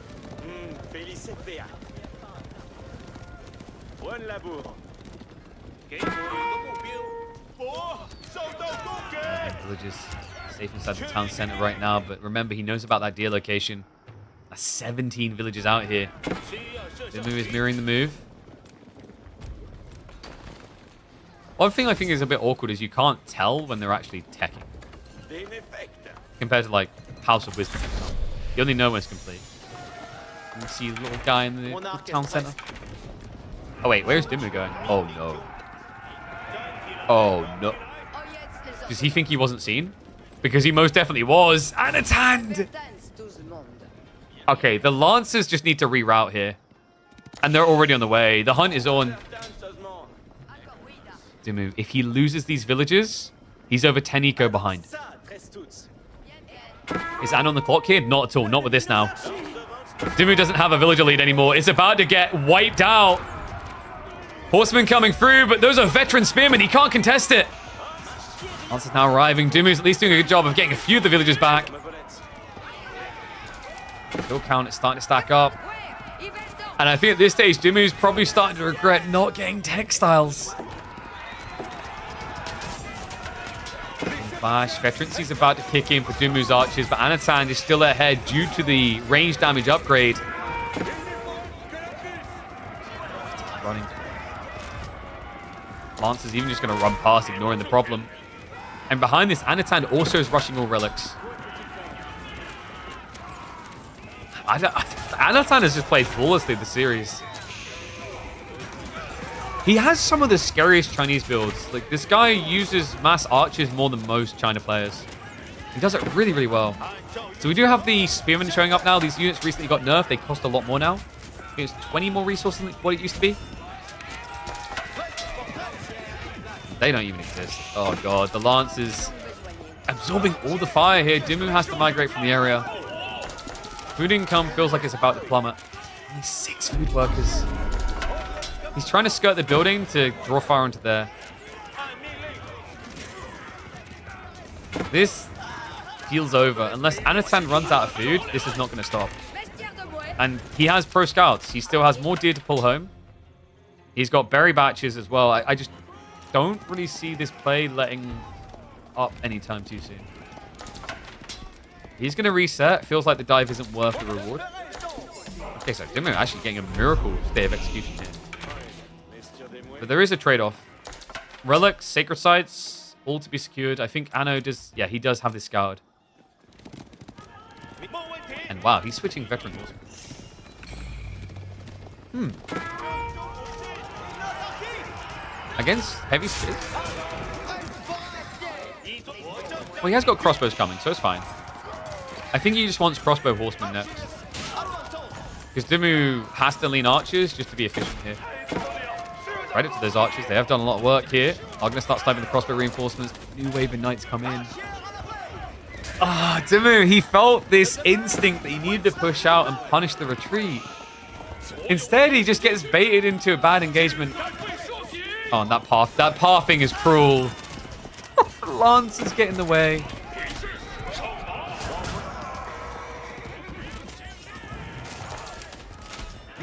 Villagers, I mean, they're not even hiding anymore. What is going on over here? Start to pull them away now. But this is getting ugly. It's a decent amount of archers into the main.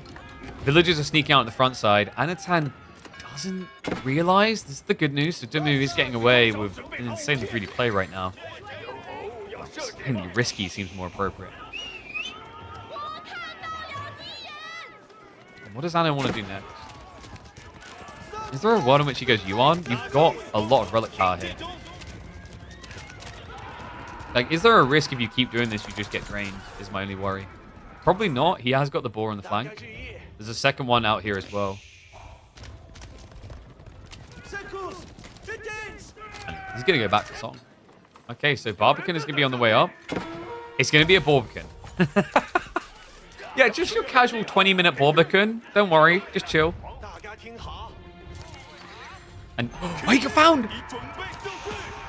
Horseman, reveal the grab. And this really sinks in just how desperate Demu is for food.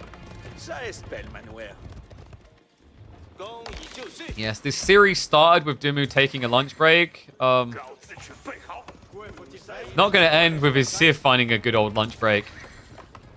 I think they're likely to starve in the desert here. Remember, Song Dynasty is also going to allow Anatan to start scaling the villager lead. Did he at least get one relic? Yeah, he did pull back the safe relic, so got something. Props to Anatan, man. I really love the way he's just tapped the map to the extreme. A lot of people playing China would have maybe not gone for the boar at this stage instead of built farms because, you know, there is a creeping worry maybe Knights Templar built 1 or 2 Templar bros.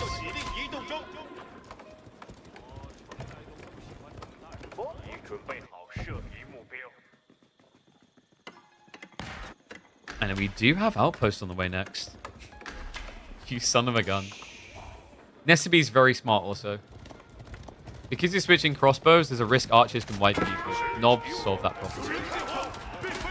And Nestabys are just insanely scary at this stage, because also the tree lines. Any weakness shown, wipe. Especially considering that this is 25 villagers lost in this game so far, and Demu still does not have textiles.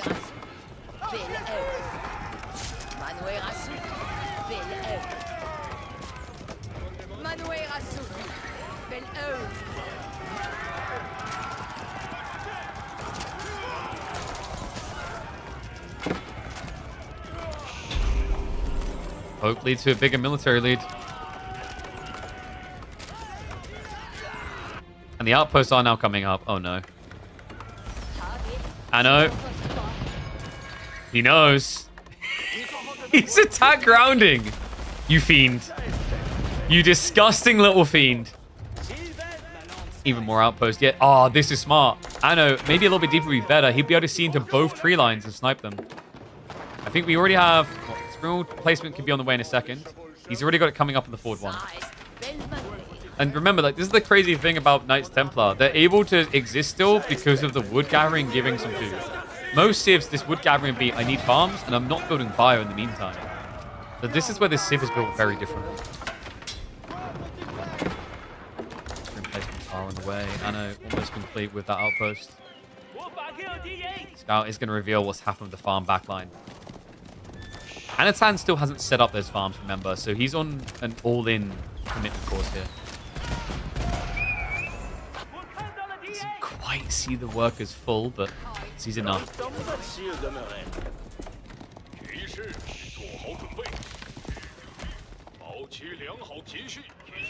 This is getting claustrophobic. Demu, I think the idea here is to clear the outpost, preferably before fortification kicks in. He's only got 10 seconds. Also, if you do that, your opponent could just wipe the farms. And oh my god, he's going in now. Armed spearmen are here, but the villagers... I think you just focus fire them down. And the fortification came in time. Oh god. He's sandwiching him. He's pushed the villagers north side. We're getting sniped. This has to be it. Anatan, wait, is he gonna Great Wall Gatehouse him? If he won't leave the game, right? If he refuses to leave.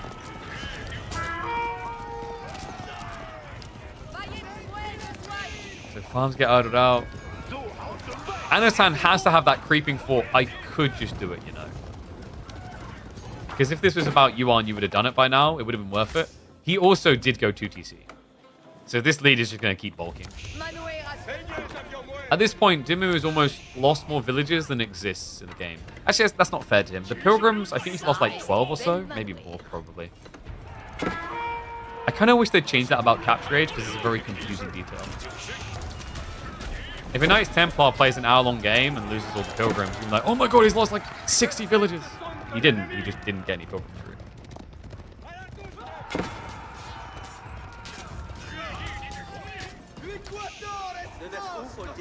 So if you're wondering why is Demu not just tapping out, it's because it's the final game of Midweek Master 20 for him if he loses. So you might as well commit. Okay, hear me out. You keep drop into Great Wall Gatehouse. Like, actually, you could. We do finally have the trebuchets arriving. And Granary's coming in. Like, Anatan is so far ahead now, he gets away with the very delayed farm transition.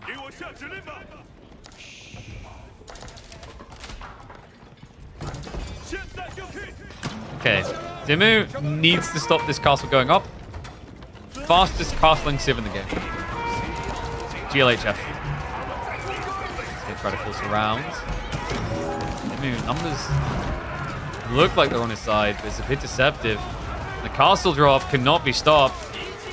Anatan has sacrificed a few of the units, but totally worth it to get the keep online. This is now an undiable area, but Demu, he has no choice in the matter.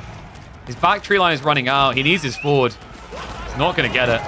He's not going to stand a chance here. Anatan is going to make it a clean 3-0 sweep. You know, like, I watch a lot of Chinese, and I don't like the old school China. Yeah, let's build TCs. Let's play for the late game. Anno is always a pleasure to watch because his approach seems to be relentless aggression. Whew. G to the G, Mr. Benny Boy, but Anatan's on an unstoppable slay streak in that series. So 3-0 victory for him in the end. Okay, so let me check where we're at with the schedule. We have got more series coming up.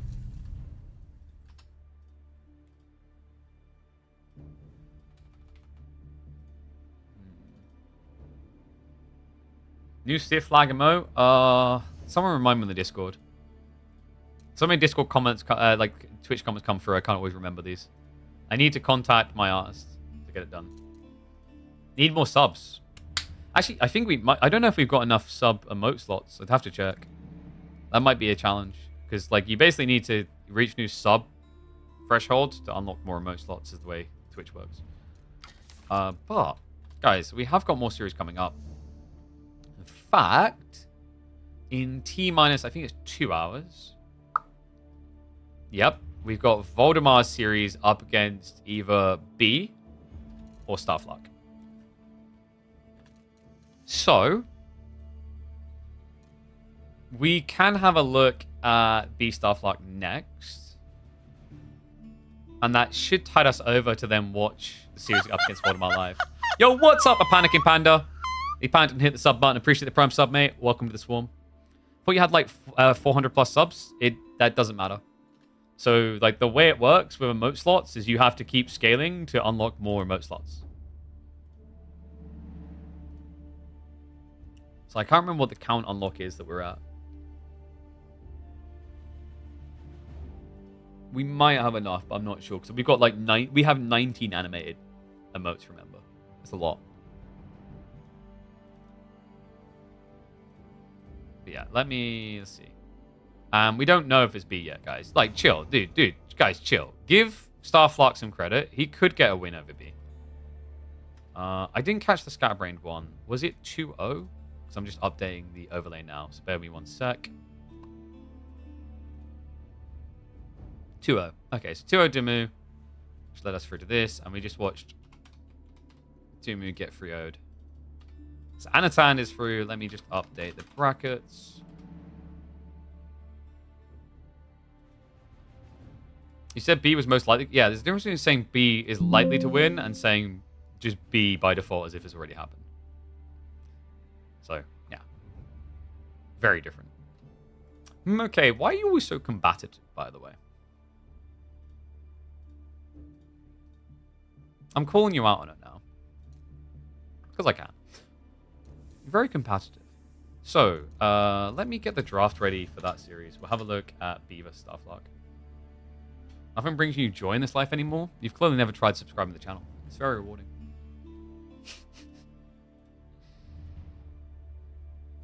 Jesus, it sounds like you've experienced way too many Mongol outpost rushes in your time. So, BF3 switch format. Let me get the draft for B versus Starflock.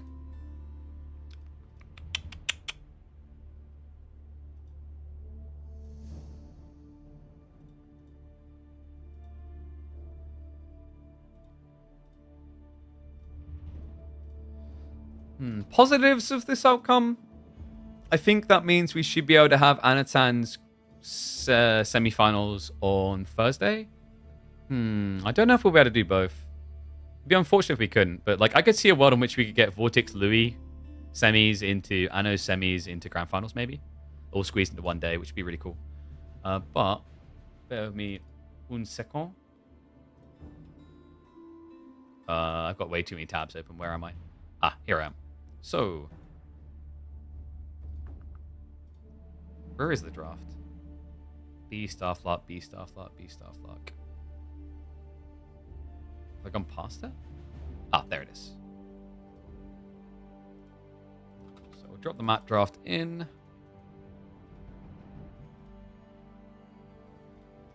B got a Roos pick. Ooh. I don't know, like, is the Roos as threatening right now? Maybe not.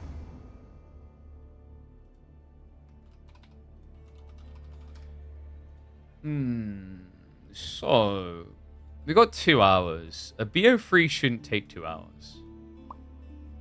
Could I eat first?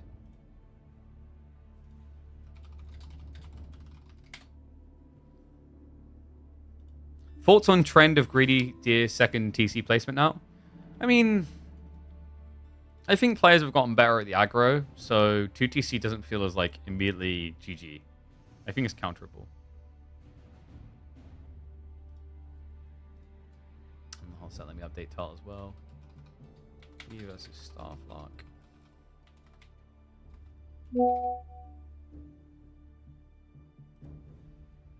Alright guys, so here's what we're gonna do. I'm probably gonna take like a beat to eat my spaghetti bolognese, which is already cold. How is it already cold? And then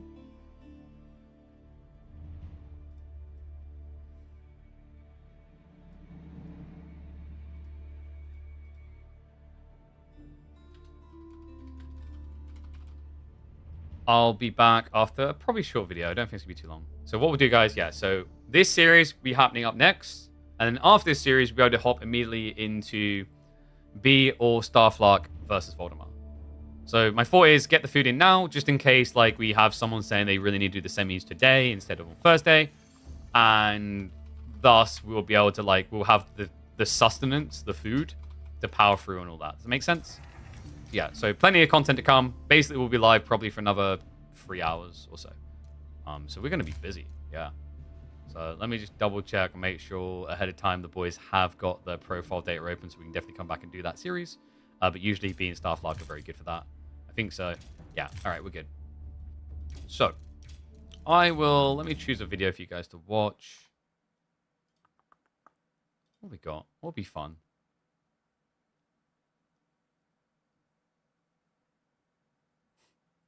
You guys want the Mongol versus House of Lancaster build between Crackety and Anatan? That one was really, really good.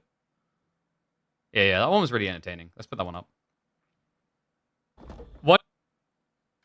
All right, guys. So I'm going to go eat. Shouldn't be too long. Really do enjoy this game, though. I think this was probably one of the best games of the last, like, 2 weeks. It's, like, really, really interesting. Have fun, and I shall be back after I've consumed some food. I don't know if you've been paying attention, there's one thing House of Lancaster hates, just like any other civ in the game. An outpost rush. So how do you beat an outpost rush? Apparently you beat them to the punchline. We've got Dark Age racks from Anatan, Crackety on the Mongols. Okay, this is interesting. I know, wait, what if Crackety just doesn't build any spin? This can't feel good to do, surely. Because reminder, this is not the English. You don't have the MAA. You'd have to wait until Castle Age to build your version of an arms. Like, you can only build Spinman. Oh my god, if he does this just to defend, like, can Crackety just come in on a feudal time? Did he scout it? I think, yeah, he glimpsed it. So he knows about the racks, which means that Crackety is not going to be committing into his own racks here. Does try to snatch them back, so not able to do so. Sheep haul overall is looking insane for Anatan, though. He's at 16 sheep. This civ just never feels like it gets starved out. So what can Crackety do with this now? It's going to be the immediate pasture. That's going to allow him to stay out longer with his Khan. He kind of needs it to make up for the difference now. But the other cool thing this could lead into is a faster timing into feudal age. And then you just rush into archers. In theory, like, Mongol archery play can be pretty good with the Khan Hunter, rather, because of the extra range. It makes you, like, makes you basically have the yeoman range. But I've felt time and time again when I've seen, like, these archer Khan Hunter builds, they only feel great when you have your hands on the Yam as well. I don't know, man, like, picking Mongols... Mongols has been that... probably the most specialized civ I want to say we have in AoE4. Like, there are matchups where they can dominate, and there's ones where they're irrelevant. They're kind of like an extreme in that regard. But I'm trying to figure out how, like, you make them work against Lancaster. Because if you can't do the outpost rush to stop the manners, haven't you missed your timing? We'll definitely find it out here. Could Crackety do trade? No, he could not do trade, guys. This is like the worst trade post spawn you can get on Dry Arabia. So that's definitely off the menu.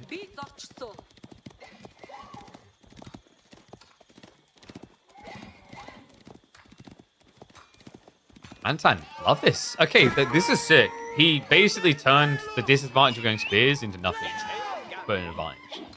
Deer shove. Does actually get baited away. That's actually really good if Cracky done that on purpose. Pulls 2 spearmen away and it kind of griefs the deer shove. But he's still going to get it. Because the problem is the Khan can't hang around and shoot the deer down. He'd probably just die. And it's too risky when you've got this many sheep. Like, if you die to stop those deer going in, you've pretty much given him, like, a deer stack close to anyway. So Lancaster Castle now on the way. Okay, so he is actually going to block his own deer shove in.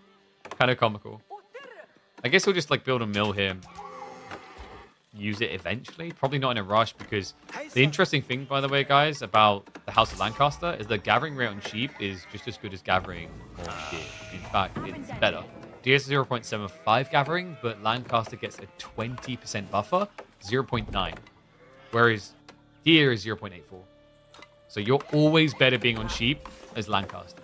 That does mean you're taking your safe resource first, but as we can see in this game, Anatan's got plenty of it. 15 sheep to 11.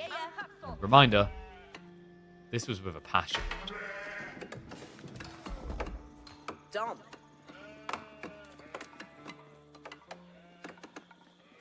Okay, just checking. Are we up again on all platforms, seeing as my daughter decided to disconnect us earlier? I think so. The YouTube stream is... It says it's reconnected, but I can't see it. So unsure. I'll have to check in on that later. It looks like Twitch is good to go again, I think. Whew.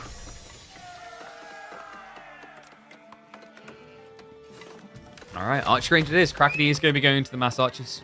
Makes sense, he's already seeing spearmen, so you have to count that play. You wouldn't go Keshiks here, because your opponent already has spears. Is this going to be maybe like a ram rush timing? I mean, technically, Anatan's mana scaling is slower, because he did go racks. That definitely hit him pretty hard, and I think that's also why Anatan's now going walls instead. So it'd be fair to say, like, this play didn't... Still they achieved nothing for Crackety. And that is interesting. Magadai against House of Lancaster is ballsy.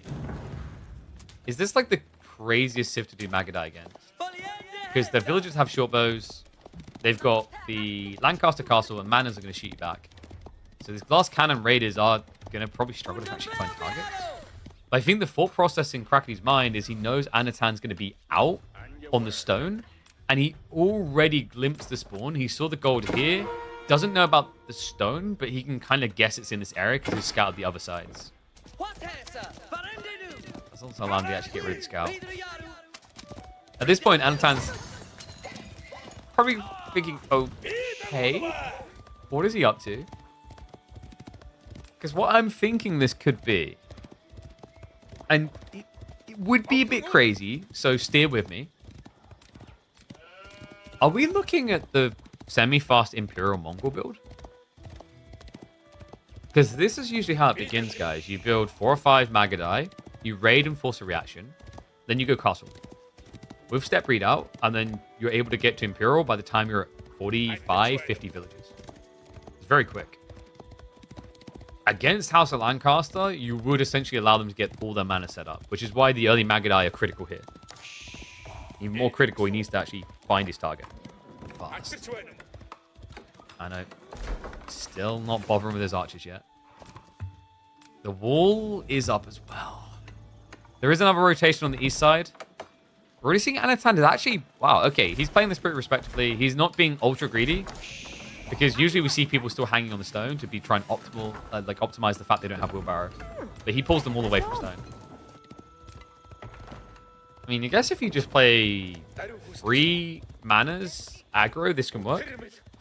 Because your economy is better now. But we're going to really see what Cracky's up to. Dude, this boy's cooking.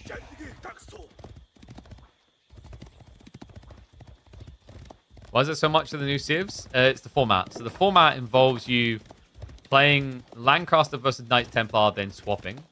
And then it's a new civ versus an old civ.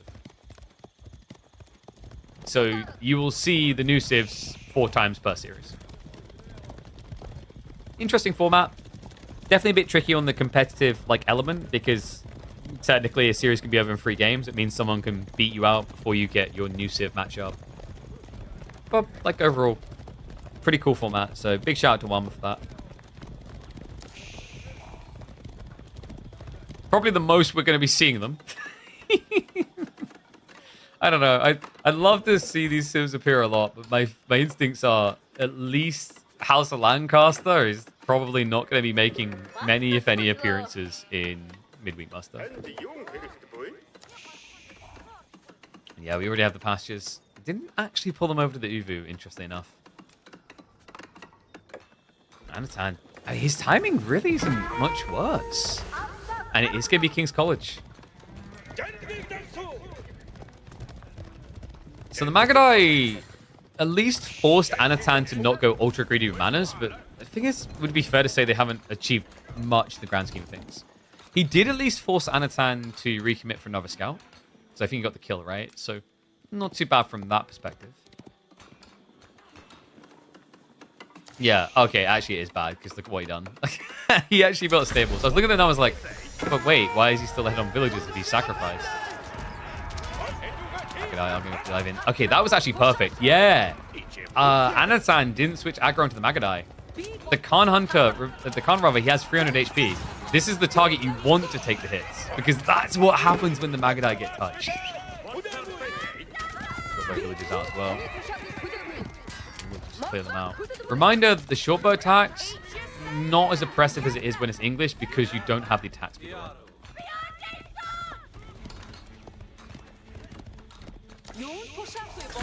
King's College complete. Anna's goal. Is it Hobbler spam? Against a static opponent who's not going to attack you, like, theoretically, that's very good. Okay, there we go. It's going to be nice. The concept on why Hobblars can be very good here is if you know Crackley's rushing age up, it means he's probably going to build a few outposts. He's going to get a few spring order placements. He's going to rush Imperial. Hobblars is just about bulk. Hobblars is the most efficient way to get a torch zerg going. Because you barely pay more than you pay for spearmen, but you get a lot more. So we are actually going to be getting some rats coming in. Crackley probably paranoid about the dive. He does already see the Hobblar, so likely anticipating Knights is next. Can Anatan afford to go Monks? Apparently so. The tricky thing is when you like sidestep into Monks here, you're definitely padding your economy, but if you know this is Fast Imperial Age, there's a really painful timing coming. The interesting thing about Fast Imperial Mongols is the Karganet Palace adds, I'd say, roughly around 700 resources per minute into your economy. That's insane. 700 resources per minute is equivalent to about 17 villages, and you get it around 45 villages. So that's 30% increase in your economy. Obviously, they come down as units, but that's also kind of beneficial. It means you don't have to waste time building extra production. Going to cut this out. Yeah, at this point, Crackley's committed. Did he cancel the racks? No, he just got body blocked. Nicely played by Anatan. What do you think about the OP? What OP? You have to be more specific. Has there been any French versus House of Lancaster? Not much that we've seen. No doubt there's been some games, I imagine, but like we haven't been able to catch many of them.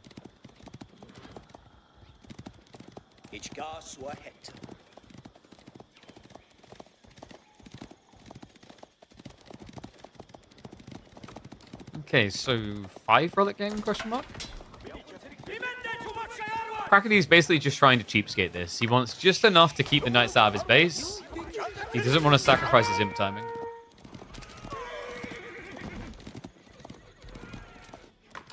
I don't think there's anything here that gives him a cheap resolution to what has been built right now. Even hill training, you know, your opponent's already building his spears. Technically, like, compared to building knights, hill training could just be more worth it because the crossbow pool is already getting fairly big. But Crackley's doing a good job of just balancing between spears and crossbows. So it eliminates a lot of options. Anno seems to be going for a semi-fast Imperial too. On only trip mana, he is going to go back for more now.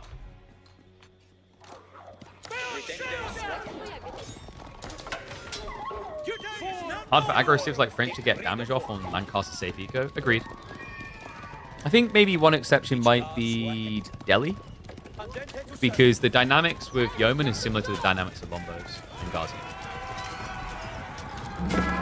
And War found a way as a nice free diving, nice little bit of chip damage there. Does slow Crackley down slightly, but There's no brakes on the imp train. 30 minutes in, he is ready to pull the trigger with the Cargonet. And there's enough to defend him doing it as well. Looks like villagers are going to try to rush this up. The Khan also becomes a significant threat in Imperial Age. Stats just get stacked through the roof. Just a few more Hobbelars, try and deny that. In fact, wait, I think Krakeny maybe lost track of the Khan. Because the walls are up now, so you can't really dive in and do damage. It's going to take you 1,250 shots to get through this. Love this as well. Look at the timing. Krakeny's prepping military academy. This does impact Cargonet. It's what allows you to get the 700 plus resource income. No textiles feels a bit greedy from Krakeny now. I don't think he was really expecting to lose more than maybe 2 villages, but so far it's now up to 4. Damage you can't fully ignore, especially when you know that Anatan has to be up to something. You've only seen a small handful of knights. The Relic Rush went mostly unintercepted. We've already got 2 more on the way home, so likely a 4 Relic game for Anno. And reminder, like, once he hits Imperial as well, Tech's the 15% cheaper kind of matters compared to the Step Readout. Step Readout, which, by the way, is out gold fast. There we go. First cube comes in. Magadai in just 35 seconds, I believe it ends up being. And yeah, a nice bulky sum of them. This is... What was that we were saying before? I think we had Marie-Lord in the chat when we had one of these games happening. Pre-expansion. And he said the only way I think you can deal with this is if you rush your opponent. This is pretty big brain by Krakeny. The concept is so smart. Because logically, like, Alsa Lancaster doesn't want to all-in rush you. They want to greed. So this is really just a full stress test of just how good the manners can be. Are they going to be good enough? Because Anatan, he's up to 5, almost 6 now. He's on his way up with the Wing Guard. Ooh, and likely we're going to be seeing the Demi-Lancers here. Gives you a good answer to the first Magadai, gives you raiding potential. 13-minute Imperial is not possible for Mongols. It is. He got idled and raided, which slowed him down.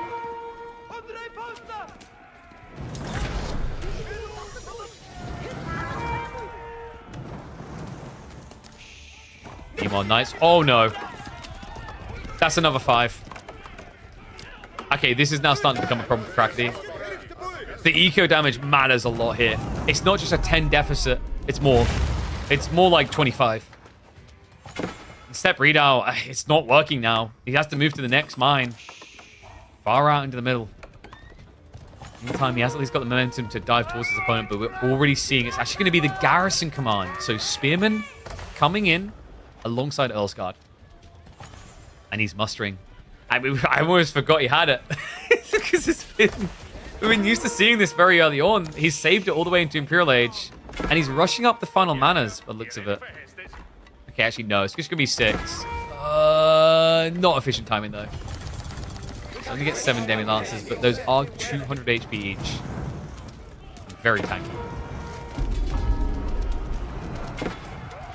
I don't know, man. I feel like we're getting the deciding game here.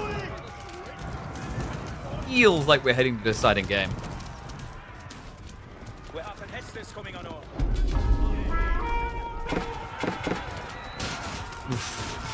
Well, the Khan can take a beating. The Magadai, not so much. I don't really know what Krakeny's been able to achieve with this so far. There's no relics really left for him to play for. The tempo has been removed. I think this is a whiff. Now, oh god, this is painful. Elite Khan with 28 damage. He 2 hits villagers. He just killed 3! Oh my god. He's gonna lose this game. Because the Khan? No. This guy would have to kill a lot of villagers. It's a good start, but Krakeny needs to get back in. And the Demi-Lancers don't seem like they're gonna allow it. I think that's worse. The Earlsguard do come out, so Spearmen scare away the reinforcements. Knights are mirroring, and that's a full surround. And a full center pound town. Khan dead. Usually the meaningful GG actually feels like a real GG. I feel like that was actually the most threatening unit Crackety had on the battlefield. He's got Pass Guard here. They are already elited and fully teched up, but surely no match for the Mass Knight Demi Lancers. And match for House of Lancaster. The Civ.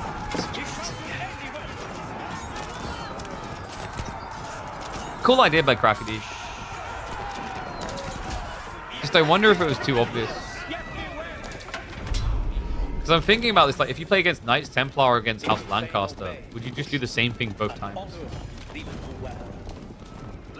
Before the expansion, it had become the go-to build for Mongols. Felt like they're best outside of playing against things like maybe Malians, where obviously you want to outpost rush them, you want to burn all the pit mines. Yeah, now we have the Earl's retinues on the way. This is going to be the Demi Lancer spam.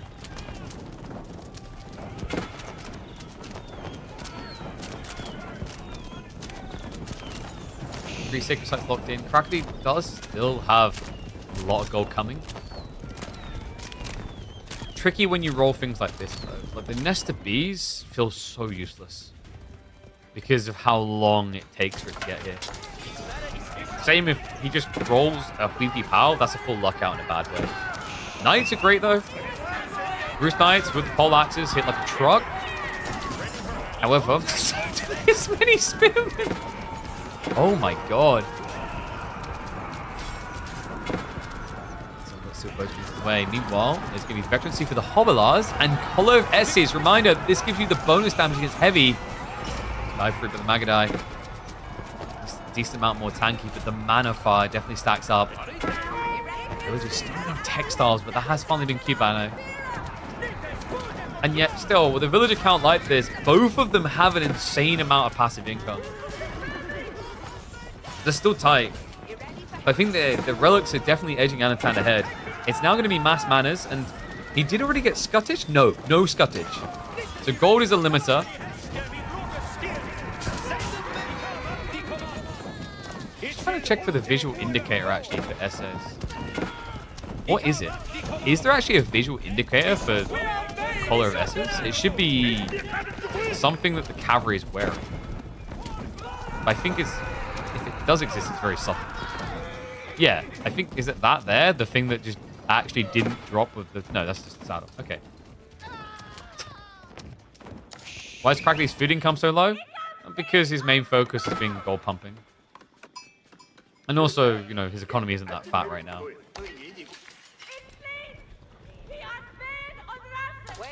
Could he still do this?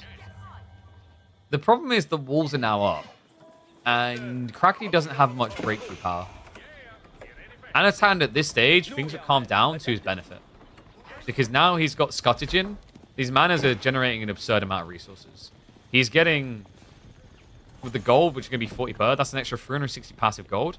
On top of the already 320 passive gold. He's got 780 passive gold left.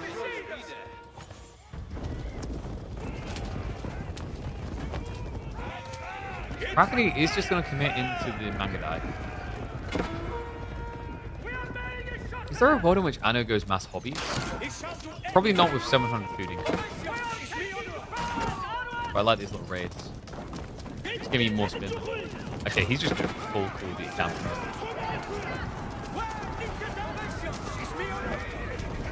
Oh, I'm impressed by Crackety's ability to remain competitive in this game. Like, mathematically, you'd think it's completely against it. But once again, this is just the deceptive power of the Cargonet. Watch that timer. Watch what happens to the next unit coming out. And then you can roll math it. Doink. A nest of bees comes out in 40 seconds. A nest of bees is worth 600 resources. That's like the worst end of the spectrum. You can get much better. By the way, those do already have the additional rocket barrels. So this is the upgraded nest of bees.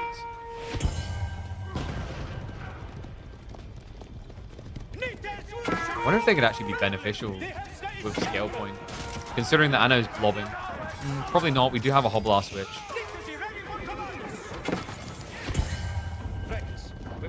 I really am not sure who's winning this. Like, my brain wants to follow the mass. I don't know if it's my heart is like, I just want to see the Lancasters lose occasionally. I don't think it's even that. It's just actually, like, the way that Crackdy's playing this in the Mass Magadai against an opponent who has no range? Like, what is the get out of jail card for Anatan? I don't really see his resolution.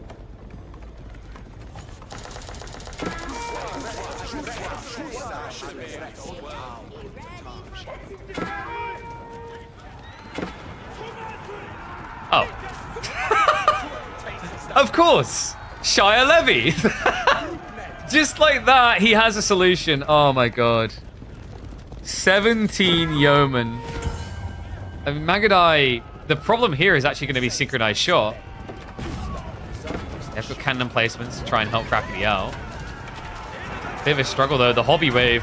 This is problematic. He did get the hill training, so they do have a huge charge in here. Reminding these guys do 65 damage in the first hit into a 150 HP unit. But synchronized shot shouldn't be coming quick enough. Where there is a will, there may yet be a way.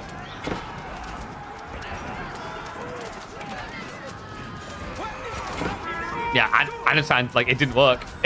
That rush out actually didn't work. Blocker on the sacred side. Crackedy sees this as the all-in win condition. His door dire. And right now, things look dire for the House of Lancaster. I didn't catch Freddy's last name.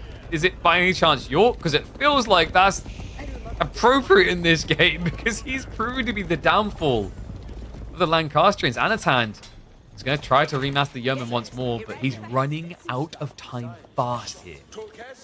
And guys, what makes it rougher is Gunpowder Contingent is felt to be your go-to really powerful play. But do you really want to be building Reboldiquins against Mass Magadai? The answer is an affirmative no. Looks like we are going to have a teensy tiny pause here for a moment. Not sure what happened. I'm guessing something probably disconnected. This is crazy though. We did just push the stream up on YouTube again, so apologies for that, folks. I didn't get up sooner because, like, I thought it was actually running, but we are up everywhere again. This is fine though. We had like the weird disconnect before in where we had to have a remake. This just seems to be, I think the players are here. Probably like a mouse or something just disconnected. How do you get out of this bind now as Anno? He is exhausting his gold. That's a really big problem. He's going to run out. Even with Scuttage, this is kind of rough because if he wants to go back to Hobbelars again, that's not cheap. He still has a decent amount of techs to get. He'll switch Earlsguard. I believe also the college still has military tactics training, not taken. Other techs, you don't really care about here.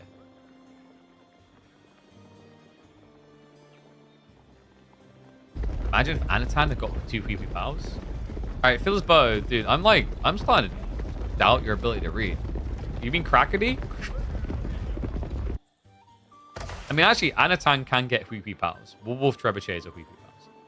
Yeah, so if he got PP powers, I actually think he would have lost because I don't think he would have had the skill point. You kind of needed the extra infantry, the extra cavalry muddying it. Like, sure, you eventually want siege, but you don't really need to go in. But the way this played out for Crackedy, it actually played out perfectly with the Sacred Site win condition.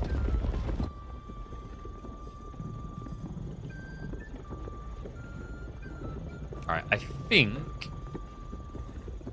hope they're back.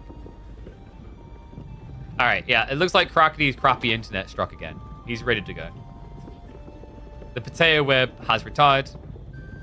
So we should be kicking off again in a moment.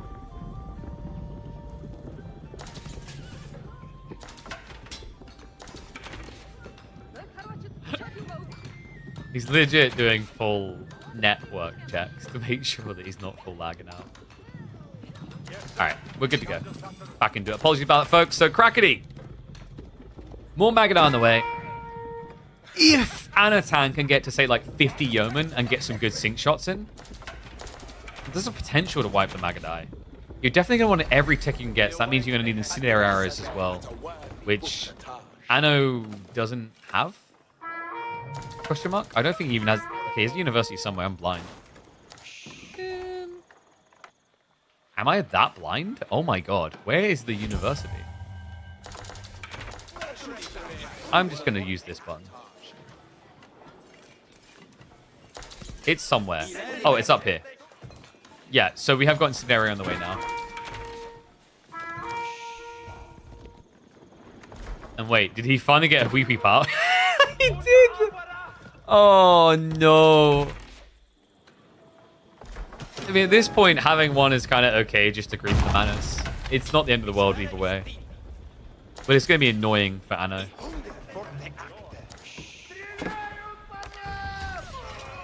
Attempt is going to be a fat L there. Yeah, Krakeny realizes that like Anatan's not really in a position to mass cavalry right now. He needs to think about the stage fight, because if you mass cavalry, the Magadai can just kite and kill. So you only need a handful guarding the posts, and has huge vision via the outpost network here. Not to mention the yams to easily move across. I don't know, this feels like Anatan is just trying to protect the yeoman with cannon fodder.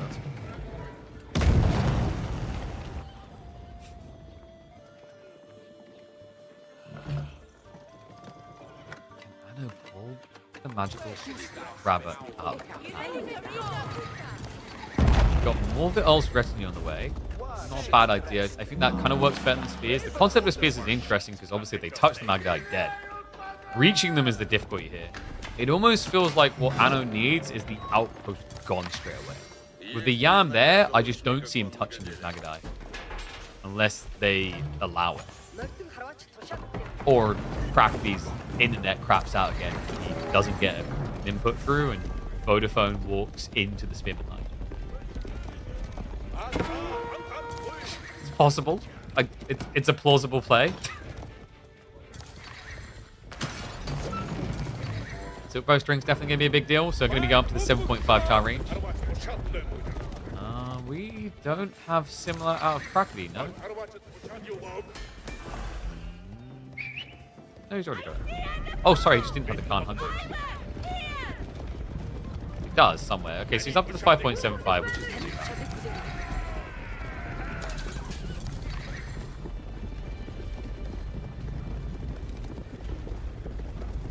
$80 Magadai. No longer Meme Gadai. Anatan, does he just pull the Demu Lancers to the decap? Quite possibly. Yeoman going for the shot. He uses the sing shot. That was it. That's all it achieved. It didn't kill him straight away. Nesta B shot's now coming to scare him further off. And the Magadai is standing their ground here. Krakeny. Really? What? He's not even microing them away. He values the Nesta Bs too highly. Of course, this man who molded against Recon would do that. And he erases them. That's it. GG gets called Krakeny with a Kraken 3-1 victory over Anachad. Woo! And finally, more House of Lancaster. What a cool game. I told you guys. Yeah, I told you it was an insane game. You didn't believe me? Well, there's your proof. But yes, we are rejuvenated, repowered, and ready to go underway with more Midweek Master Series. We should have at least 2 more series. We've got Starflight versus B, and then after that, we'll be checking in on the winner up against Voldemort in the quarterfinals. So potentially 8 more games today. If you aren't subscribed, I don't know why. That's like easily 7 hours put in today at least. Good times. But I'm going to keep an eye out just in case we need to sort semi-finals, but I think we might be able to like just pound through and have those all on Thursday. And yeah, just to clarify, so by the way, we have announced the map pool for next week. Next week, we are going to have Pigeon's View returning. And I already saw someone start questioning why we're using Highview. Highview has known spawn issues. It's not consistent. Kayu's work on Pigeon's View is just overall more reliable than what came out of the devs directly. So what Kayu done, he actually messaged me the other day. He actually just had the foresight. He was ahead of it already. He asked if I wanted that map updated to include the details that Highview now has, the points of interest, the scouting points. I said yes. So big shout out to Caillou for doing that. We basically have a much more competitively balanced version of Highview for Midweek Muster. But let's get ready to refocus back on to week number 20. Because we've still got plenty to do here, guys. We've got quarterfinals, round of 16, we've got double semifinals, and then, of course, finals. It's going to be a good week. I can feel it. I think it's going to be a good week. So game 1, guys, we're actually going to have Delhi versus Mongols. Yeah. Oh, this is cool. This is about shoreline fish, I think. Maybe he thought it was going to be French opening. There's another possibility. I'm excited for it. Let's... Oh, sorry. I need to select River, don't I? So, G1... I just realized. No, I'm going to have to... Unknown.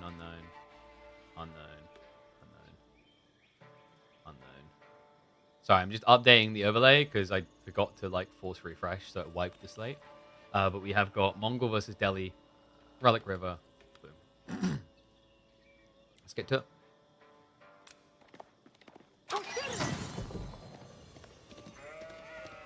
And it's not even showing. Why is it not showing? Work, damn you. Okay, the overlay is not showing the name, so... I'm not sure why. Apologies. It just is what it is. Cow stuff broken. Don't work.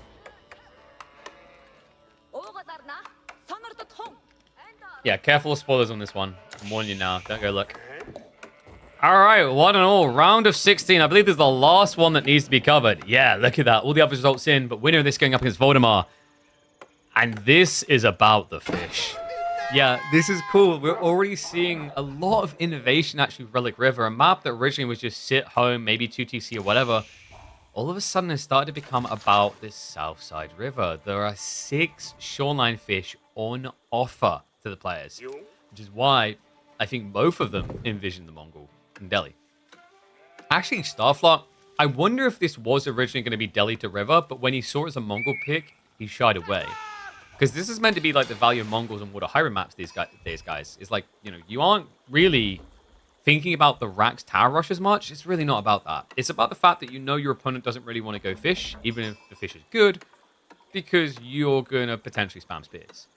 You need to look no further than Himiyama. I think Himiyama is the pristine example we have historically of this in recent months, is when a Mongol pick is there, and if you haven't picked English, you just let them have the center of the map.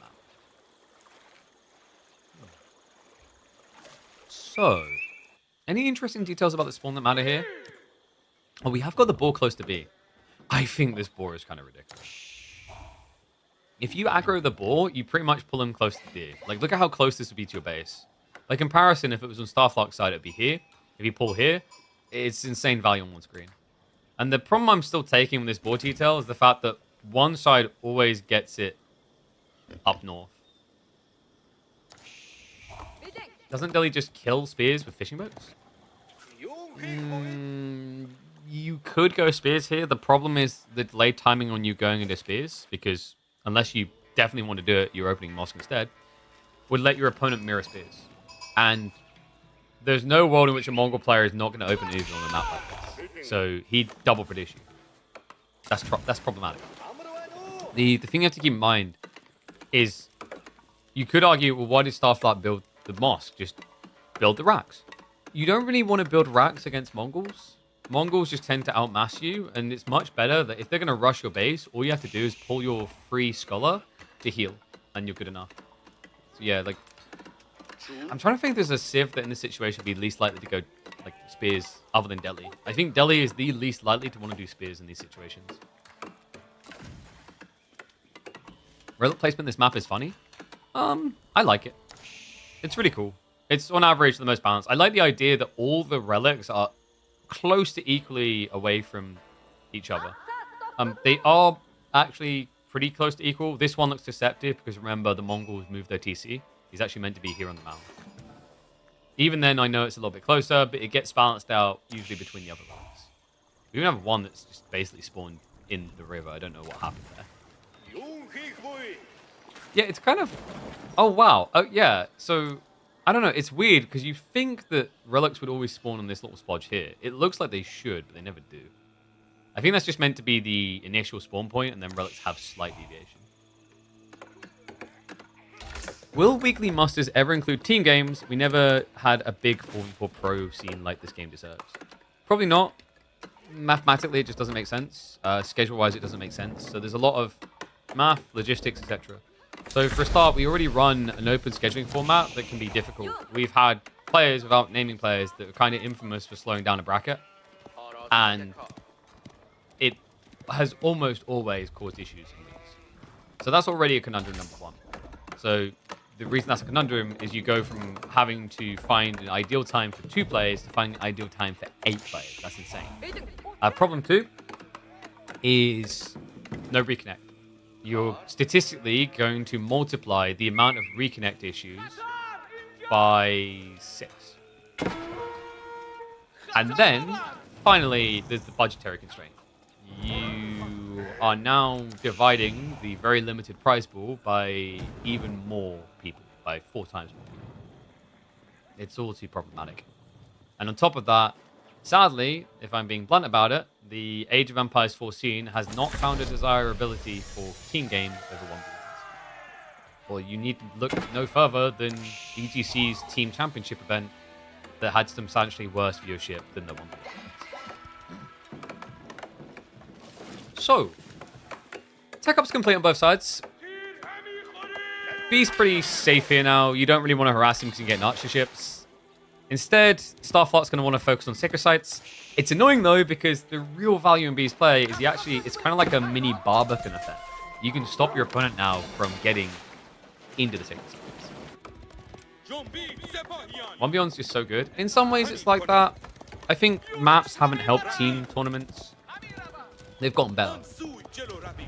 The game definitely struggles with this concept of not knowing whether it wants to be focused on 1v1 or team games at times, but you can tell that 85% of dev resources goes to 1v1. I've been vocal about this before. I don't necessarily think 1v1 is indicative to a better RTS in terms of attracting new players. Even actually from a tournament POV. AoE4 would need some big reworks to make team games compelling, but like other games that do team games out there well, the community, the competitive community is still way too fixated.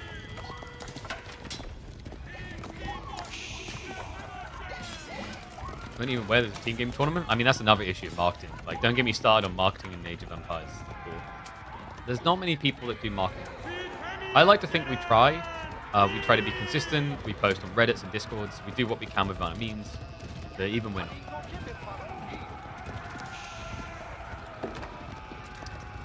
So this is looking pretty perfect for B right now. Economically ahead. He's blocked out Sacred Sites.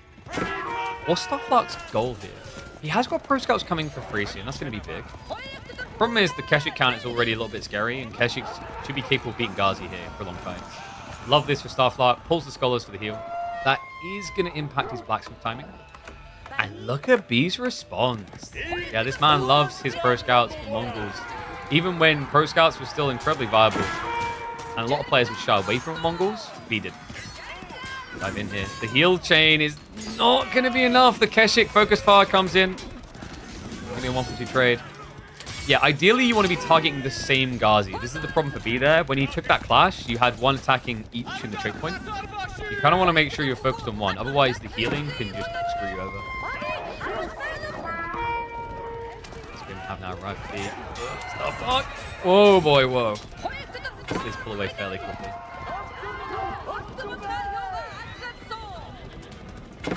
Need multi-cam stream.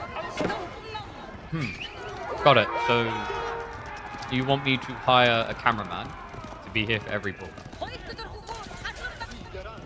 That would be nice, but I do have a very important question. Are you providing the extra 2,000 budget a month that I probably require or something? I mean, it's nice world situations. I've talked about this before. Like, in an ideal world, I'd love to have player comps for finals, but the extra logistics and also just the low price pool makes it difficult. Just like I'd love to have bigger prize pools so that players really start to feel compelled towards Midweek Masters. Because it's not that they don't, but there's no denying the biggest attraction point for the already established pros of Midweek Master is improving their tournament elo.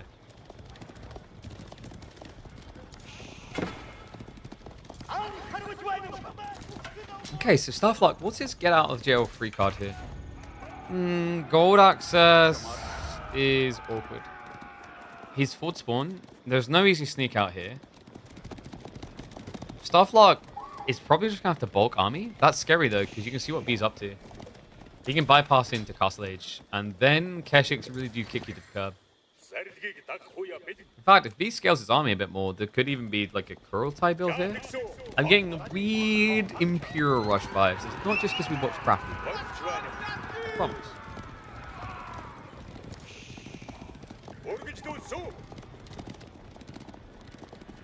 Why is he behind by 5 villages? The fishing boats.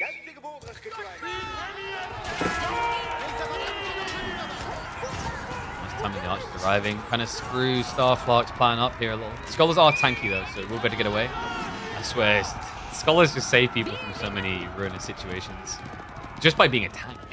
I think MS can look into something allowing SC2 players to compete in AoE4 after EWC. Maybe Neela can do something. I don't think you need to pat them on the head and kiss the boo-boo better so they have an easy time. Like, you don't need to privilege them in a little hidey hole of only they can play here.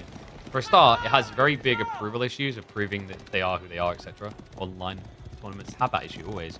Same reason why like low ranking tournaments suck with money, because low ranking tournaments with money doesn't make sense.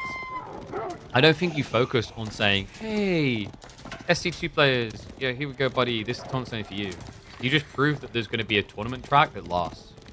The biggest thing that StarCraft 2 pros want right now is a home to lean to they know is going to be here in 10 years. So that's the thing you have to prove to them. Even then, it might be a challenge because Blizzard has a history of promising and then rug pulling. Look no further than Heroes of the Storm's compares. Good interception here by D, by the way. There is going to be a counter dive, but it's TC. Like, you just can't get underneath this thing right now. It's going to come around the back now with the Spearman. Keshiks are on the way home. This could turn into a sandwich. He could even think about aggroing the ball, but considering it's a staggered retreat, not really worth it. It's actually better for Starflight to do that. Big 7 just getting their spear kills. Keshi backstab, mirrored out by the Ghazi. Reveals the Spearman well. And even turns around the other side. I think Starflock is doing pretty good with his micro in these engagements. And B, all of a sudden, instead of completing that castle up, he has to reinvest in the feudal age. Amazing fight by Starflock. Tail end is a bit ugly, Spearman count is low, but there's no archers left to compete. Just needs to mop up the injured. This is key. The archers, their goal is to get rid of every low HP bar unit. Doing a pretty damn good job of it. Starflock, man, he's turning up today. I'm impressed. We talked about this already. You know, I never say that it's like, oh yeah, blah blah's definitely gonna be there. Statistically, it's very obvious that B is favored here. But based on what Starflock is doing, golf claps all around. This is a sick timing. B got way too greedy with what he was imagining. Starflock, Soul Reed, 2 Sacred Sites now locked behind means economically he's not really behind down. He is leveraged into feudal, so backing up like this is dangerous. I think he maybe suspects that B is already fully reinvested, but that's a lie. The gold is draining fast, so like if B wants to go for the tech up, there's going to be some risks here. I just think that the thing that I don't like here is Starflock is just backed off entirely. Now, he doesn't know what's really happening. That's why he's done this. He's playing it safe. Fortunately, that could give B a way back into the game. And yes, we are going to be saying the quarterfinals after this. So, Voldemar's series will be happening after this.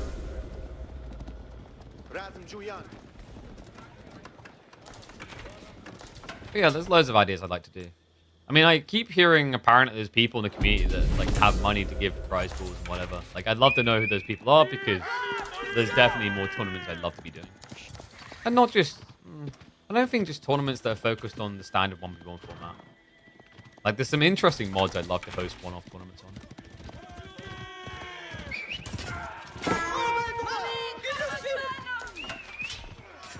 Step read out it is.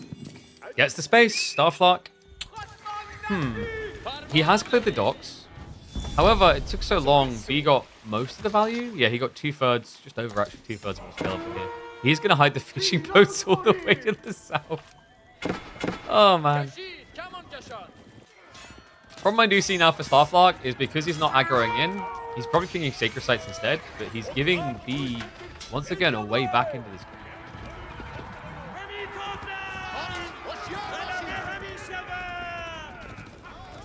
game. He can try to mirror the tech.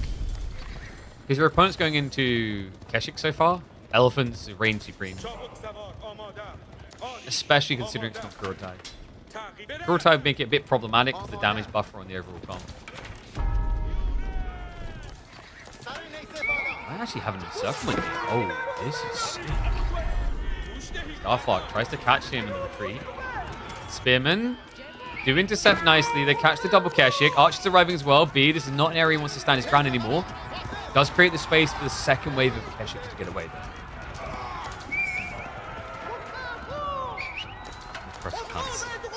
Finally going to get intercepted in the north. B, oh my god, this is so dangerous. Is these be careful? The scout might reveal him. The outposts aren't up yet. Oh my god, he sees it. Villagers rushing it up. They have to bail on it. Abandoned ship moment. So step readout complete, but in a completely unsafe location. And he's full on sending it. Starflark dives into the main. We'll have to back up a little here. But there's an issue for B. He has no gold income. What he has is what he has. Nothing more. Veterancy for archers was not affordable. He chose Keshik upgrade. I mean, what do you do here? You're going to have to trade across just to get the gold.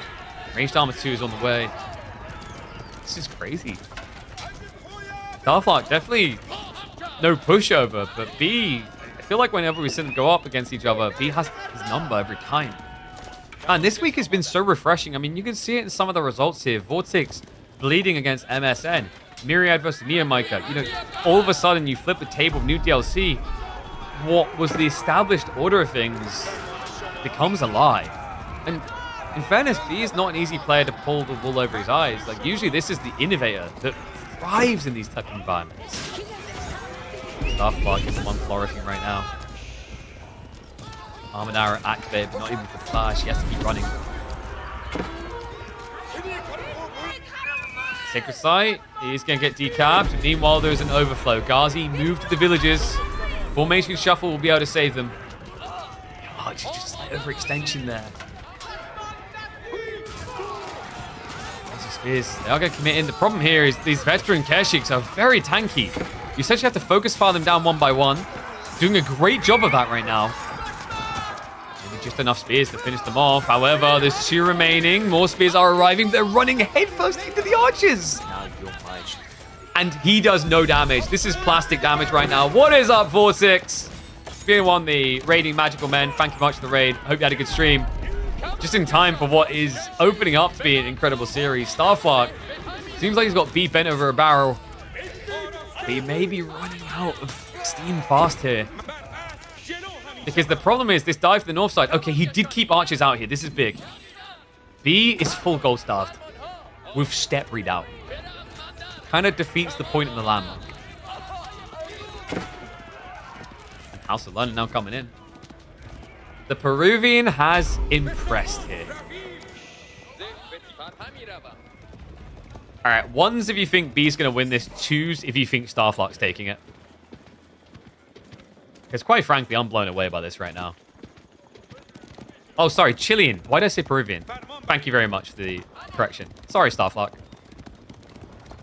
Which player is from Peru? We have a Peruvian, I'm pretty sure. Do we have a Peruvian? Or have I imagined that? I'm gonna have to go check now, aren't I?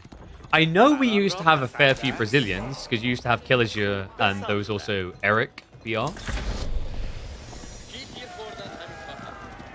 I think Starflark is currently the highest ranking SA player. So SA Pride.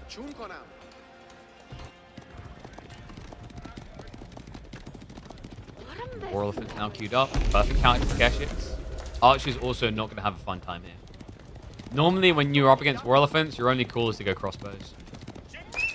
But for now, B, he can focus on raiding. He's searching. Checking the golds. Unfortunately, he needs to be looking at food sources here. You always feel like you're on the clock at this point against Delhi. Mathematically, the amount of technology they're just getting for free is absurd at this stage of the game. It's where it really starts to scale out of control. Now, oh look, you're paying 350 resources for veterancy. Nah, I pay with time. It doesn't really take that much time with mass scholars.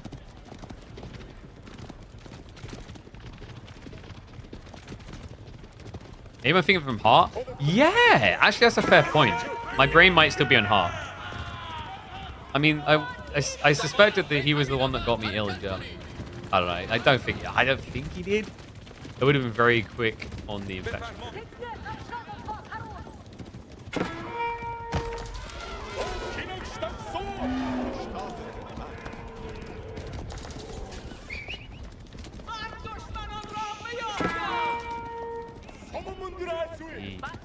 This army actually all of a sudden doesn't look too scary. Yeah, his veterancy was slow and stuff like this. In fairness, B wasn't gathering gold for a long time, but this is brutal. And also the Ghazi do show up on the gold line. Shiv's out moment, Springwood Tower should be able to defend him. Remember, the eco count is not fair here. B has got this 6 fishing boats, but they are tapped out, I believe. That was the last, yeah, so they're worthless now.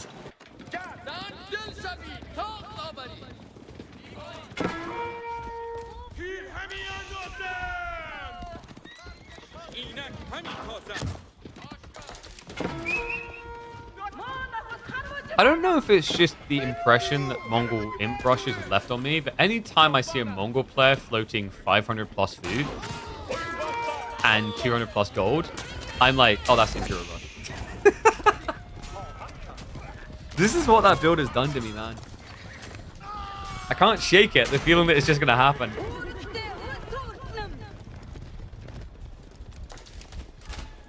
Yeah, I'm not touching your South American sickness comment there. That is too soon.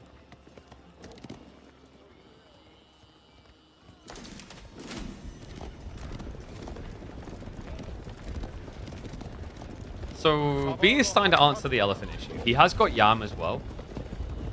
Really important because you need to be able to kite. But he doesn't have many crossbows. Then again, Starflark's military number is kind of a lie, guys. It's 20 scholars. And if he had like 3 war elephants, no doubt, I believe. But 1 is counterable. The Keshik Mass does look good for it. Get into the clash. There's Belly and Spearman here. Archer's clashing that backside. Really needs to pry fire down the crossbows, but unable to reach him. The Khan Hunter range, the extra range is making the difference here. It's just 0.25 tar range, but the war elephant heals. Come on. This will never get any less ridiculous than the first time you ever see it. It doesn't matter if you see this 50 times, 100 times. The war elephant surviving this long. He's just going to walk it back. We have got strong defenses to try and hold on here. The problem is the war elephant needs the remaining army gone so he can start headbutting down the buildings. Wait, we've got a point of balance here. He's not dying anymore. So knock time. He's going to start hitting the buildings. It's War Elephant! Alright, this is no longer Age of Empires 4. I'm no longer a commentary channel for competitive RTSs. This is simply a channel designed to tell the different versions of Dumbo's existence through history. This is the protagonist. This one elephant right here.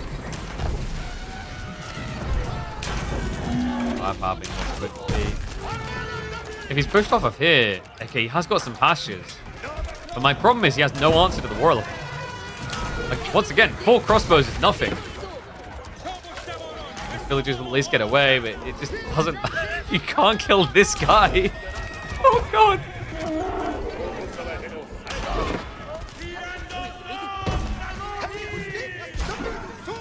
This will, like I see, never stop being ridiculous. So good. Starflark looking so powerful, man. he didn't make this easy. And you can argue like Valley versus Mongols. Oh yeah, really good for Delhi. I don't know if that's true though. We've seen in the last few weeks, even post-patch, you know, when Brave Scouts was like better, Mongols don't do it as easily, I want to say. Delhi looked pretty solid. Sorry, Mongols rather looked pretty solid for these really unorthodox fast Imperial builds. And I think maybe that was what B's eventual goal was, but Starflock stopped him ever getting there.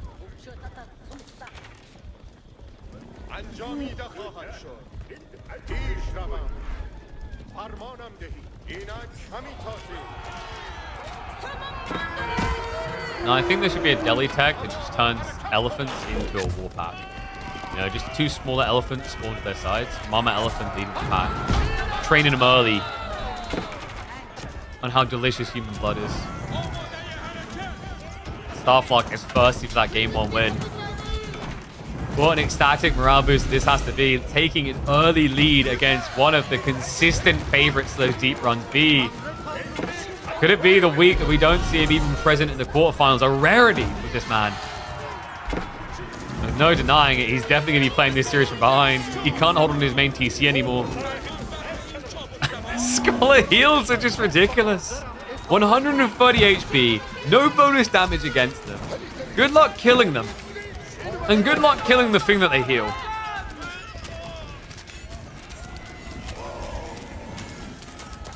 How about that?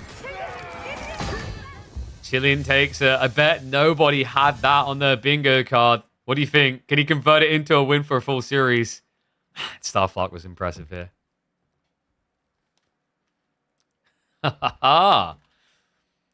Dawson is early leading, yeah?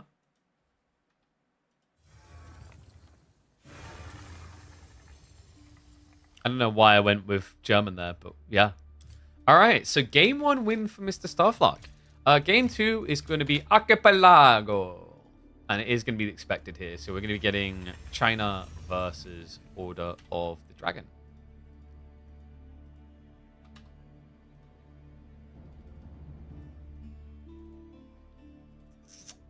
Water, water, water. Yep, you guys love water, right? Oof.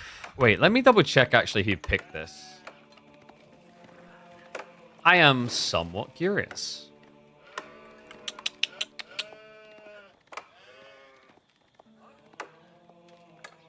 Where is my draft? I've lost my draft. Oh no. Oh no.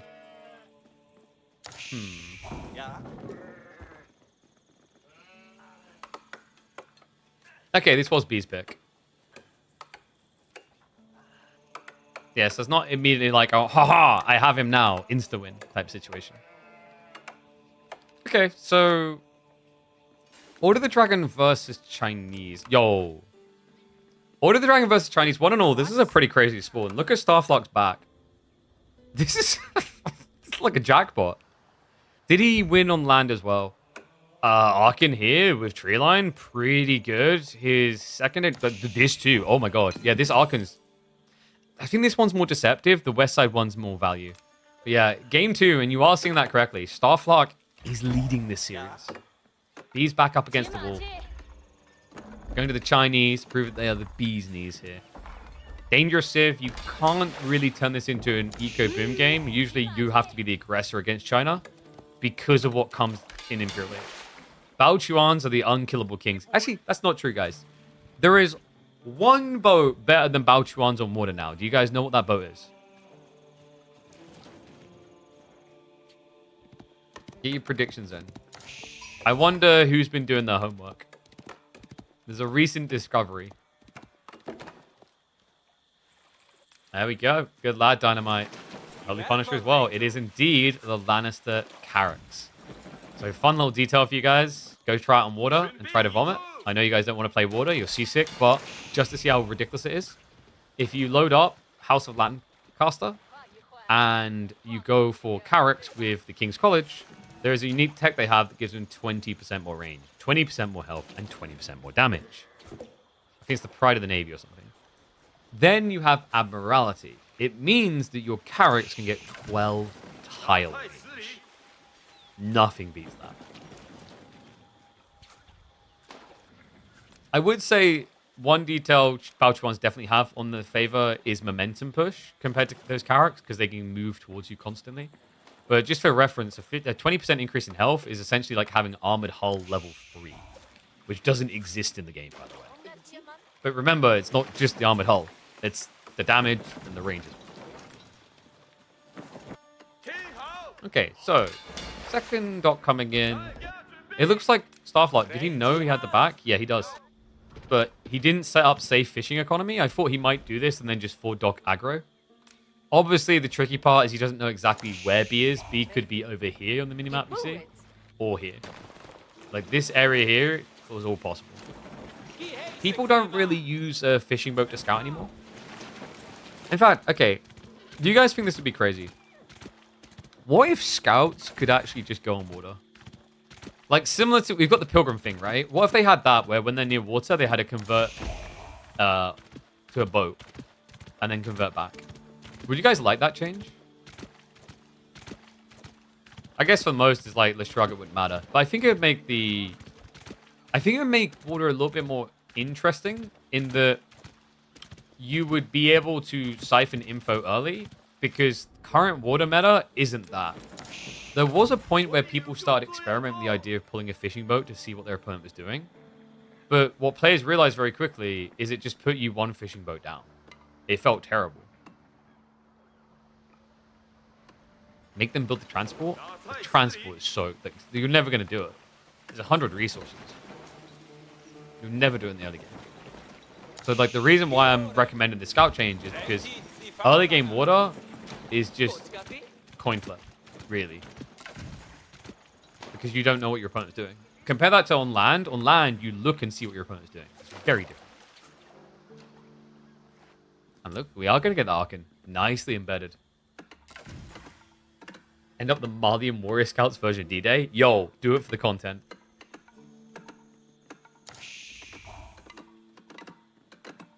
Has to be like when longbows do palings? Sure, that's fine. It can be slow, like, setup, but it should be a thing.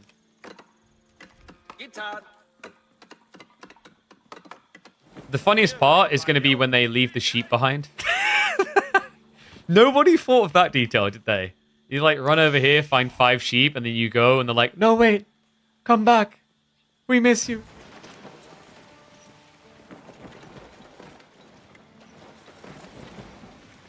By the way, I just realized this is ridiculous.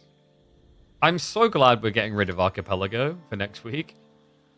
Did you guys notice the Sacred Site spawn yet? If this was a Knights Templar pick, this would be so incredibly unfair. You wouldn't be able to stop them pilgriming straight away. I don't know, man. Like, Archipelago, I get that it's gone through some iterations, but it has always consistently, I feel like, been a really bad spawn map. It's just inconsistent. It's sad as well, because laid in there somewhere, there's a really good spawn for Archipelago. It's the one where you basically have, like, B where he is. You'd have this thin little sliver of land between the two, and then a mirrored on the other side. That type of design, that type of spawn is really, really good. Because you have that tiny island to circle around. Would they carry the Deer Pro Scouts? Nah, you just make them drop it. Because like you're turning them from one unit type into another. It's the same logic as pilgrims becoming boats. They are now being replaced by a different entity.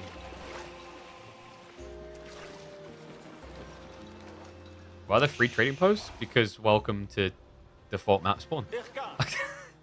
Look, yeah, he can even trade. Oh my god, this is OP. Okay, here we go, guys. You pick Knights Templar here, you rush Venetians. This is Starflock punting. Oh, man. Oh, this feels really bad. Your first boat, he can turn this into a win, though. Because B, if he guesses correctly and starts attacking, he's not going to be in position to protect the fishing when this comes around. So although this looks really bad right now for Starflock, it can become a positive.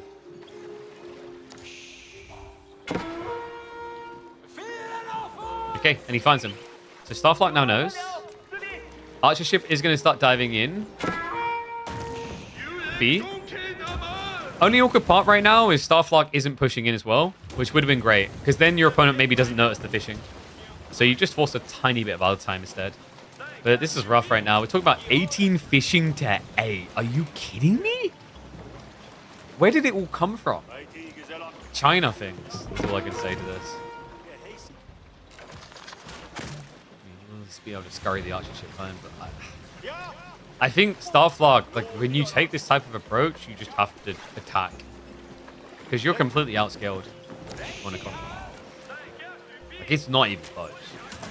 10 religion lead, and then there's also taxation from your Imperial Academy, which is mitigating the effect of Arkin. Like the archer ship is going to get sniped out as well. Starflop, the one going demos, means he actually needs to find that junk snipe on the archers. They will do so.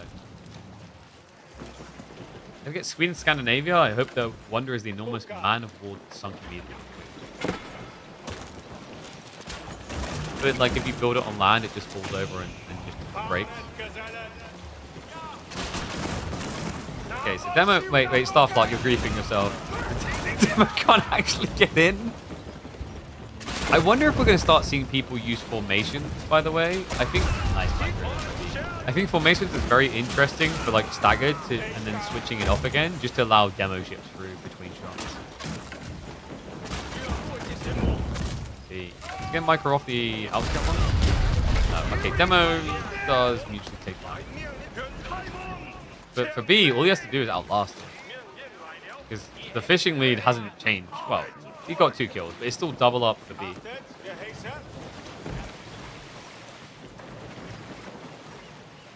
He could actually legitimately just sneak past me. I'm worried, man. I don't know. I think his Starflog just... Could he have kept building fishing boats here? Maybe. There are gaps on the wood quantity that would have allowed for it. But when you go this many demos this early on and they don't hit, you've just drained your eco. He's going to get cheeky. Goes fishing for the fishing. Starflog. Only one archer ship needs to be careful. Demo. He's going to be able to be sniped down. That was a cool idea. B, he sent the demo in and then followed up the archer ship, knowing the junk shots would go onto the archer ship. So he was trying to snipe these in return.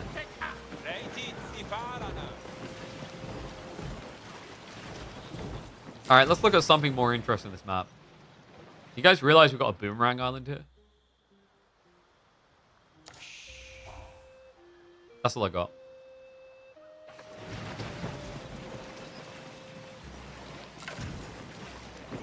Yeah, we're not getting any fun silhouettes off the water this time.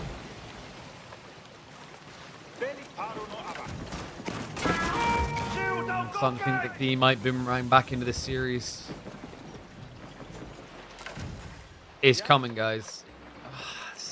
It's going to be so quick. Because the build speed.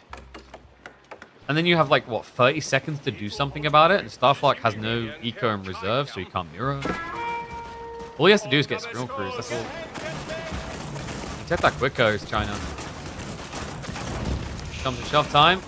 Demo's going to try to creep in, but the archer ship defense it mostly does what it needs to there. Does lose double Springles. Has his own demos to try and contest now. I think the archer ships. I mean, for B, all he needs is a stalemate here. Starflog has got a slight ship lead, but he's not pushing with it. He's forced to retreat. B has more demos where that came from. Oh, this is going to turn into just a demo shove to escape pressure. Starflog lost all the archer ships, and now it's undeniable, guys. Imperial Palace on the way. Just clean and obvious water. I don't know. The problem I have is I feel like water is at a stage where it needs a complete rework again. So we talk about certain elements of gameplay being gatekeepy, and I'd argue water has kind of reached that stage again with the best players. Not many people have the time or the patience to practice water to a point that they can compete. No offense to Starflog, it's just like B historically has more experience there. It just needs more granularity. Water quite often just turns into the equivalent of both players are building archers. Oh my dear god. This is the only one epic part about it. Some people love it, some people hate it, but at least it gives you the full Michael Bay effect. Big hit with the demos. Ship should be able to protect against the counterattack. And that is going to be imperative. Got double archer ship to try and clear this up, but the problem you've now got Even without Spiral Cruise there, it's probably on the way. Starflog is nowhere near an age up. Yeah, the one thing that in some ways I wish AoE4 could learn from Water is the demo ship effect. What I mean by that, not making it easy to do that much damage, but having the possibility is incredible. It feels very hard for LAN to find that. Probably the only, like, you know, positive element.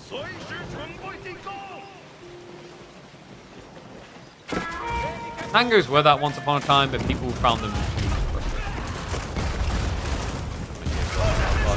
If he can't get this hit, the upgrades are now coming in. It's exactly not enough.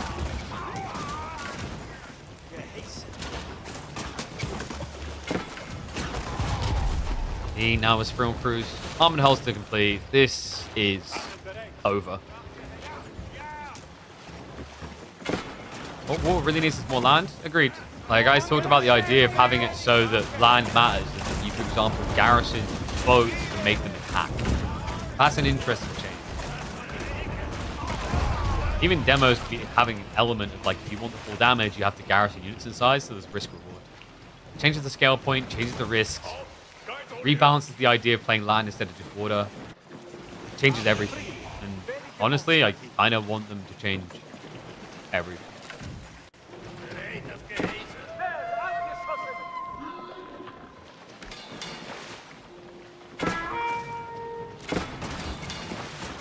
Starflog.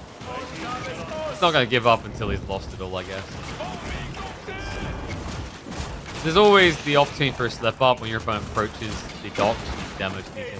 This seems unlucky here. Big hit! Just stood there and took it. Like a champ. Oh, that is going to be fleet wipe. And a deciding game coming up next between these two. Demo should be changed to ramming ships to do melee damage. Age of Mythology has that, and it just feels really... Like, anyone else who's played Myth get what I'm talking about. It just doesn't feel good. Even if it does a lot, it just feels really... I guess the only other way I could describe it is kind of clowny. It, like, to watch it, especially, like, it feels and looks clowny is what I'll say. What is the one thing AoE2 has better than AoE4? I mean, like, that is genuinely grass is green on the better side, like on the other side, because I've literally listened to AoE2 pros say they think the AoE4 water makes more sense. So I think what you've got there is a classic, we're suffering, you're suffering. Your suffering looks better than my suffering because I've had this suffering for a long time. But the reality is, they're both bad. So, let's get Roos and Ayu in there. And let's hop into the deciding game.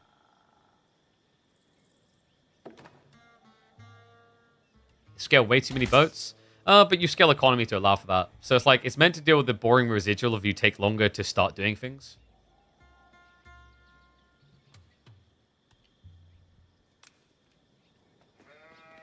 Deciding game number 3. You heard that correctly. B is not just steamrolling this, folks. Starflog is taking him all the way to a game number 3. But B is a bit of a ruse specialist, and it's not just because it's his nationality. This man has been a fearsome force on the ruse, understanding all the intricacies to both overwhelm with and dismantle against. Curious to see what Starflog's going to bring to the table. Maybe we see something a little bit different. That Chilean could take us in a new direction. We have seen new elements added to Iobits. Most notably, there is the industry wing with a build speed now. We've got the Master Smiths now having military academy. My feelings, my instincts is he's probably just going to play a normal growth wing build here because Roos are usually going to fast castle you. How's the initial rotation looking? Oh, Starflog, what? Okay, that's very surprising. So what was the thought process here from Starflog? I guess he just wanted a 50-50 split. If he sees his opponent, he goes across, and if he doesn't, he just goes long. But if you look, you can see Starflog done something very unorthodox. Most people don't do this on Scourge. The corner. the corner rotation that you normally do on Dry Arabia is meant to be, I'd say, fairly inefficient here. Whereas what B done is he tried to cut across the map. Now, very different for the Roos. I think this might be Starflark doing an intentional iteration because Roos don't do a normal 50-50 split. Most of the time, what players will do is they will run diagonally across the map and then cycle back and drop sheep off. But if you see your opponent halfway, you switch sides. The difference with Roos is they make you have to think outside the box, which is, like I said, why I think Starflark done this. I mean, credit to him, actually. I think he got literally the best outcome you could with one scout. Oh, I might even get better here. Hello! This is a sick rotation. I'm impressed. I think that's pretty much all sheep removed now. Maybe there's like one hiding right in the corner. And, you know, like normally sitting a berry sieve with 16 sheep wouldn't be like crazily impressive because they don't eat the sheep. But against Roos, I'm pretty impressed. So 16 to 16 sheep. And he's going to be going culture wing.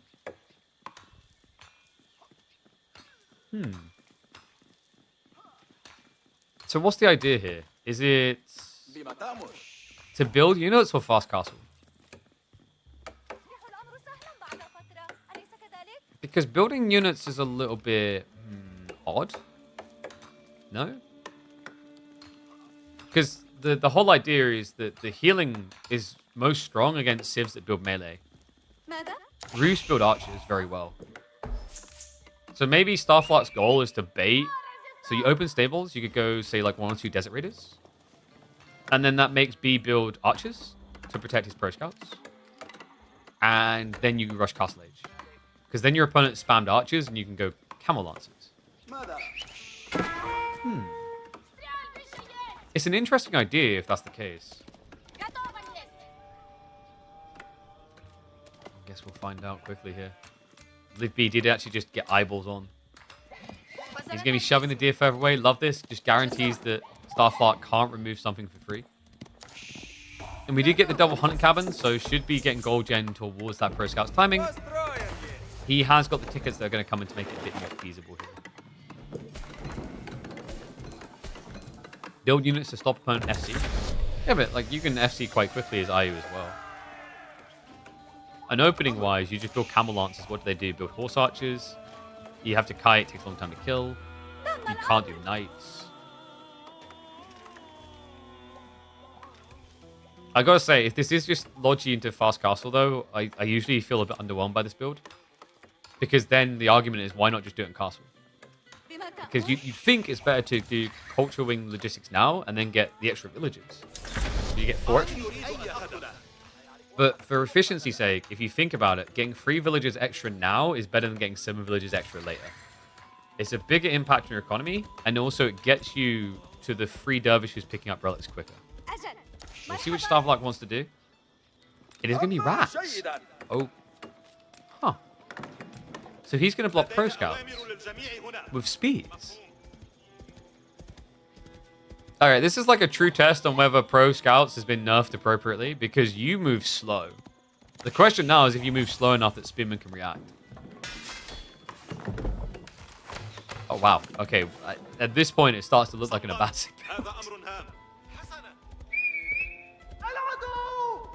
New Civ trackers are slick? Yeah, I like them. Shout out to the devs for finally getting that added in. I just, like, my only... And I'm doing this... I'm saying this in, like, a positive intent, because I don't want this to happen again. We just need to make sure moving forward, these type of changes are made more fluidly and quickly, so that we like aren't just sitting around for a long time. Because I did make these recommendations for like these type of details for Rebel World War, and I really had hoped that we were going to get it, but we got it in the end. So that's good. I have still, by the way, yet to cast a single Ottoman game, so I cannot comment on the Vizier point system because I haven't had a look.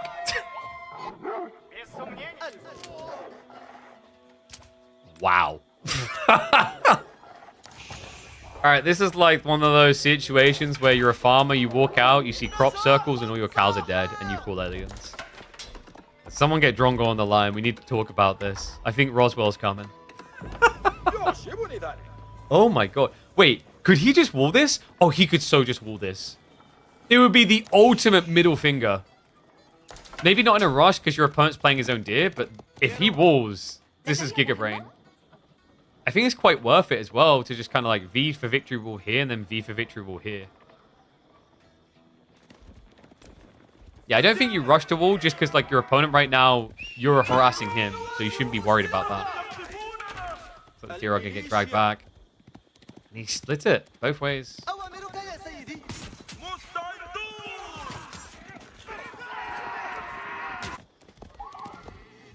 Okay, looks like most of the deer on the north side still haven't been taken yet.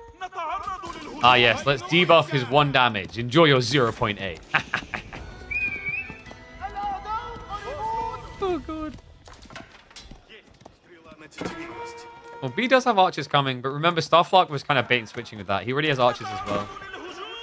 I wonder if Starflark could have just maybe skimped on spamming more and put more archers, but there's always a paranoia that Roos are going to add in knights. I think that's what he's worried about. Look at this Starflark. Oh, this is so cool. He's just min-maxing each of these spearmen on the heel. Some of the archers showing up. This is going to get a bit weirder. However, maybe it's worth focus healing the archer instead. You have to run now because of the spearmen. Okay, so he wins the south side fight, loses the north. Starflark has plenty of food to work with. One thing that's worrying me is he's going castle. Could you just kept playing feudal here? It never feels good. Like, this is one of the things I think is odd about IU, is if you do not do Desert Raiders, you feel like there's no value in long feudal. That's why we've been seeing the logistics win Kemen, because it's a one-off, but the double heal is, like, kind of bonkers. If you can force your opponent to keep participating. There is a scary point where you don't want to be feudal anymore, and that's when your opponents go mass archers. Because then Dervish dies. Same logic with Ottoman Imam. The Ottoman Imam play is very much a timed investment.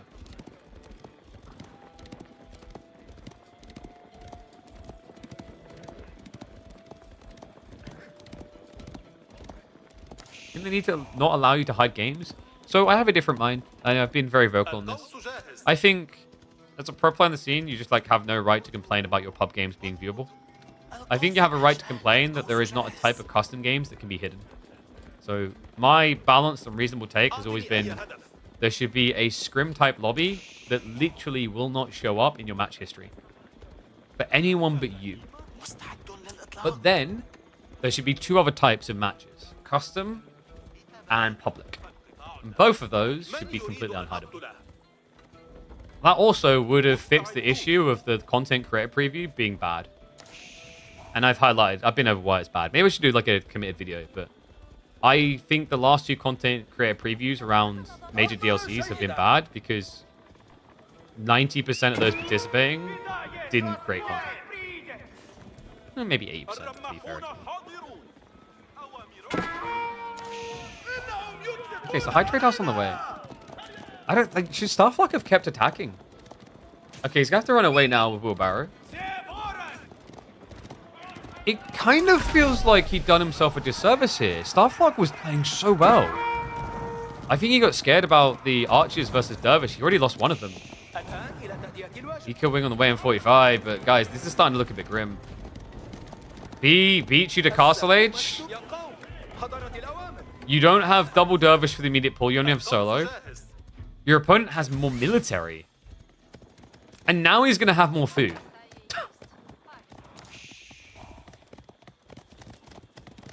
What if rank play has to be public, but the other modes can be private? No, literally, like, anything that's not this scrim labeled lobby is, like, public. But, you know, you can use that tag, and it'll be fine. It also deals with the complexities of things that you think would be simple but are not, such as we've had in KPMMs players forgetting to make their games public when they make the lobby. You'd think it wouldn't happen after 4 years of pros, but it still does. Okay, so tech up complete now for Starflark, but V's going to commit. He does have the knight upgraded, nothing else here. Everything else just budgeted. What is that knight doing there? Oh, I think he had to select all with knights and he was going elsewhere, but he's going to commit now. And things could get uncomfortable here. Starflark, he has got extra villagers for the time being. Hesitant to say it's going to stay that way. We do have Knight spam for B, so probably trying to raid him to death here. And he was also blobbing more archers. But Starflark with this Camel Lancer spam will have a reset. First relic is also on the way home, by the way. B is mirroring for relics on a similar timing. Starflark has to make the heavy investment into a mosque early. Sometimes you can delay this a little bit with double dervish, but he lost one. So if he doesn't rush mosque here, I think he knows he's just going to lose out on relics.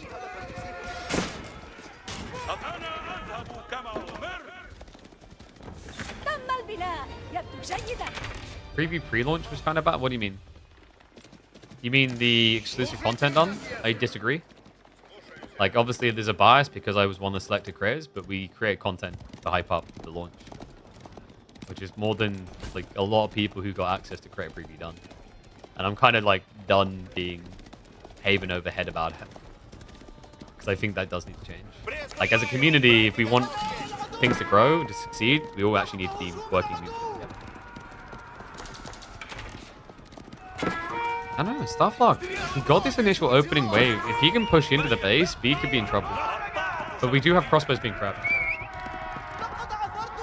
It's kind of crazy that B is just bulking knights against camel lancers. But it does solve for the other part of the equation, which is archers.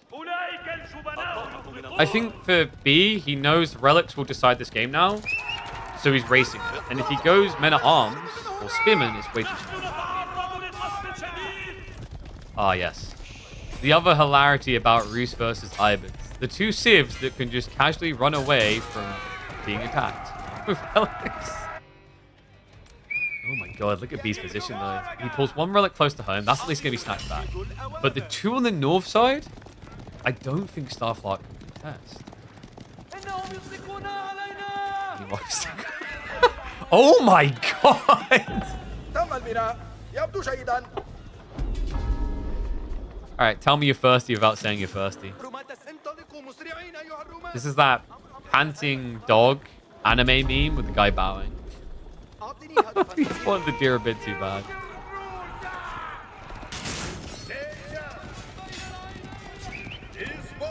So Roos Knights face tanks and Camel Lancer last night. I guess Boy's Fortitude goes hard. He doesn't even have it. But even without Boy's Fortitude, it's a 20 health difference. So as a tank, yes, you're super effective.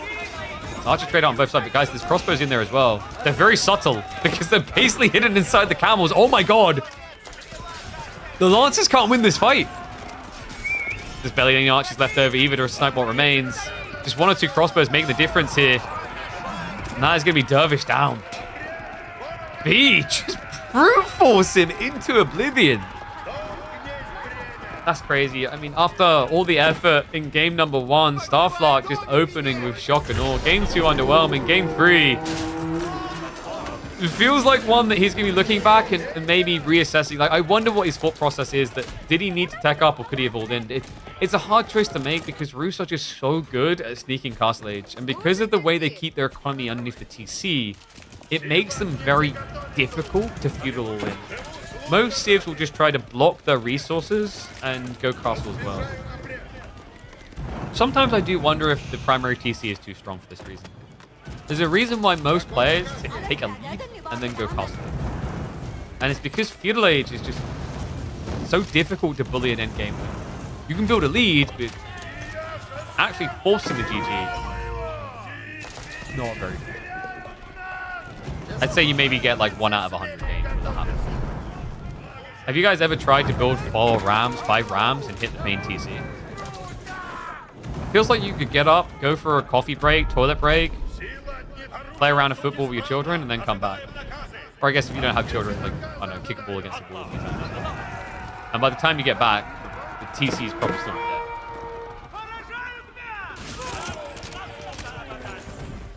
there. Nice attempt to intercept reinforcements. Starflark is kind of the only way he gets back in this game right now. The main fight is going to kill him every time now. So he needs to raid. Either the main TC is too strong, or the ability to bring food under there is too strong. I think the main TC is kind of too strong. I've said before, like, I'd love to see an ability where you build charges of arrows And when those charges run out, the attack speed slows.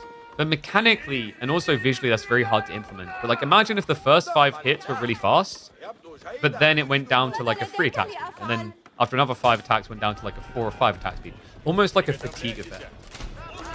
The whole logic there is if I dive your TC with 30 archers, it shouldn't be a fight you really come back from just the TC.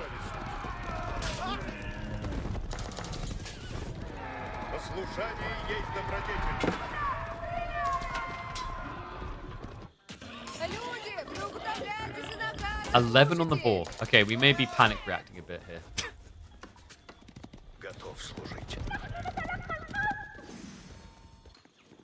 B. Hold on. He saw him. He's gonna see him twice. Oh no, B! Wait, what are the villagers doing here? He came for the ball! Are you kidding me? This wasn't even about the goal block. He thought he was gonna come back for the south side. Crossbows easily able to deal with the camel lances. There's just no easy escape here. Starflock's entire villager lead there, and he is gone. That is it. B will make it a 2-1 and a showdown with Voldemort in the quarterfinals. Damn. Unfortunate. I mean, like, you know what? Unfortunate, but I'll say this. I think Starflock played one of his best series I've seen in KPMM so far. I'll, like, negate game 2 because, like, you know, water's weird and blah, blah, blah, whatever else. Like, you take water out of the equation. I think he played some pretty cool games here. Game 1, phenomenal. Game 2, yeah, it's hard to read when you're ahead sometimes against Roos because of that defender's advantage we talked about. It often just steers you away from all inning.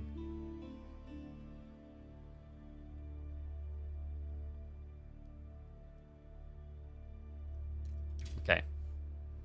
So, guys, I believe we've got 20 minutes until Voldemort B starts. In fact, let me just double check that time and confirm for you guys.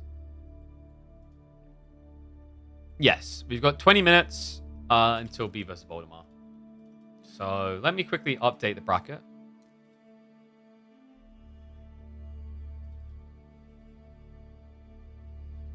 No Beastie in this one. Nope, didn't sign up.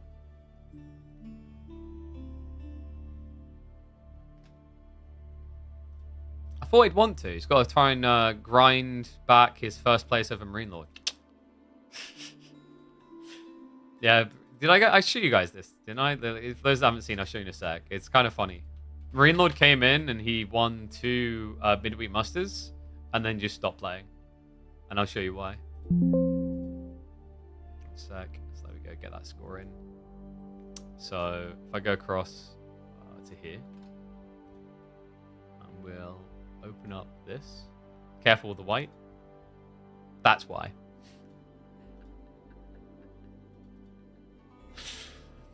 He came in and he farmed it, man. Yo, B, by the way. Big winner. That's sick. 72 points gained. Damn. So this is the auto qualification people were talking about. Is if Lucifer could have had a good run in the midweek muster here, if he was able to beat Louis MT, who is 7th, that theoretically would have put him close to, if not on course, to break past Wham. Especially if he beat Vortex. So yeah, that was like, this week was quite important for Lucifer, I think. Because that now means he doesn't make all of qualification. Because we have a look at the Elite Classic. Great spelling of Elite. I don't know what my brain was doing there.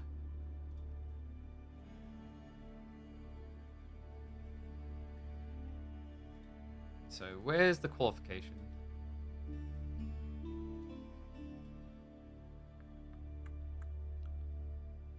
Top 4 from EGC Masters, and then top 4 from Tournament Elo.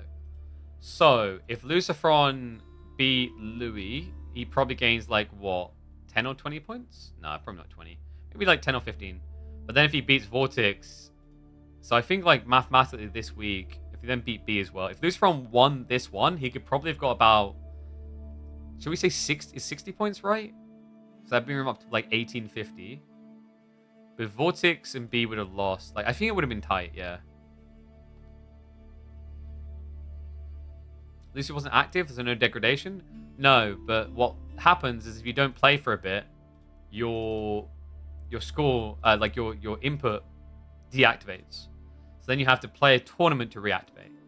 So Lucifer was quite fortunate that we have all these weeklies because it allowed him to reactivate his score. Otherwise, he definitely wouldn't have stood a chance, and he would have had to have gone into Elite Classic 3 with no tournament elo. And that means that seeding-wise, he could have been put up against, like, you know, Baltoon and Louis and Wham and Anatan. So yeah, another reason why the Midweek Musters is very useful and very important. But, yeah, what was the map pool in this? So wait, what... Have they said what the TBDs are about? Is there a reason for the TBDs? This map pool feels a little bit safe. Borderland, Cliffside, Arabia, Frisian, Gorge, Holy Island, Lipany, Sacred Grove. Yo, my whoa, hold on. My Sacred Grove made it in, milady. Hog, look, I even get credit. Yo, who updated my picture? Although, also, who updated my picture with such a bad...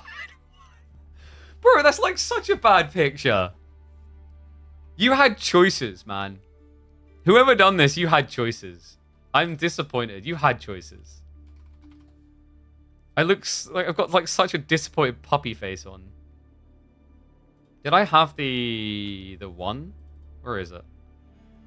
There was a really cool one I liked from the event, actually. I don't think I saved it. I think I forgot to save it. That one!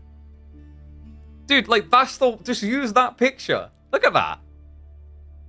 That's so cool. I got that on a slate map because Being Esports randomly printed it out.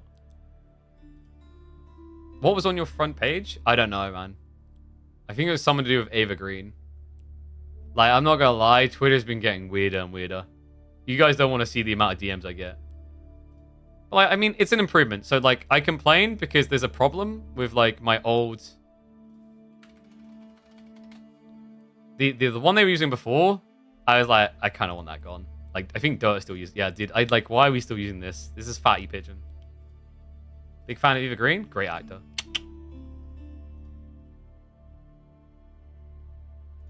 Like, chubby pigeon, man. Look at that guy. Look at the meat on that bone. Will we see B Voldemort today? Yep, that's coming up next. Yeah, someone... thank you, whoever updated that. It's definitely an improvement. I look nervous as all hell in this picture. Oh, so let me just get the correct emotion. You guys gonna come watch KPMM next week? You guys gonna come watch it? Yes. I'm a little bit disappointed Caillou didn't get... Oh, wait, he did. Okay, he does. Yo, Caillou deserves a... Like, have we got any Liquipedia mods in here? Caillou deserves a page. So Caillou's made, like, how many maps now? He made... I think he done Kalauga. He done EGC's Gorge. Sacred Grove. I'm pretty sure he done Borderland as well. Like, bruh, like, someone needs to go make Caillou a page. He deserves it. He has a noteworthy chunk of the maps here, and I wouldn't be surprised if one of the TBDs is also his. Like, top map creators you have in the game now is, like... Avali and Caillou. Yeah. Like, no offense to anyone else who's been grinding on it, but, like, they're definitely the notable leads of the pack. Who else is there that's been really, like, pumping on generated maps? I'm trying to think now.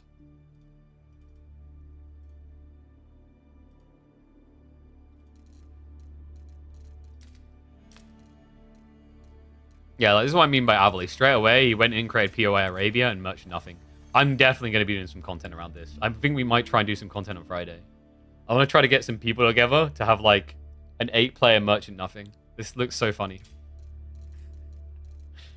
Ultra random. Oh, yeah, Hunter AOX. So Hunter AOX actually grinds and creates a lot of maps, but he doesn't usually focus on competitive maps, is what I'll say. His are more designed for casual team play. Yeah, like Hunter AOX created this as well. I don't know about, like, I don't know if this map would be good or not. I've been like eyeballing this map a bit. This is very StarCrafty, you know? Like you've got safe base and you come off the ramp.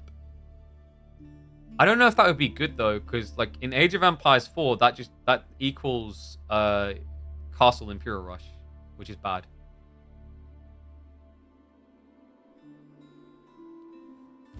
It's definitely an interesting idea. And then River Wild, River was just random. And then we had what? Yeah, Caillou designed, created rather Mesopotamia. Neri designed it. Yeah, dude, like a lot of them are just done by Caillou. I kind of want to bring Oases back. I like Oases.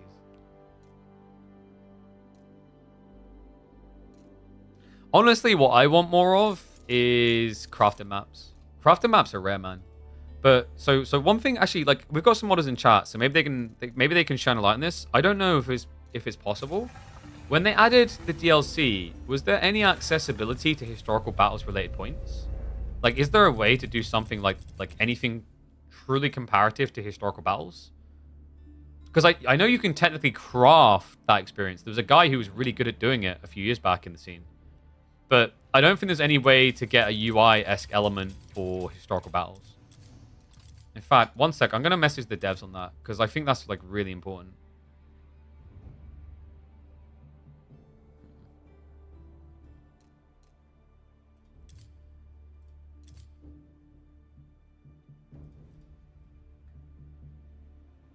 So let me send a message.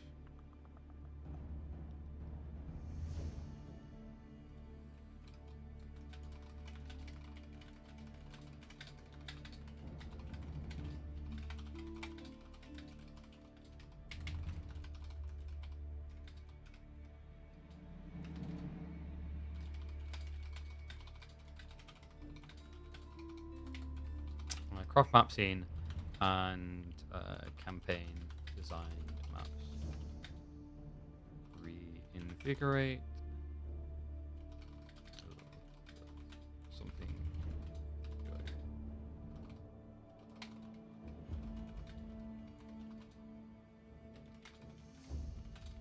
I don't know how possible it would be. I'm probably asking the moon, but like I said there.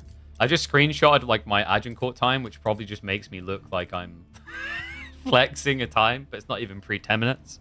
I basically done like Agincourt once on this server. My Tauton was because I didn't want to build castle landmarks. Guys, little tip, if you want to get Tauton Conk max 40, just build keeps. It's like really, really strong. I think of these, so Tauton disappointed me a little bit because it's just keep spam, which I didn't like. I like the scenario, but I just don't like the high score metric because of it. Agincourt is really good because it's speedrun dependent. Safed is measured incorrectly. I'm also tilted because we had a bugged run. I even reported the devs because after we done like an 8-hour stream, I was like, I'm a vibe. And if anyone's played Safed, you know how it works. You keep repairing the castle. And we finished the scenario with like 82 stone, but the villagers didn't repair to 100.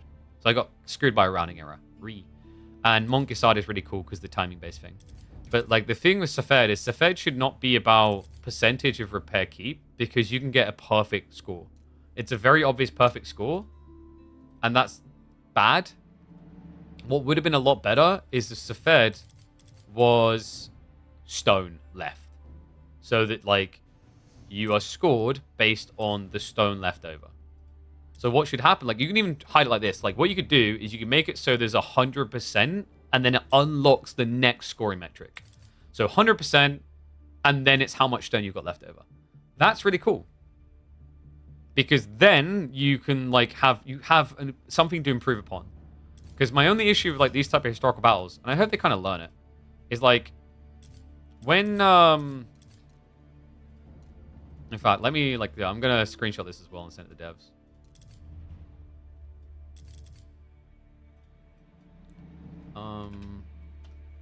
I'm gonna draw a doodle as well. So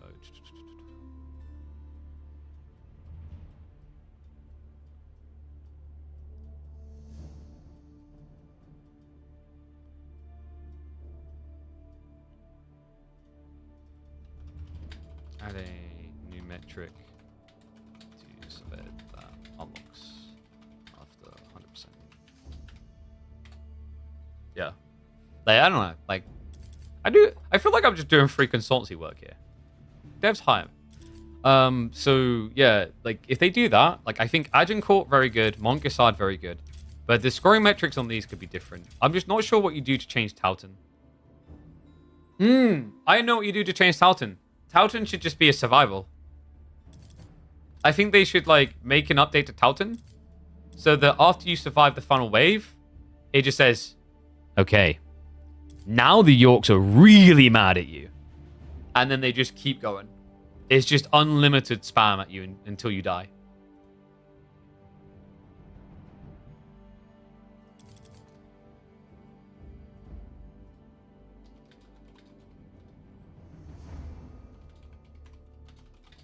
And Towton could have been an amazing, never-ending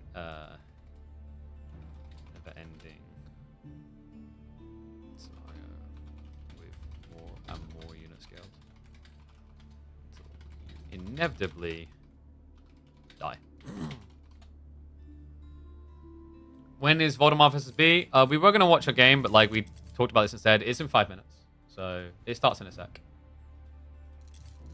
So, I think they're in... Wait, they just hop in? Oh, they might start 5 minutes early. Nope. Okay, Voldemar's just warming up for a few minutes. So, after his warm-up game, we'll have B versus Voldemar.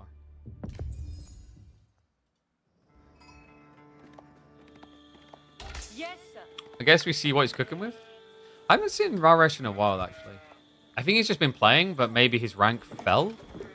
No, he's 140 right now. It's not too bad. I think, if I'm not mistaken, Raresh is the highest ranking Italian player. Yeah, so Season 7, 106. Season 8, 267. Season 9, 196. And currently 140th in the world. It's pretty good.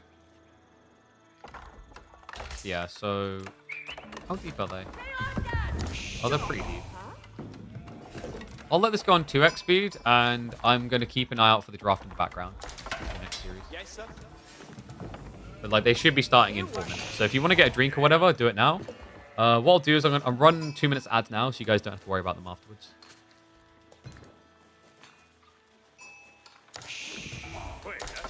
Okay, so Spearman this early? He wants Sacred Sites. Interesting. You get almost everything you need to build into manors. You still need to go for the stone.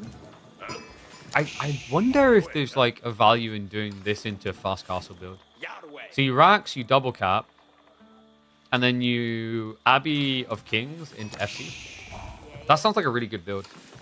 Yeah, okay, so like here's my thoughts, guys. I don't know if people like these ones where I'm on camera, but it's a chill cast, so like I'm gonna record this one because we've got to the last one. And he's doing it, yeah. So he went Rax opening. We were just talking before we recorded. Like, Merchant Camps is really cool because you get 45 resources a minute. So you build double spear to free cap, and then after 2 minutes that pays back. And then you do Abbey of Kings into FC. Because if you FC on this map, this is Enlightened Horizon. It's a really short distance.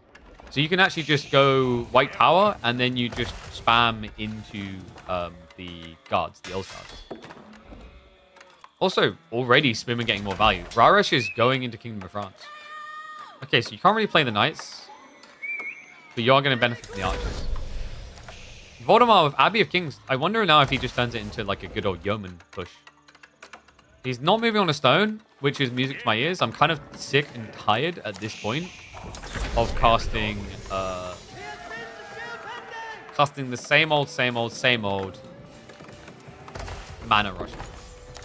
Like, I actually, you can see on my face right now, I actually get a smile creeping in when I get to watch Abbey of Kings. Because I think they are going to, like, eventually be discovered to be pretty ridiculous. Alright, shall I switch my ugly mug off the screen now? Draft will be beginning in about, I think, 2 minutes. So Lord Toy Soldier's going to be on the move. Archer's coming into play from Raresh.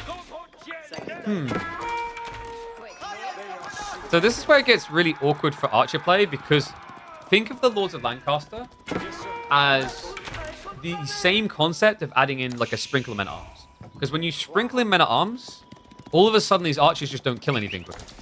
So you have to be really on point in the target fire. But he's also now just got the Yumi following up. Like, this whole comp gets so ridiculously tanky. And the issue is Raresh, yeah, going into Horseman, once again, Lord of Lancasters can kind of bog you down. Still, arrow timing is looking good. Honestly, I'm kind of just favoring Baldy's position. Then again, it's House of Lancaster. Big surprise there. The other issue that Raresh just has is genuinely these two merchant camps have generated so much value already for Baldy. He does need to find a way of dealing with the TC, but this is what the fast blacksmith timing is about. Wouldn't be surprised if he immediately queues up Siege Engineering. Meantime, Yeoman are going to dive in for a little bit of poke, might be get killed. Second TC, he has got Berry Gathering on the far back, and nice positioning. Able to start burning through the stables for free. With the Yeoman there, you can't repair. Archers are going to try to engage. No, Sync Shot! No, guys, chill. Remember, like, you don't get it at this stage. Oof. Voldemar with the brazen stand ground there. A little bit better for Raresh. Feels like he is actually somewhat stabilizing. The eco lead is getting a bit ugly. Go time is soon. Voldemar just got undermesh. And there's the Rams. Jean-Claude Van Ram about to show his face. Meanwhile, with triple Lord of Lancaster, that's an extra 11 HP per longbow. So reminder, this is the health you get in Castle Age. And that's where things get crazy. So notice how far he backs up. This is intentional. He doesn't want to do it here because if Raresh is paranoid about being attacked, he's going to walk up and check. You don't want him to check. You don't want him to see. He might suspect a ram's coming, but he doesn't know the exact time to move out. So walking out blindly could just lose you 5 archers if your opponent just built more combos. Ram kills itself. It's going to be going down. Production getting a bit awkward. Like, this is not a great map to be pinned in the corner in. You don't have much space. It's very reminiscent of Forts in that way, just kind of better design. Because, you know, you are claustrophobic, but you have options to extend. Forts for people just didn't hit because the way you have to extend was very forced in an unnatural way for a base building RTS. TC go. Might have to dive with the Yeoman here. Horsemen are just going to march in. We're going to stick on the 2 XP because I know that the next series is beginning soon.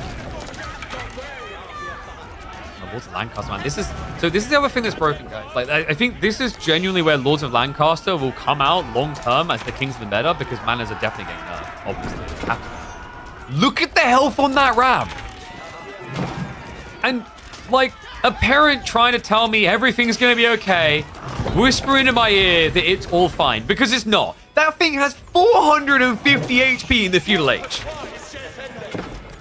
And these Lord of Lancasters just are not dying. Yeoman with the focus fire down. Can we die for more villager kills? The TC is dying right now. And the villagers, he's pinned. There's nowhere to go. Instead, Voldemar is going to move back, though, because he needs to protect. Looks like the TC is going to go down. Raresh doesn't repair. Turns for it now. No textiles. The Broman. Can they do this? It's tight, but Raresh, he threads the needle. He keeps the town center alive. But man, have we got some macro issues. He just doesn't have any burst coming in terms of unit production. 1,200 resources stockpiled up. Finally, he's going to queue them up. Oh my god, what is this game? Well, this is just unhinged madness, and I'm here for it. Oh, that is crazy. I think Voldemar's going to be facepalm kicking himself over that one. That chase into the corner that looked like it was a I have you now moment actually just baited him into a bad exchange. Because the difference of 3 or 4 volleys there onto these villagers is what kept that town center alive. Raresh is a monster. Alright, so I'm just checking in because we do have a draft waiting to be initiated in the background. But it hasn't started yet. Okay, actually it has. Okay, guys, so like we might need to speed up on this one because there is a series about to start in a second. Just be mindful of that. I don't know. I think this might like already be over. That push-in was cool from Voldy. But like Raresh has a lot of economy if he puts the work. He surely should be in a good position. I mean, the TC's still alive. If it died, completely different game. But Voldemar just committed mind, body, and soul to try and stop that.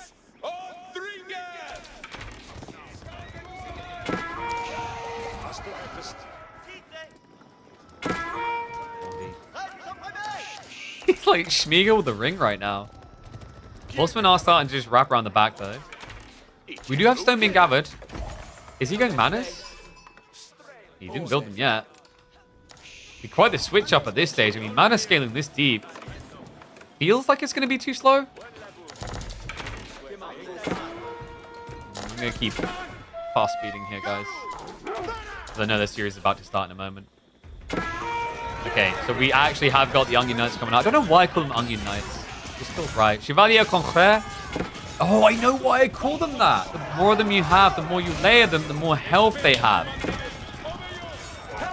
Little Ogre Knights here. Oh my god, that's going to be a wipe though. Voldemar! He just hasn't got the pacing to hold on here. Raresh, what a surge point. The Lancaster is now easily snipeable. South side tree line is going to be exposed. He has to guard it. The Yeoman count is re-vomiting fast here. The villagers now in peril. They have to stand their ground. All of a sudden, that villager lead is getting out of control. Lord Lancaster is going to be mopped up. Usually you want to prioritize these guys because you're essentially removing like an extra 3.5 health per yeoman, and there's 20 of them. That's like 70 extra health just taken off the field. Plus the DPS. Damn. Well played by Raresh. I'm impressed. I haven't seen him in a while. Voldemar is definitely no slouch either. We'll go back to 4 XP. Farms are now being set up. Oh my dear god. The corner boy. The corner economy.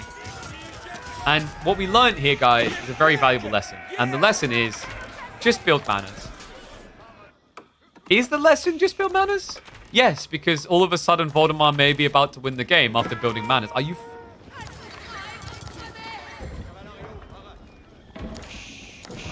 This Civ! Raresh tries to go full Sanctus Dominus and it's just not enough. Where's his army? Oh my god. Need a ram spam move in. I mean, this is do or die. Surely. Atri and House Lancaster about to be permanent corners. They already are, my friend. They already are. Raresh, he does have a decent front line of cavalry, just taking the fire. Spinman on our roam for Voldemar. Has got the Billman tech. Focus fires onto the back line instead, though, which means he's just ignoring the cavalry. Is Raresh going to run out of resources? We've got a raid on the backside. He's out of trees. Okay, this is big. This is going to be a slowdown. Voldemar still has trees. And he has mass. He needs to go. Hurry up! God damn it, I want to watch your tournament series. It's starting any moment now.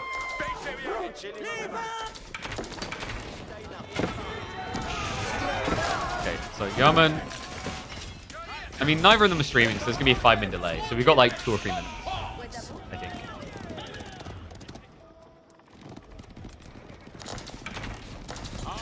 Back to AX. It's a 34 villager lead. I don't care if you got manners at this stage. Unless you got 9. Have you got 9? You got 6! 6! Baby level 6! Oh, come on. No, this is like where it gets rough. He just got the tech up. It's going to be Genoa. Veterancies just came in. I mean, you can say all you want about Yeoman, but they have their limitations. GG gets called. It is going to be an insane hold and fold. But crazy to think just how close he was to that House of Lancaster push. What do you guys think? A little bit more innovation and maybe we don't need the mana spam? Let me know what you think of my face on screen as well. You can complain if you want. This might get uploaded. See ya. All right. So we do have drafts ready. I felt bad about the last one that we had to skip out on. I wasn't going to do it to you guys twice, you know? I'm a thoughtful guy. Sometimes. So.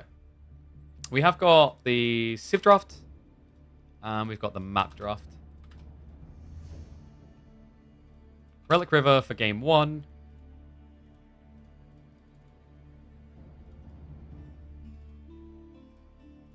And let's get ready to roll. Oh, they were waiting in lobby, I think. Thank you. I don't know if they were waiting for me, but we're good. So...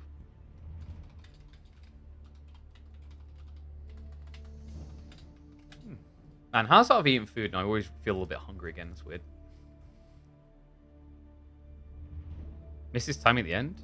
Yeah, I think he just like needed to commit onto the TC. Very different game if he kills that TC. I think if he kills that TC, it drains him.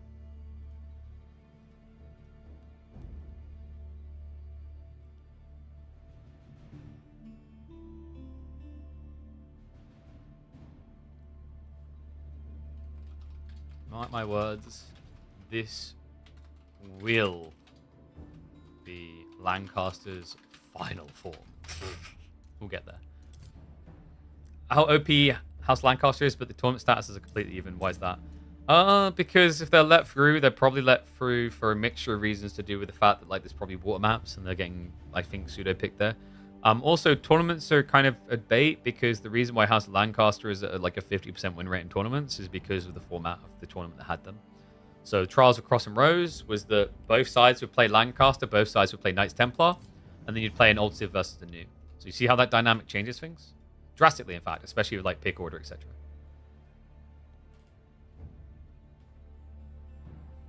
Okay. So, I think the boyos are ready to roll. Thank you, lads, for waiting. I didn't need that, but I appreciate it. Oh, good, lads. Relic River Japanese Abbasids? What the hell did I wait for? All right, guys. I'm going to run 3 minutes ads now. We've got time. And then after that, we're into game. Vamos. YouTube is like, I don't have to watch ads. Whoop, whoop. Okay, good for you, all right? Show off. Appreciate you all.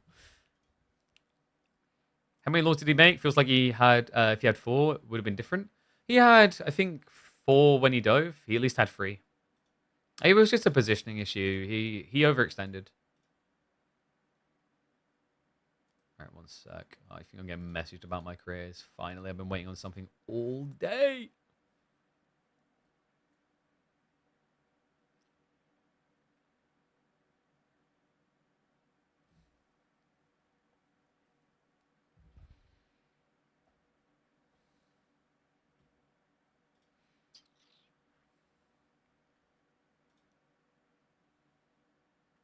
Let me check through.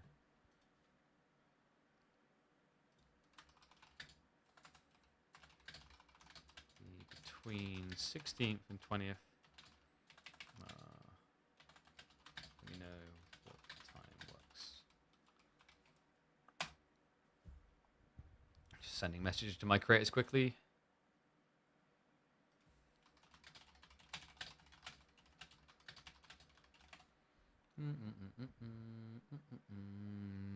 Who else? There's Lex.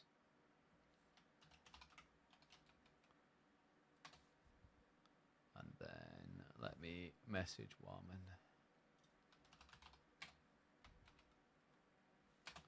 Okay, good. That's me kind of prepped ahead on work when I get to it. YouTube has ads every 2 minutes? That doesn't seem right. You know, like if you're getting ads on YouTube every 2 minutes, it's actually your watch behavior. So YouTube actually doesn't show the same amount of ads for every person. It's dependent on your own watch pattern behavior. They don't like, so even when someone on a YouTube video, like a creator, adds an ad every 1 minute or whatever, it doesn't play an ad every 1 minute for you guys. What it does is it says, okay, there is an opportunity for an ad to play here. And then what YouTube does is they check your watching behavior based on your YouTube account. Or if they don't have your YouTube account, it'll be based on like the data stored on the browser. Not so sure on that second statement, but definitely the first. So then based on your viewing behavior, they decide how many ads they can get away with sending to you per hour or whatever. Does that make sense? Yeah. I think a lot of people don't realize that. YouTube optimized for that years ago. It's legit actually what Twitch hasn't learned from yet. Like YouTube went through the whole ad apocalypse and came out the other side, and they are so much more profitable because they figured it out. But Twitch has never really bothered to truly sit down and figure out ads. Aussie Drongo's ad rate is redonk, but part of it is because you watch a lot of Aussies and you tolerate it instead of just clicking off. Because like if you click off, the whole concept is if you click off, if you leave the site, YouTube is like, ooh, there's too many ads. So I think like clicking off the site is more effective than clicking off the creator. Because if you click off the creator, YouTube just implies that you don't like the creator.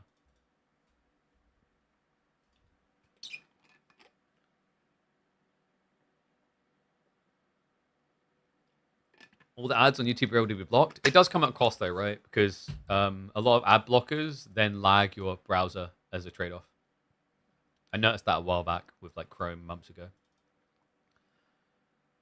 Leaving the page? Yeah, so like the concept is if whatever they're doing is driving you away from the site, then they think that's a bad thing. Because YouTube would rather keep you in the ecosystem and drive less ads at you because long term that's more profitable.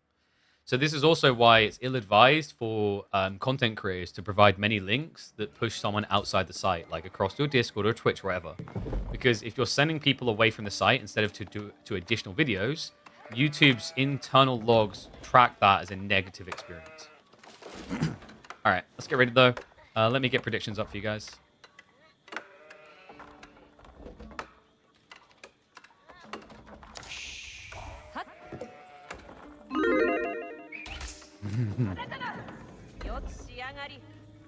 I don't know. I think this is a first. The first time we've ever seen Japan picked on Relic River. That's right. The brand spanking new map, courtesy of Knights and Cross and Rose, and a fun one at that. Voldemort, on the other hand, we have seen Abbasis a few times, and it has proven quite crafty. Drafts this series can be seen here. I think genuinely the reason why Voldemort picked Abbasis is that he was expecting B to open with House of Lancaster. That's right. House of Lancaster made it through. We will see it in the series.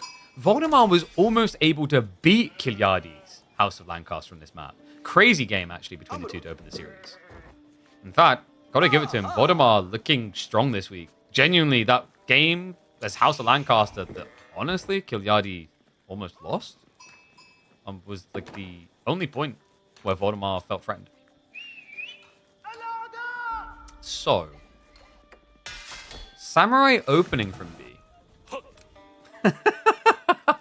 Oh, that's kind of cool. That's actually really cool. Because you have the armor. You have free ranged armor. Like, this is a very interesting detail to consider because a lot of men at arms, like we see, like Knights Hospitalier, have less ranged armor than melee. But this guy mitigates 60% of damage. Actually, is it 60?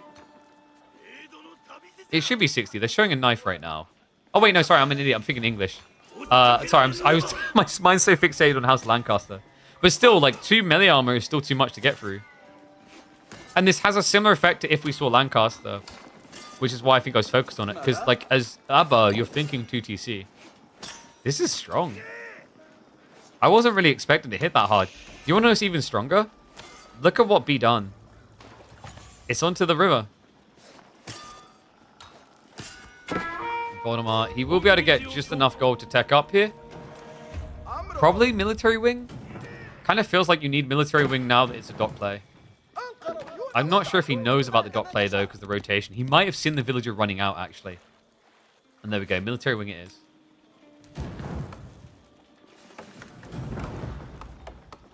This is ironically one of Voldemort's builds. What? Oh my god. Could you imagine you beat someone with their own build order, and then you just all chat type, thank you, build order very informative, 9 out of 10.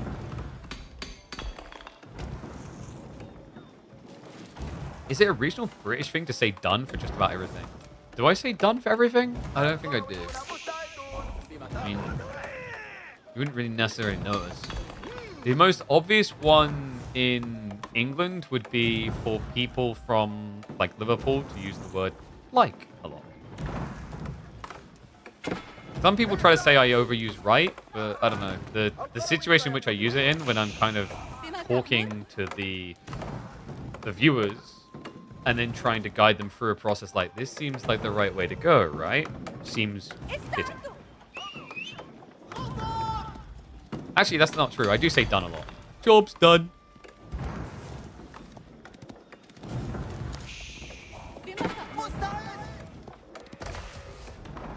I mean, Farmman can't talk. That guy is, like, obsessed with asking and talking about things smelling a lot. I think he just sits at the bottom of his farm with a giant wheel of cheese. And then everything else in life he has to sniff. Okay, so B now moving out in the wood. Does he turn this into just a classic castle rush now? Because you have ruined Voldemort quite a bit in terms of, like, options. Have you? I think you got what you wanted. Because, yeah, now they're chasing the samurai away, which means the fishing continues. But this doesn't mean you're entirely safe. The thought process is this gives you more time, amply, to return the investment. And now with Coca on the way, there's a worry that actually he might not be quick enough to ram, which is why Voldemort does pull the spin in Southside. He knows. Okay, this could be good. He's got the wood required. Coca Township is going to be a tricky one here. I don't think B's going to be quick enough to stop the ram hit. Hold on a sec. But calm down. Why are we building it literally in front of the dock that could build an archer ship? Are you a madman? Have I noticed some frame drops? No, because my PC is superior. I'm sorry. Now people like can't handle stream delay, or like they have to go down to 30 frames, or they can't like maybe it's the Vodafone internet. Like we don't have those problems now. We good. My only risk is that my daughter pulls an Ethernet cable out. Oh, Samurai. Psycho has arrived. wait. Can you get the archer ship out now? The tech up only just completed. He hasn't saved resources. And I think Voldemort knows he's being baited. But second Samurai. Yo. He keeps one archer building. He has to use both because look, it's going to be hard in Samurai. He has to cancel. A sick play by B. A very dramatic death. Actually looked like the Samurai finished him off. I will be your second. Damn, I wish I had action replay for that. He legitimately just chopped his own ally's head off. A4's more about CPU than GPU. Yep, and I've got 16 cores, baby. Choo-choo. So Voldemort's making this a fast castle build now. Against fishing? And what does he get for fast castle? Military is already gone, so probably eco. Trade would be kind of nutty. I'd love to see it, but it's very risky against Japan because of the Mountain Samurai. You watch the stream like a hawk? Well, you ain't gonna see any starter, baby. Look, leave him getting close. Oh, look at that animation. The only starter is if it's the shakiness in my hands because I haven't got like a gyro to rotate.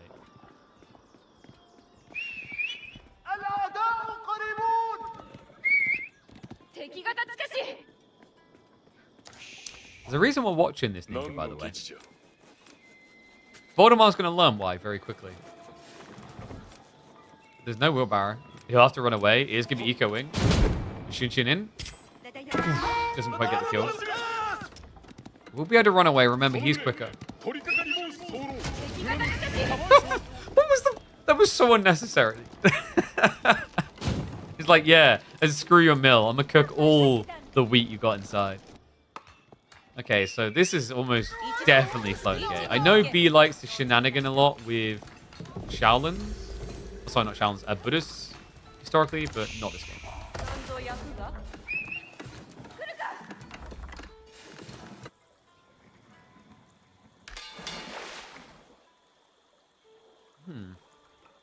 Okay, so Flown Gay versus Eco. Relics are going to be the target. Voldemort... I don't know if you can rush 2TC here. You might need to actually add units to block relics. And it is going to be Archer plus tables. Okay.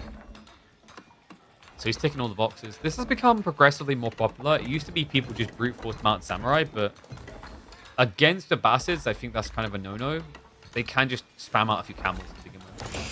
So instead, he's going to have that Archer layer. That also just guarantees the Spearman can't overwhelm because of a camel audience. SSD problems would be different. Didn't BC have like huge SSD issues?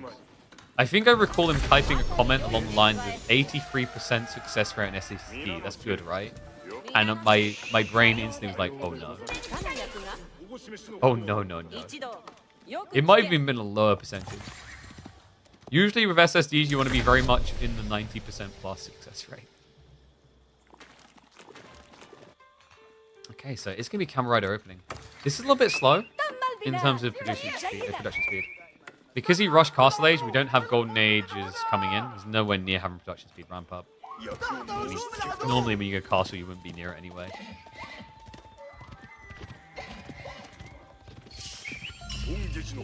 Onimushi? Okay, I was thinking Yumi. So Voldemort actually kind of has the right call. Was B maybe expecting Archer Spear defense? Because you may remember they get bonus against ranged. Oh, sorry, heavy. Getting mixed up with the new genital. They get bonus against heavy. So like maybe... No, there's no way you would have expected Lancer versus Mount Sam. Then again, I've seen people use Onimusha quite well, even against camels, actually. Like, I remember there was like an Iabid Japanese matchup a while ago. Baltoon figured it out. Where you can just go Kaburia, and then you edge. If you just stay on the edge of range, the Camelonese doesn't reach you. So you just have full damage. This is cool, though. At this early point, you might think this looks really suboptimal, but you don't need much of a front line. The Bannerman is both buffer and protector. In the meantime, he just basically plays Horse Archer. Voldemort, a little bit slow on the pull away there. The issue here is you don't have camel handling. Oh, wait, no, sorry, he did get it. Yes, Voldemort! Oh, that's sick. B, he doesn't have Kaburia yet. You don't tend to get the movement speed buff tech until you have 8 to 9 Onimusha. This is sick. All right, Voldemort's cooking. I love this.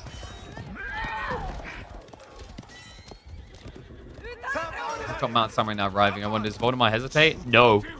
He already has the melee shields on the way. He doesn't care. What a sick build. He does have an eco issue, mind you. He's falling behind. Relics are already being dragged home. So you're winning this fight, but you need to turn it into an eco kill somewhere. That's so cool. The fishing count is sitting at what? 6? And then I think a Yorishiro drop. No, okay. No Yorishiro drop on the TC yet. We have got Raxus getting added in, so it will be a full switch into Spearman. This can be really good for Voldemort if he goes Archers now. He's a little bit stuck on camels, though, which is not a good sign.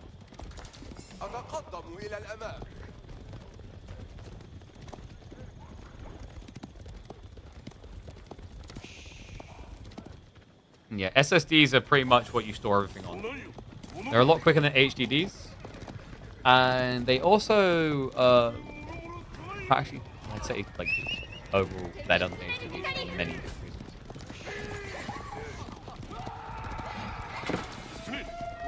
My favorite one about SSDs versus HDDs is when you're, like, adding that type of hard drive to your PC. You can just toss them anywhere in the PC, whereas HDDs, if you have any vibration, they break.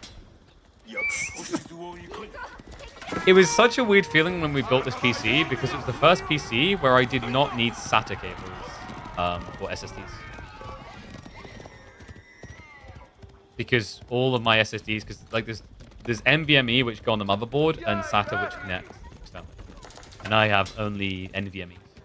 I have a lot of NVMe actually. I've got like double 2 terabyte. Actually no, was it double 4 terabyte? I think it was double 4 terabyte. I'm a big boy.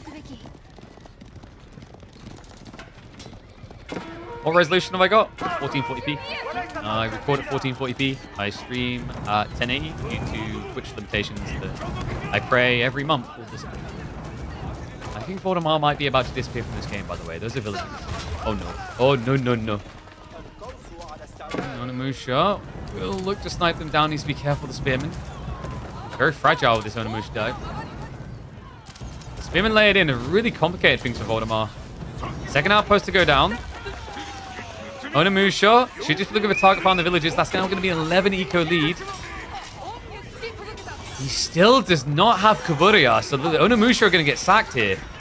Spearmen are now arriving, though, and it feels like Voldemort needs to switch into archers. Oh, no. It's just so expensive. Remember, each of these camel riders costs you 220 resources. That's finally got archers coming in, but the Mountain Samurai threat remains, and he's at his infancy here. No veterancy, no gold access. And no gold access will also equal no camel riders. Now, Voldemort, he does have relics on the way home. Unfortunately, that looks like... Is that going to be perfectly cut? No, he gets seen. If he goes further north, come on.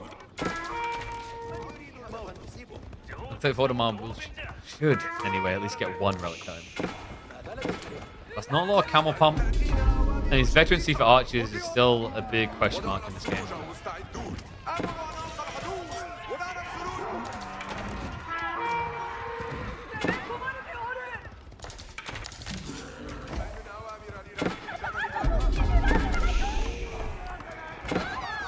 what was that? I saw that. This keeps happening. That villager just running on the spot and getting nowhere, which is exactly how Voldemar felt in this game.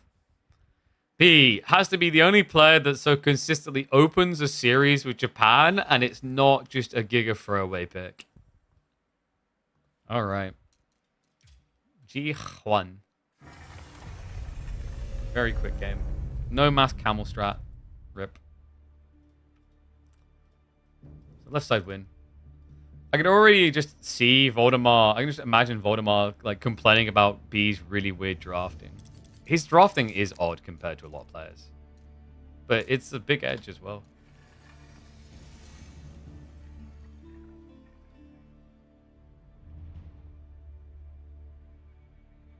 B weirdest player now that Mister's out? Probably. I don't think there's anyone that like is more funky. B and Mister were very good at just playing unorthodox, I think. Guys, we've got 2 minutes before we're in game. I'm gonna run 2 minutes of ads so you guys don't like get spammed with them. So I'll spam them with you now. With them now instead. Word today. Do you guys think B can make it to the semis of Elite Classic? Possibly. Quarters seems realistic. Semis might be tricky. There's a lot of scary players at the moment. There's a lot of question marks like, you know, Louis, Beastie, Marine Lord, Lucifer on Vortex. About 5 minutes. I'm kind of surprised Twitch doesn't let us run 5 minutes of ads. It seems very anti-Twitch. Like, do they not want us to make money? Come on. I do like money, though, which is why you guys should subscribe.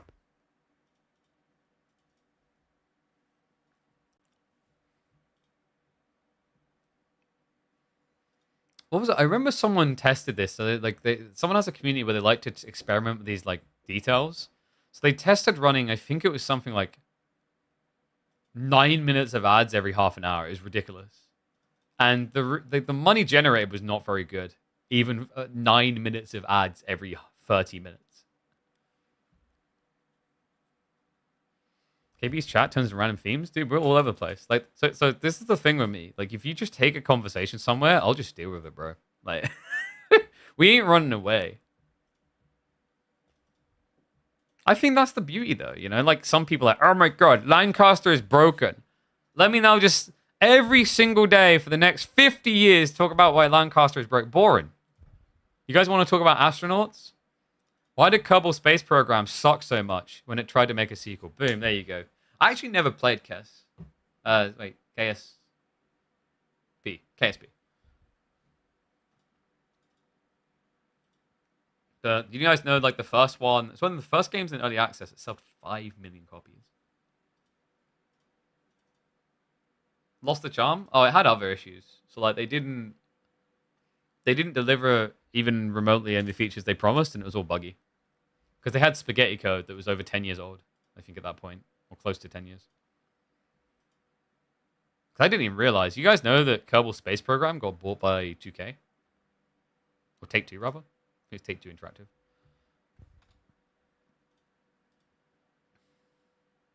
Alright, how long we got on predictions? Wait, did I do the predictions too soon? I think I did. I'm going to run them again. Oops. 2 minutes starting now.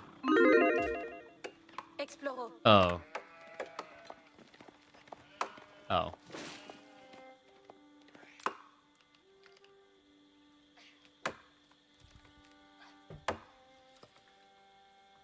Why is there a Knights Templar in my water map draft? Oh god, one and all.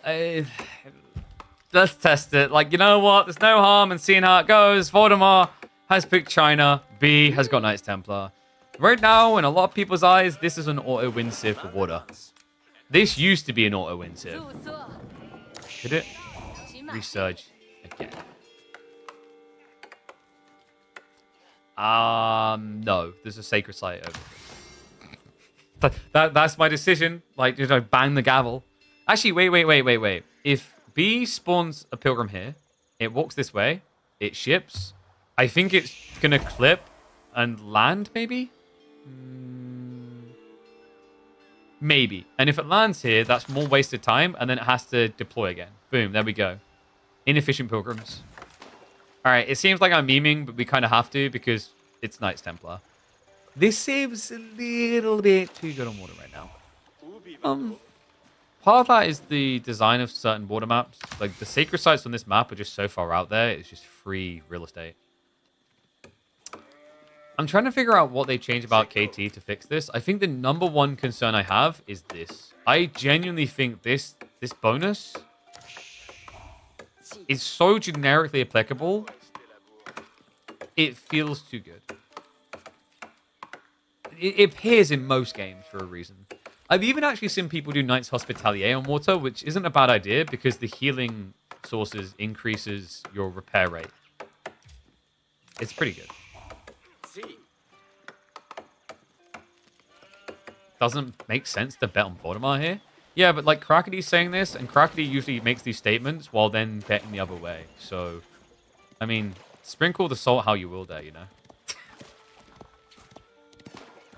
Maybe he's like one of those teachers you used to have at school. He used to mention some random topics and he'd go on a monologue. Yeah, it's like, you know when you don't want to talk about, I don't know, geometry, trigonometry.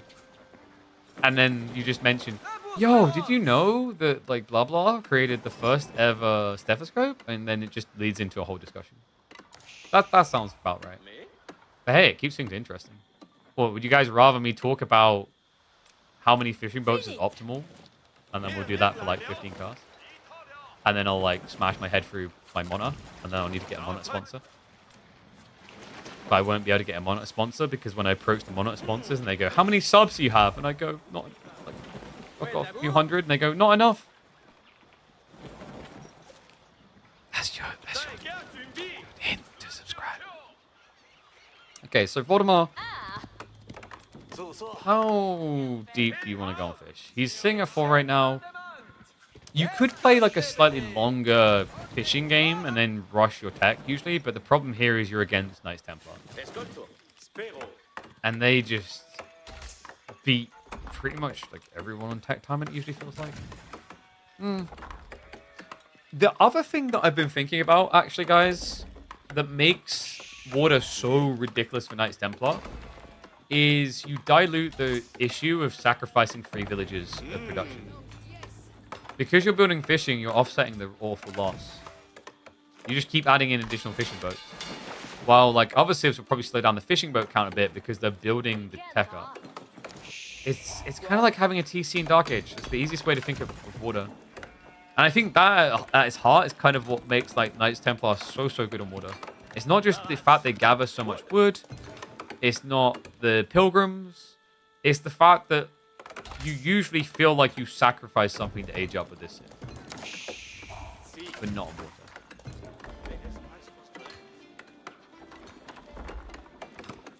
Not sure if this map has enough fish. Oh, 1, 2, 3, 4, 5, 6, 7, 8, 9, 10. I'm not going to count all of them. But I can guarantee you that the amount of fish on this map is probably an odd number, and that tilts me because that means the spawn is uneven. He's going Hospitalier. Okay, so why Hospitalier? It's this detail here. Increases healing from all sources by 30%. That means the repair rate on the docks gets buffed. It's pretty smart. It also means that fishing boats should repair faster. It also gives you a little Normandy boy. You know, if you get a little bit of wiggle room, you can drop a Rax, build a few Hospitalier, and dive the enemy base. The reason that's theoretically so impactful is, on a water map, you just don't have the capacity to build many units to defend.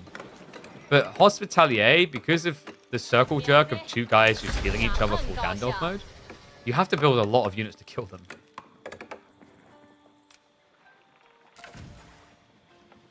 Okay, so Voldemort.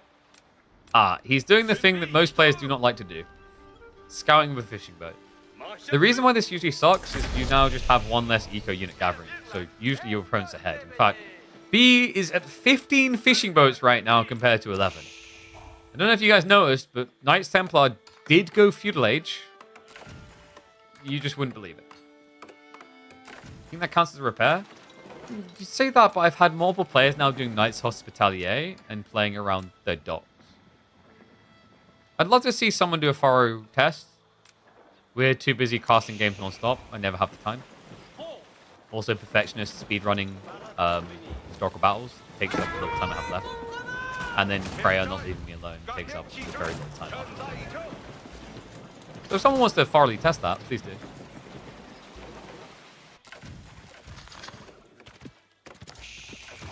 Alright, here we go. Pilgrim transforms into boat. I kind of want an Age of Empires that goes into like the 19th century. I like the idea of just little steamboats. Imagine this is just like a little tug going along with the steam coming out. Wait for it. I think he does actually turn back. Okay, come on. Like this is... What? Oh, come on. No way is the game that smart. That's a scam. I really thought he was going to convert back and then convert back again. Meanwhile, we did have a little bit of skirmishing, just nothing too substantial so far. Machine learning the AI devs told us about is taking over, man. By 2026, these things are going to know how to optimize my economy and actually use Pilgrim loans, which no pro seems to have a good idea of yet. Wait, I just realized. How is it Pilgrim pathing is better than Villager pathing? Huh? That's my biggest issue here. Absolute scam.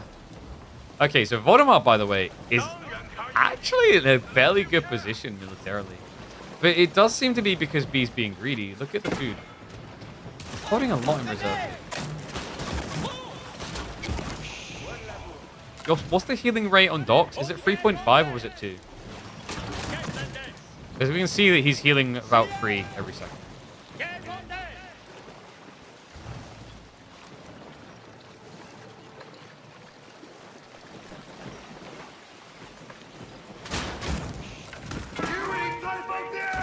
Oh, there goes the sprint. And guess what, guys? More pilgrims. But wait, he's barely any villagers behind. That would be because boats. Tug, tug. Toot, toot. I really want to see what 10 pilgrim boats look like. I just like the clownery of them pathing against each other. Because usually on land, they rub up against each other fine. But we've seen how clunky boats can get. Oh my god, could you imagine if there was a way to get trapped on the edge here and you just had a traffic jam of like 100 pilgrims? Wait, couldn't you technically, if you can block pilgrims from dropping off, could you not technically crash the game by spamming pilgrims until there's too many? And Farmman has a potato PC, so we could definitely do that. You can only have a maximum of 60 pilgrims? Okay, but hear me out. If every single player is playing Knights Templar, and every single player cannot reach the Sacred Site, that's every single player with 60 more pilgrims. That's 480 more population eventually in the game.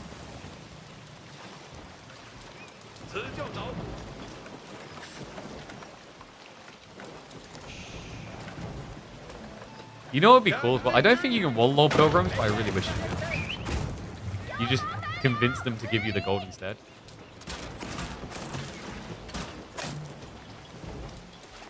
Okay, credit to Voldemort, by the way. Like, he's remaining competitive here. I don't know, B, just... It feels like the real intent is to get out of this age. He's just waiting on the pilgrims to kick in. And it's coming in fast. 2 more drop-offs, 260 gold to come. He's got a little bit of gathering on land. Actually, I think... Yeah, just 3. Make that 5, sorry. And this is going to be fast, folks. It only takes 45 seconds to get that age up. Probably going to be looking at Angevin Empires to bulk up his docks, but Genoa is also just as viable. So, guys, I think legally, if you do anything but Genoa Venice, you're a heretic. You got to go for the naval trade civs. It's law. Boom. And B, he adheres to my laws.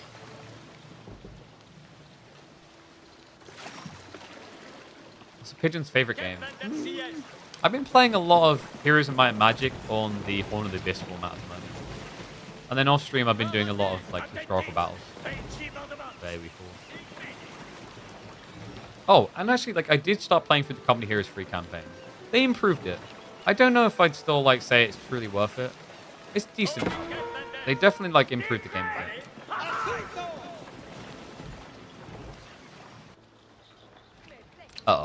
I've seen this before. Wait, but there's so much vision. Unless B is blind. Yeah. It's just going to pull back. Hello. Bye. Demo ships. With. And now Voldemort a whole age behind. He has to press. He doesn't have mass demos, though. And Spiral Cruise is on the way, coming in just 20 seconds. Demo pull from B. That should be enough to push Voldemort away. Oh, the Archer ships will overkill a little bit. Demos do clip in, but mostly cleared. Voldemort now needs to basically sort of press him constantly with demos while finding macro for a push into that. That's hard. Especially when you know you're getting more and more disadvantaged. We now do have the Spiral Cruise in, so better attack speed. And also better range. It was a cool effort. But this just feels like the inevitability of KT. And remember, the Genoese have whispered in the ears of B the succulent tradeways. So it's going to be generating 169 gold per Pilgrim drop. Okay. You can see the dynamics changing. Voldemort is hunkering down more defensively, but we just don't have an age up coming in. Need a Barbican drop? True. Just right here. Definitely would allow you, Kappa. Oh, yeah. Villagers are going to rush up before dark. Demo! Ho! That one feels like it should have done more damage.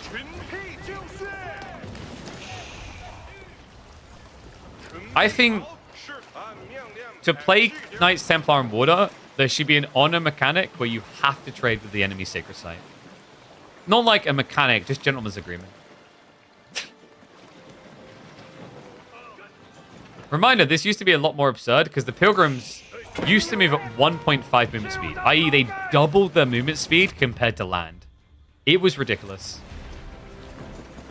At least this version of Knights Templar, you have the delusion of thinking you stand a chance on Archipelago.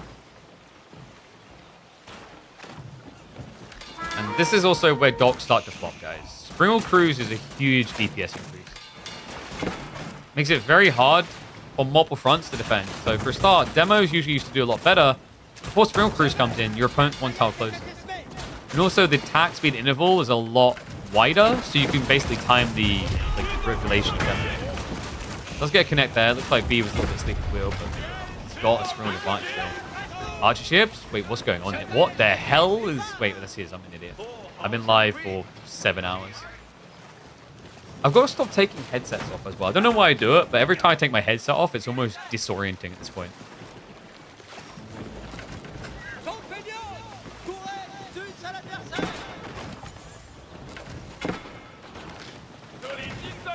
Man, Voldemort's really in trouble, guys. If, he's running out of fish that he can gather on.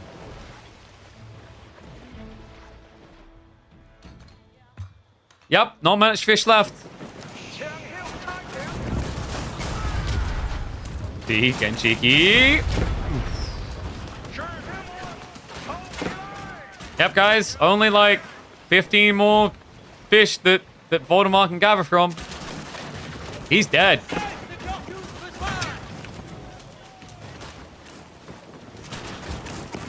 I mean, in seriousness, though, he does feel pretty dead here. We've also got Incendiary Tech on the way. Remember, that's going to be the blast radius increase. Range, so much better than damage, in my opinion, here. It just gives you the extra reach. We're seeing how close he's getting.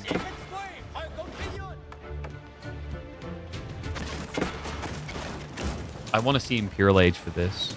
I've actually not seen the Crusader fleet yet, because most people lose to Knights Templar before Imperial Age. Technically, B doesn't want it to go Imperial Age, because if it does, that means Bowser. And you know what you get in response, guys? You get Flaming Ballistics. That's literally all you get. There's no... Remember, these guys find Gunpowder heretical. Because why would you shoot someone in the face when you can behead them? You know? Think about it this way. If you shoot someone in the face, open casket just can't happen. There's bullet holes everywhere. But if you behead them, we can just stitch the head back on. And then we can have open casket funeral. But it's just... it's very smart, but Voldemort, just letting us know that the Danish education system may have failed the maths. These numbers definitely do not look like they're in his favor. 15 war junks. But he's China, so that's like plus 15 ships because you don't know which one's an archer ship. Math don't lie. That is a peak demo right there. I would have actually let him hit me. Oh dear God, he's trying to... Oh, that's sick! He smuggles the demos in! Okay, that was so big brain by Voldemort. He intentionally feeds the lower force of war junks in so that B could not target fire down the demos. Unfortunately, B has such an overwhelming military lead, it's still not enough. Oh, nice Templar, a bit overtuned in water. What would give you that idea? Nah, like it's not like they have better lumber gathering. They don't waste on lumber camps early on, and they have multiple choices in feudal age that buffs them on water. And they have pilgrims that pilgrim for free because who's really got the economy to stretch to send someone to block a currently 98 HP boat from getting past them? Oh, and then let's not talk about the fact that like the weakness of going into age 2, age 3, age 4 really gets offset when you have like multi-TC. And like, you know, that's why it's really good that in Age of Empires 4, there's no such thing as a town center in the Dark Age. Those things don't exist. There's nothing in the game that like builds workers in the first age so that you can just ignore what's meant to be a weakness. Nope, nothing to do. But guys, you got to realize B, he's just one landmark away from defeat. Okay, it doesn't matter. GG comes in. B is looking unstoppable.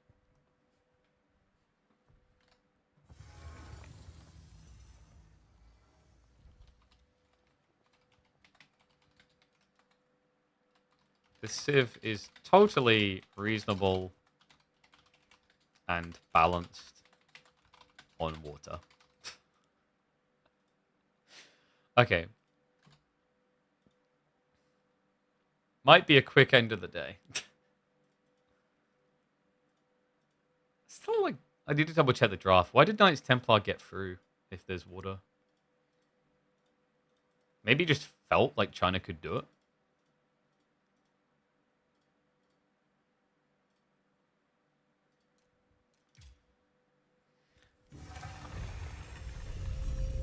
What can KT do against the Barbican Rush? You can just snipe pilgrims? Do I not just pull villages and stab your face off? Maybe? Because, like, I get where you're going, but the problem is boats have really... Like, fishing boats have really good vision. So if you get seen, they can react. Actually, yeah, I think, like, if you do that Barbican drop... Like, are you talking about Barbican the starting island? Or just, like, mid-island? I think if it's, like, mid-island, that's a lot of idle time. So it's a bit rough. But if you're talking about starting island... Yeah, so the problem with starting island is, like, especially in a spawn like that, you're going to see them coming. So, you just... Like, you know what the counter is. It's literally the same counter as TC Rush with Mongols in old school days. Just build wall tiles. If you build wall tiles, they're screwed. You can't see it coming. Oh, of course, because like you know, we chose the Blind Knights tech up choice.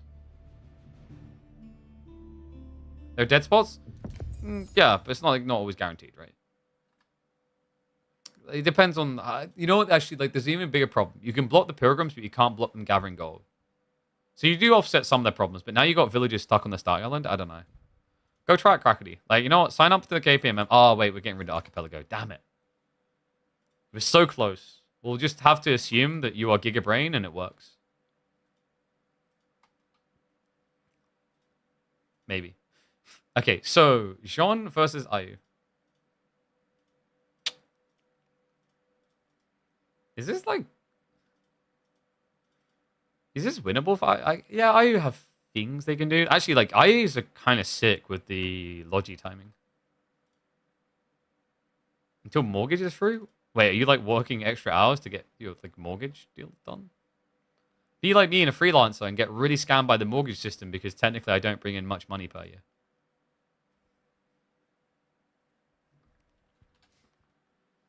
Gotta let the silence sit on that one.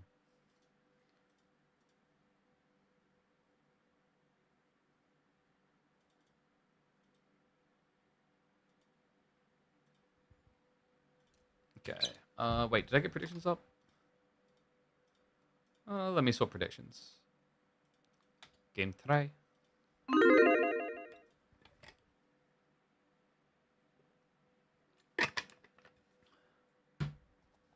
Interest rates are on a roller coaster ride? Oh, trust me, I know.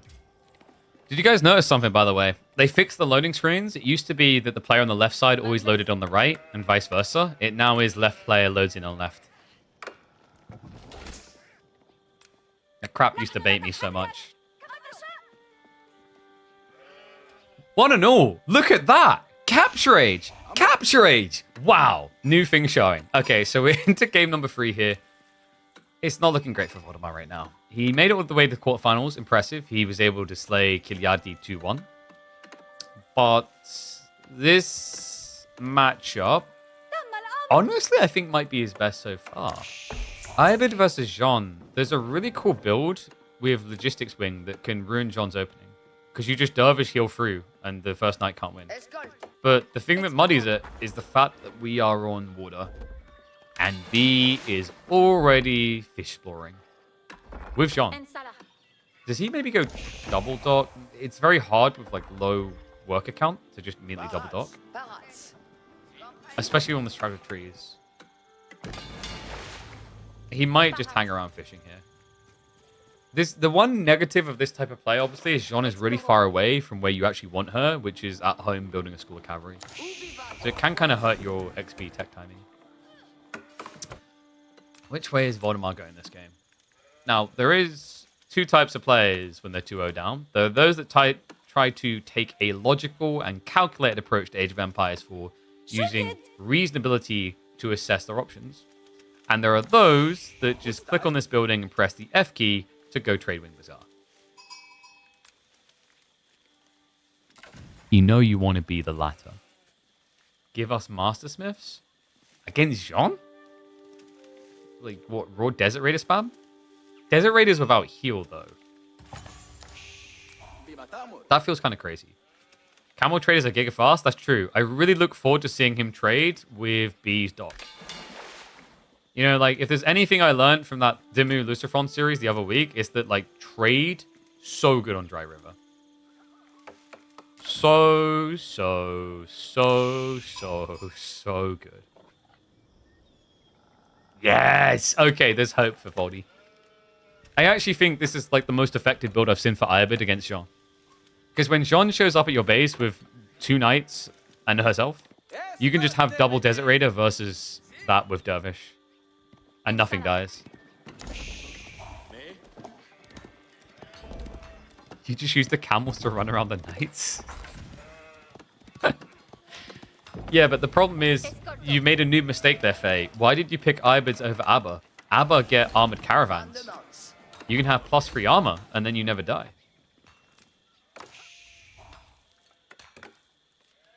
Okay, so did pull the Jean all the way home in the end. This is like one of the weirdest mills I've seen in a long time, but you wanted the XP for Jean. This right here is a blocker mill. So when enemies come in and they try to run past, the idiots somehow always try and charge past it when the mill rotates around. So you get slapped in the face and off of your camel. It's super effective.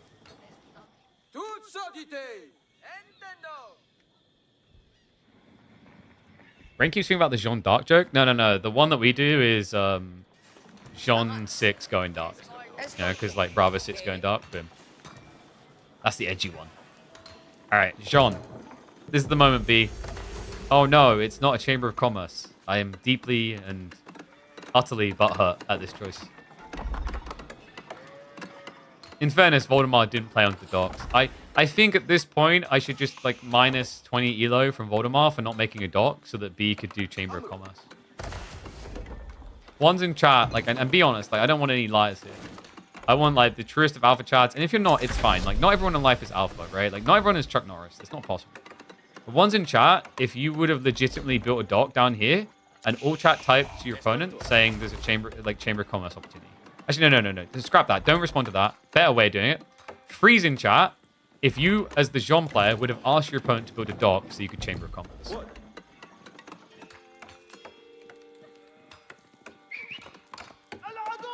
God, this almost makes me think there's like a cool game mode where you have to intentionally build something for your opponent to trade to. Like, everyone has to. And then you have to block their trade. But we don't need that anymore, actually, now that I think about it. With Knights Templar added to the game, you can literally do that with just a KT all in. Just everyone Pilgrims.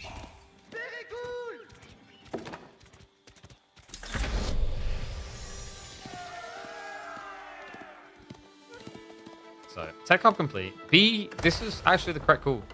Well played. Most players go Knights now and they lose to the Desert Raider Dervish. Horseman is your only hope. Because if you build Knights, like it's 5 melee armor and your base damage is high, so it gets mitigated by 20%. So you go from 19 damage down to about 15. Whereas a Horseman will lose 20% and go down to 7, and then you end up hitting for 16. So you hit for 16 damage. Obviously, like, there's the mitigation from the melee armor, so you go down to 11. But this costs half the price. So you see the value in Horsemen now? And on top of that, you get enough of them that you can actually pin and kill Desert Raiders. Like this. B also going for the range form. Other thing as well is Dervishes are slower than Horsemen. And he is roping him in right now. He's waiting for that overextension. Wouldn't be the first time we've seen a key bay on a tree line on this map in a series involving B. Looks like Voldemort, his Spidey instincts serve him well. The kid backs away. You are seeing that correctly. He is a little bit obsessed. There's a few players that are still just building pro scouts all the time. And he's a monster.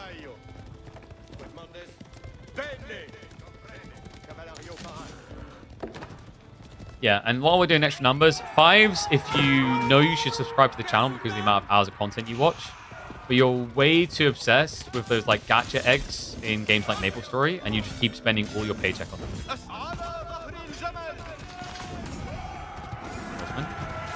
Kill the Dervish.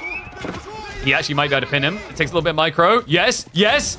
He grabs him. He gets the Desert Raider. 2 of them down. Dervish down to 4. This is huge. If he can just get it. He's trying to pin the second, you greedy son of a gun. B, come on. Take the W's where they're offered. Unbelievable. He's trying to get the Jean Dunk mode activated, but it's out of charges. Voldemort dodges a bullet, but it's coming at a high price. The Horseman Flood is decimating the Desert Raiders. Villagers to rush it up. He's getting up, losing 1. The outpost should be enough to scare B away, but you're seeing the sheer power of the fishing boat economy alongside this. That is crazy. Great savings as well. With the consecration there, these horsemen are only 75 food each. I cannot believe how close to already over this game is with that move. And had he got those Dervish kills, which one was most definitely feasible? It would have been Precipice GG immediately. Man, this is a cool deviation though. We talked about this being a great matchup for Iobids when it's Knights versus Desert Raiders. But Horseman is a whole other ballgame. Divine Restoration activated as well, just to rejuvenate. I mean, that's something you miss out on long term, no chivalry. But the raw power of this type of push timing is crazy. At home, we do not have Blacksmith. It is just going to be more and more ponies, but this time of the Knight variety.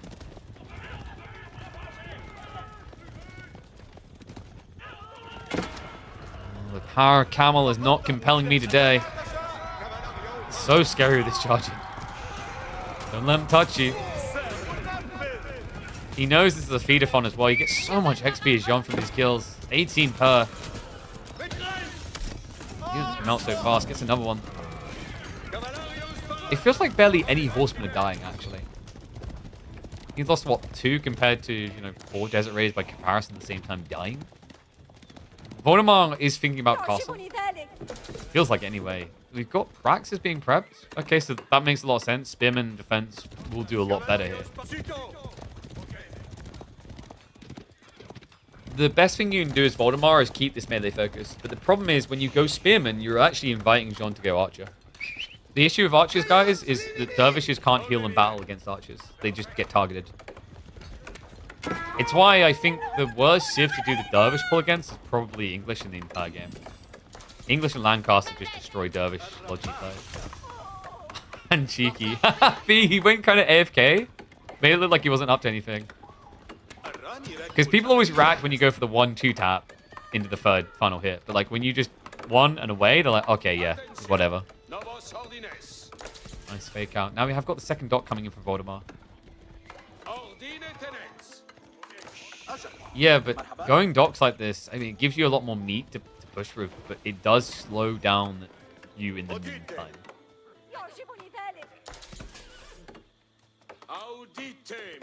We actually have Voldemar now going Horseman. I think there's still some hope for Voldemar, but this opening exchanges definitely had me worried. Jean's got a decent amount of XP at this stage. Are going to show up. There's going to have to be a knight defense, not ideal, and we'll get snipes. Nice kill there. Maybe more horsemen? Yeah, there we go. Queues him up. I mean, ideal considering you can't reach the goal all of a sudden. Whole army's coming back, by the way. 4 Desert Raider kills is definitely worth it if you can get it. I forgot for a moment that he pro scouted. Of course. A lot of safe food. More than you'll get off of 2 ponds.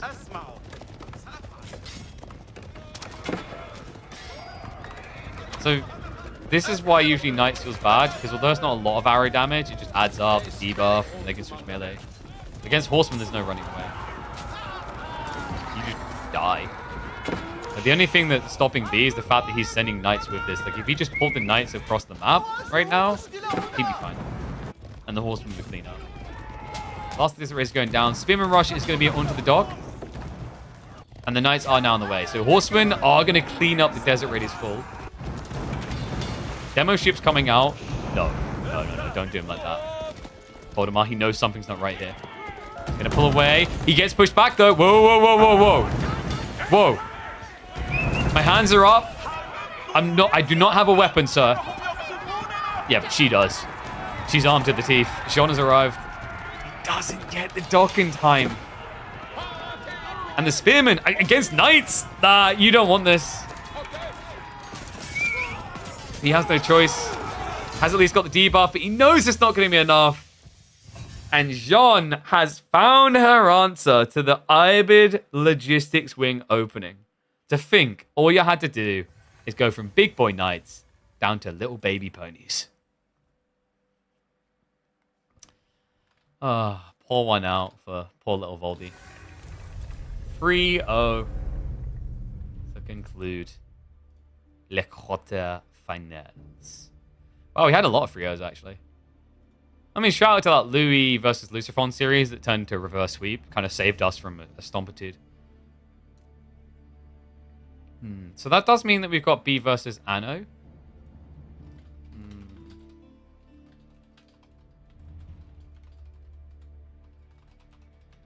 I haven't heard anything back from Chum or anything scheduled from the players.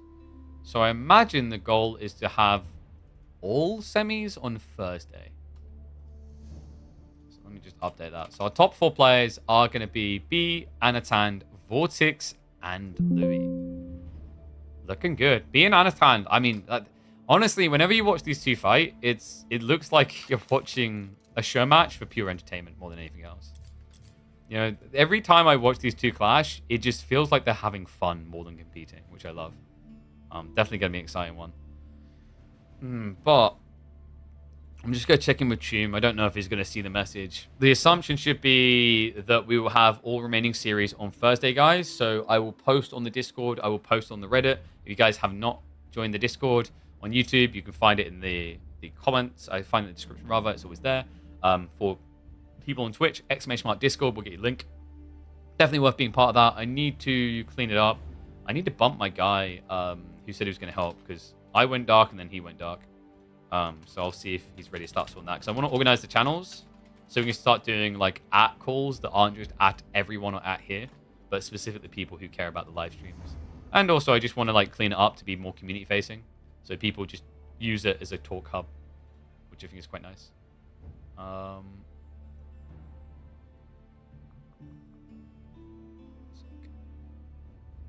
Yeah. Doesn't look like I'm getting a response out of Tuma tonight. But yeah, like I said, we'll keep updated. It might be that we go live at like 1 p.m. or 2 p.m. on Thursday.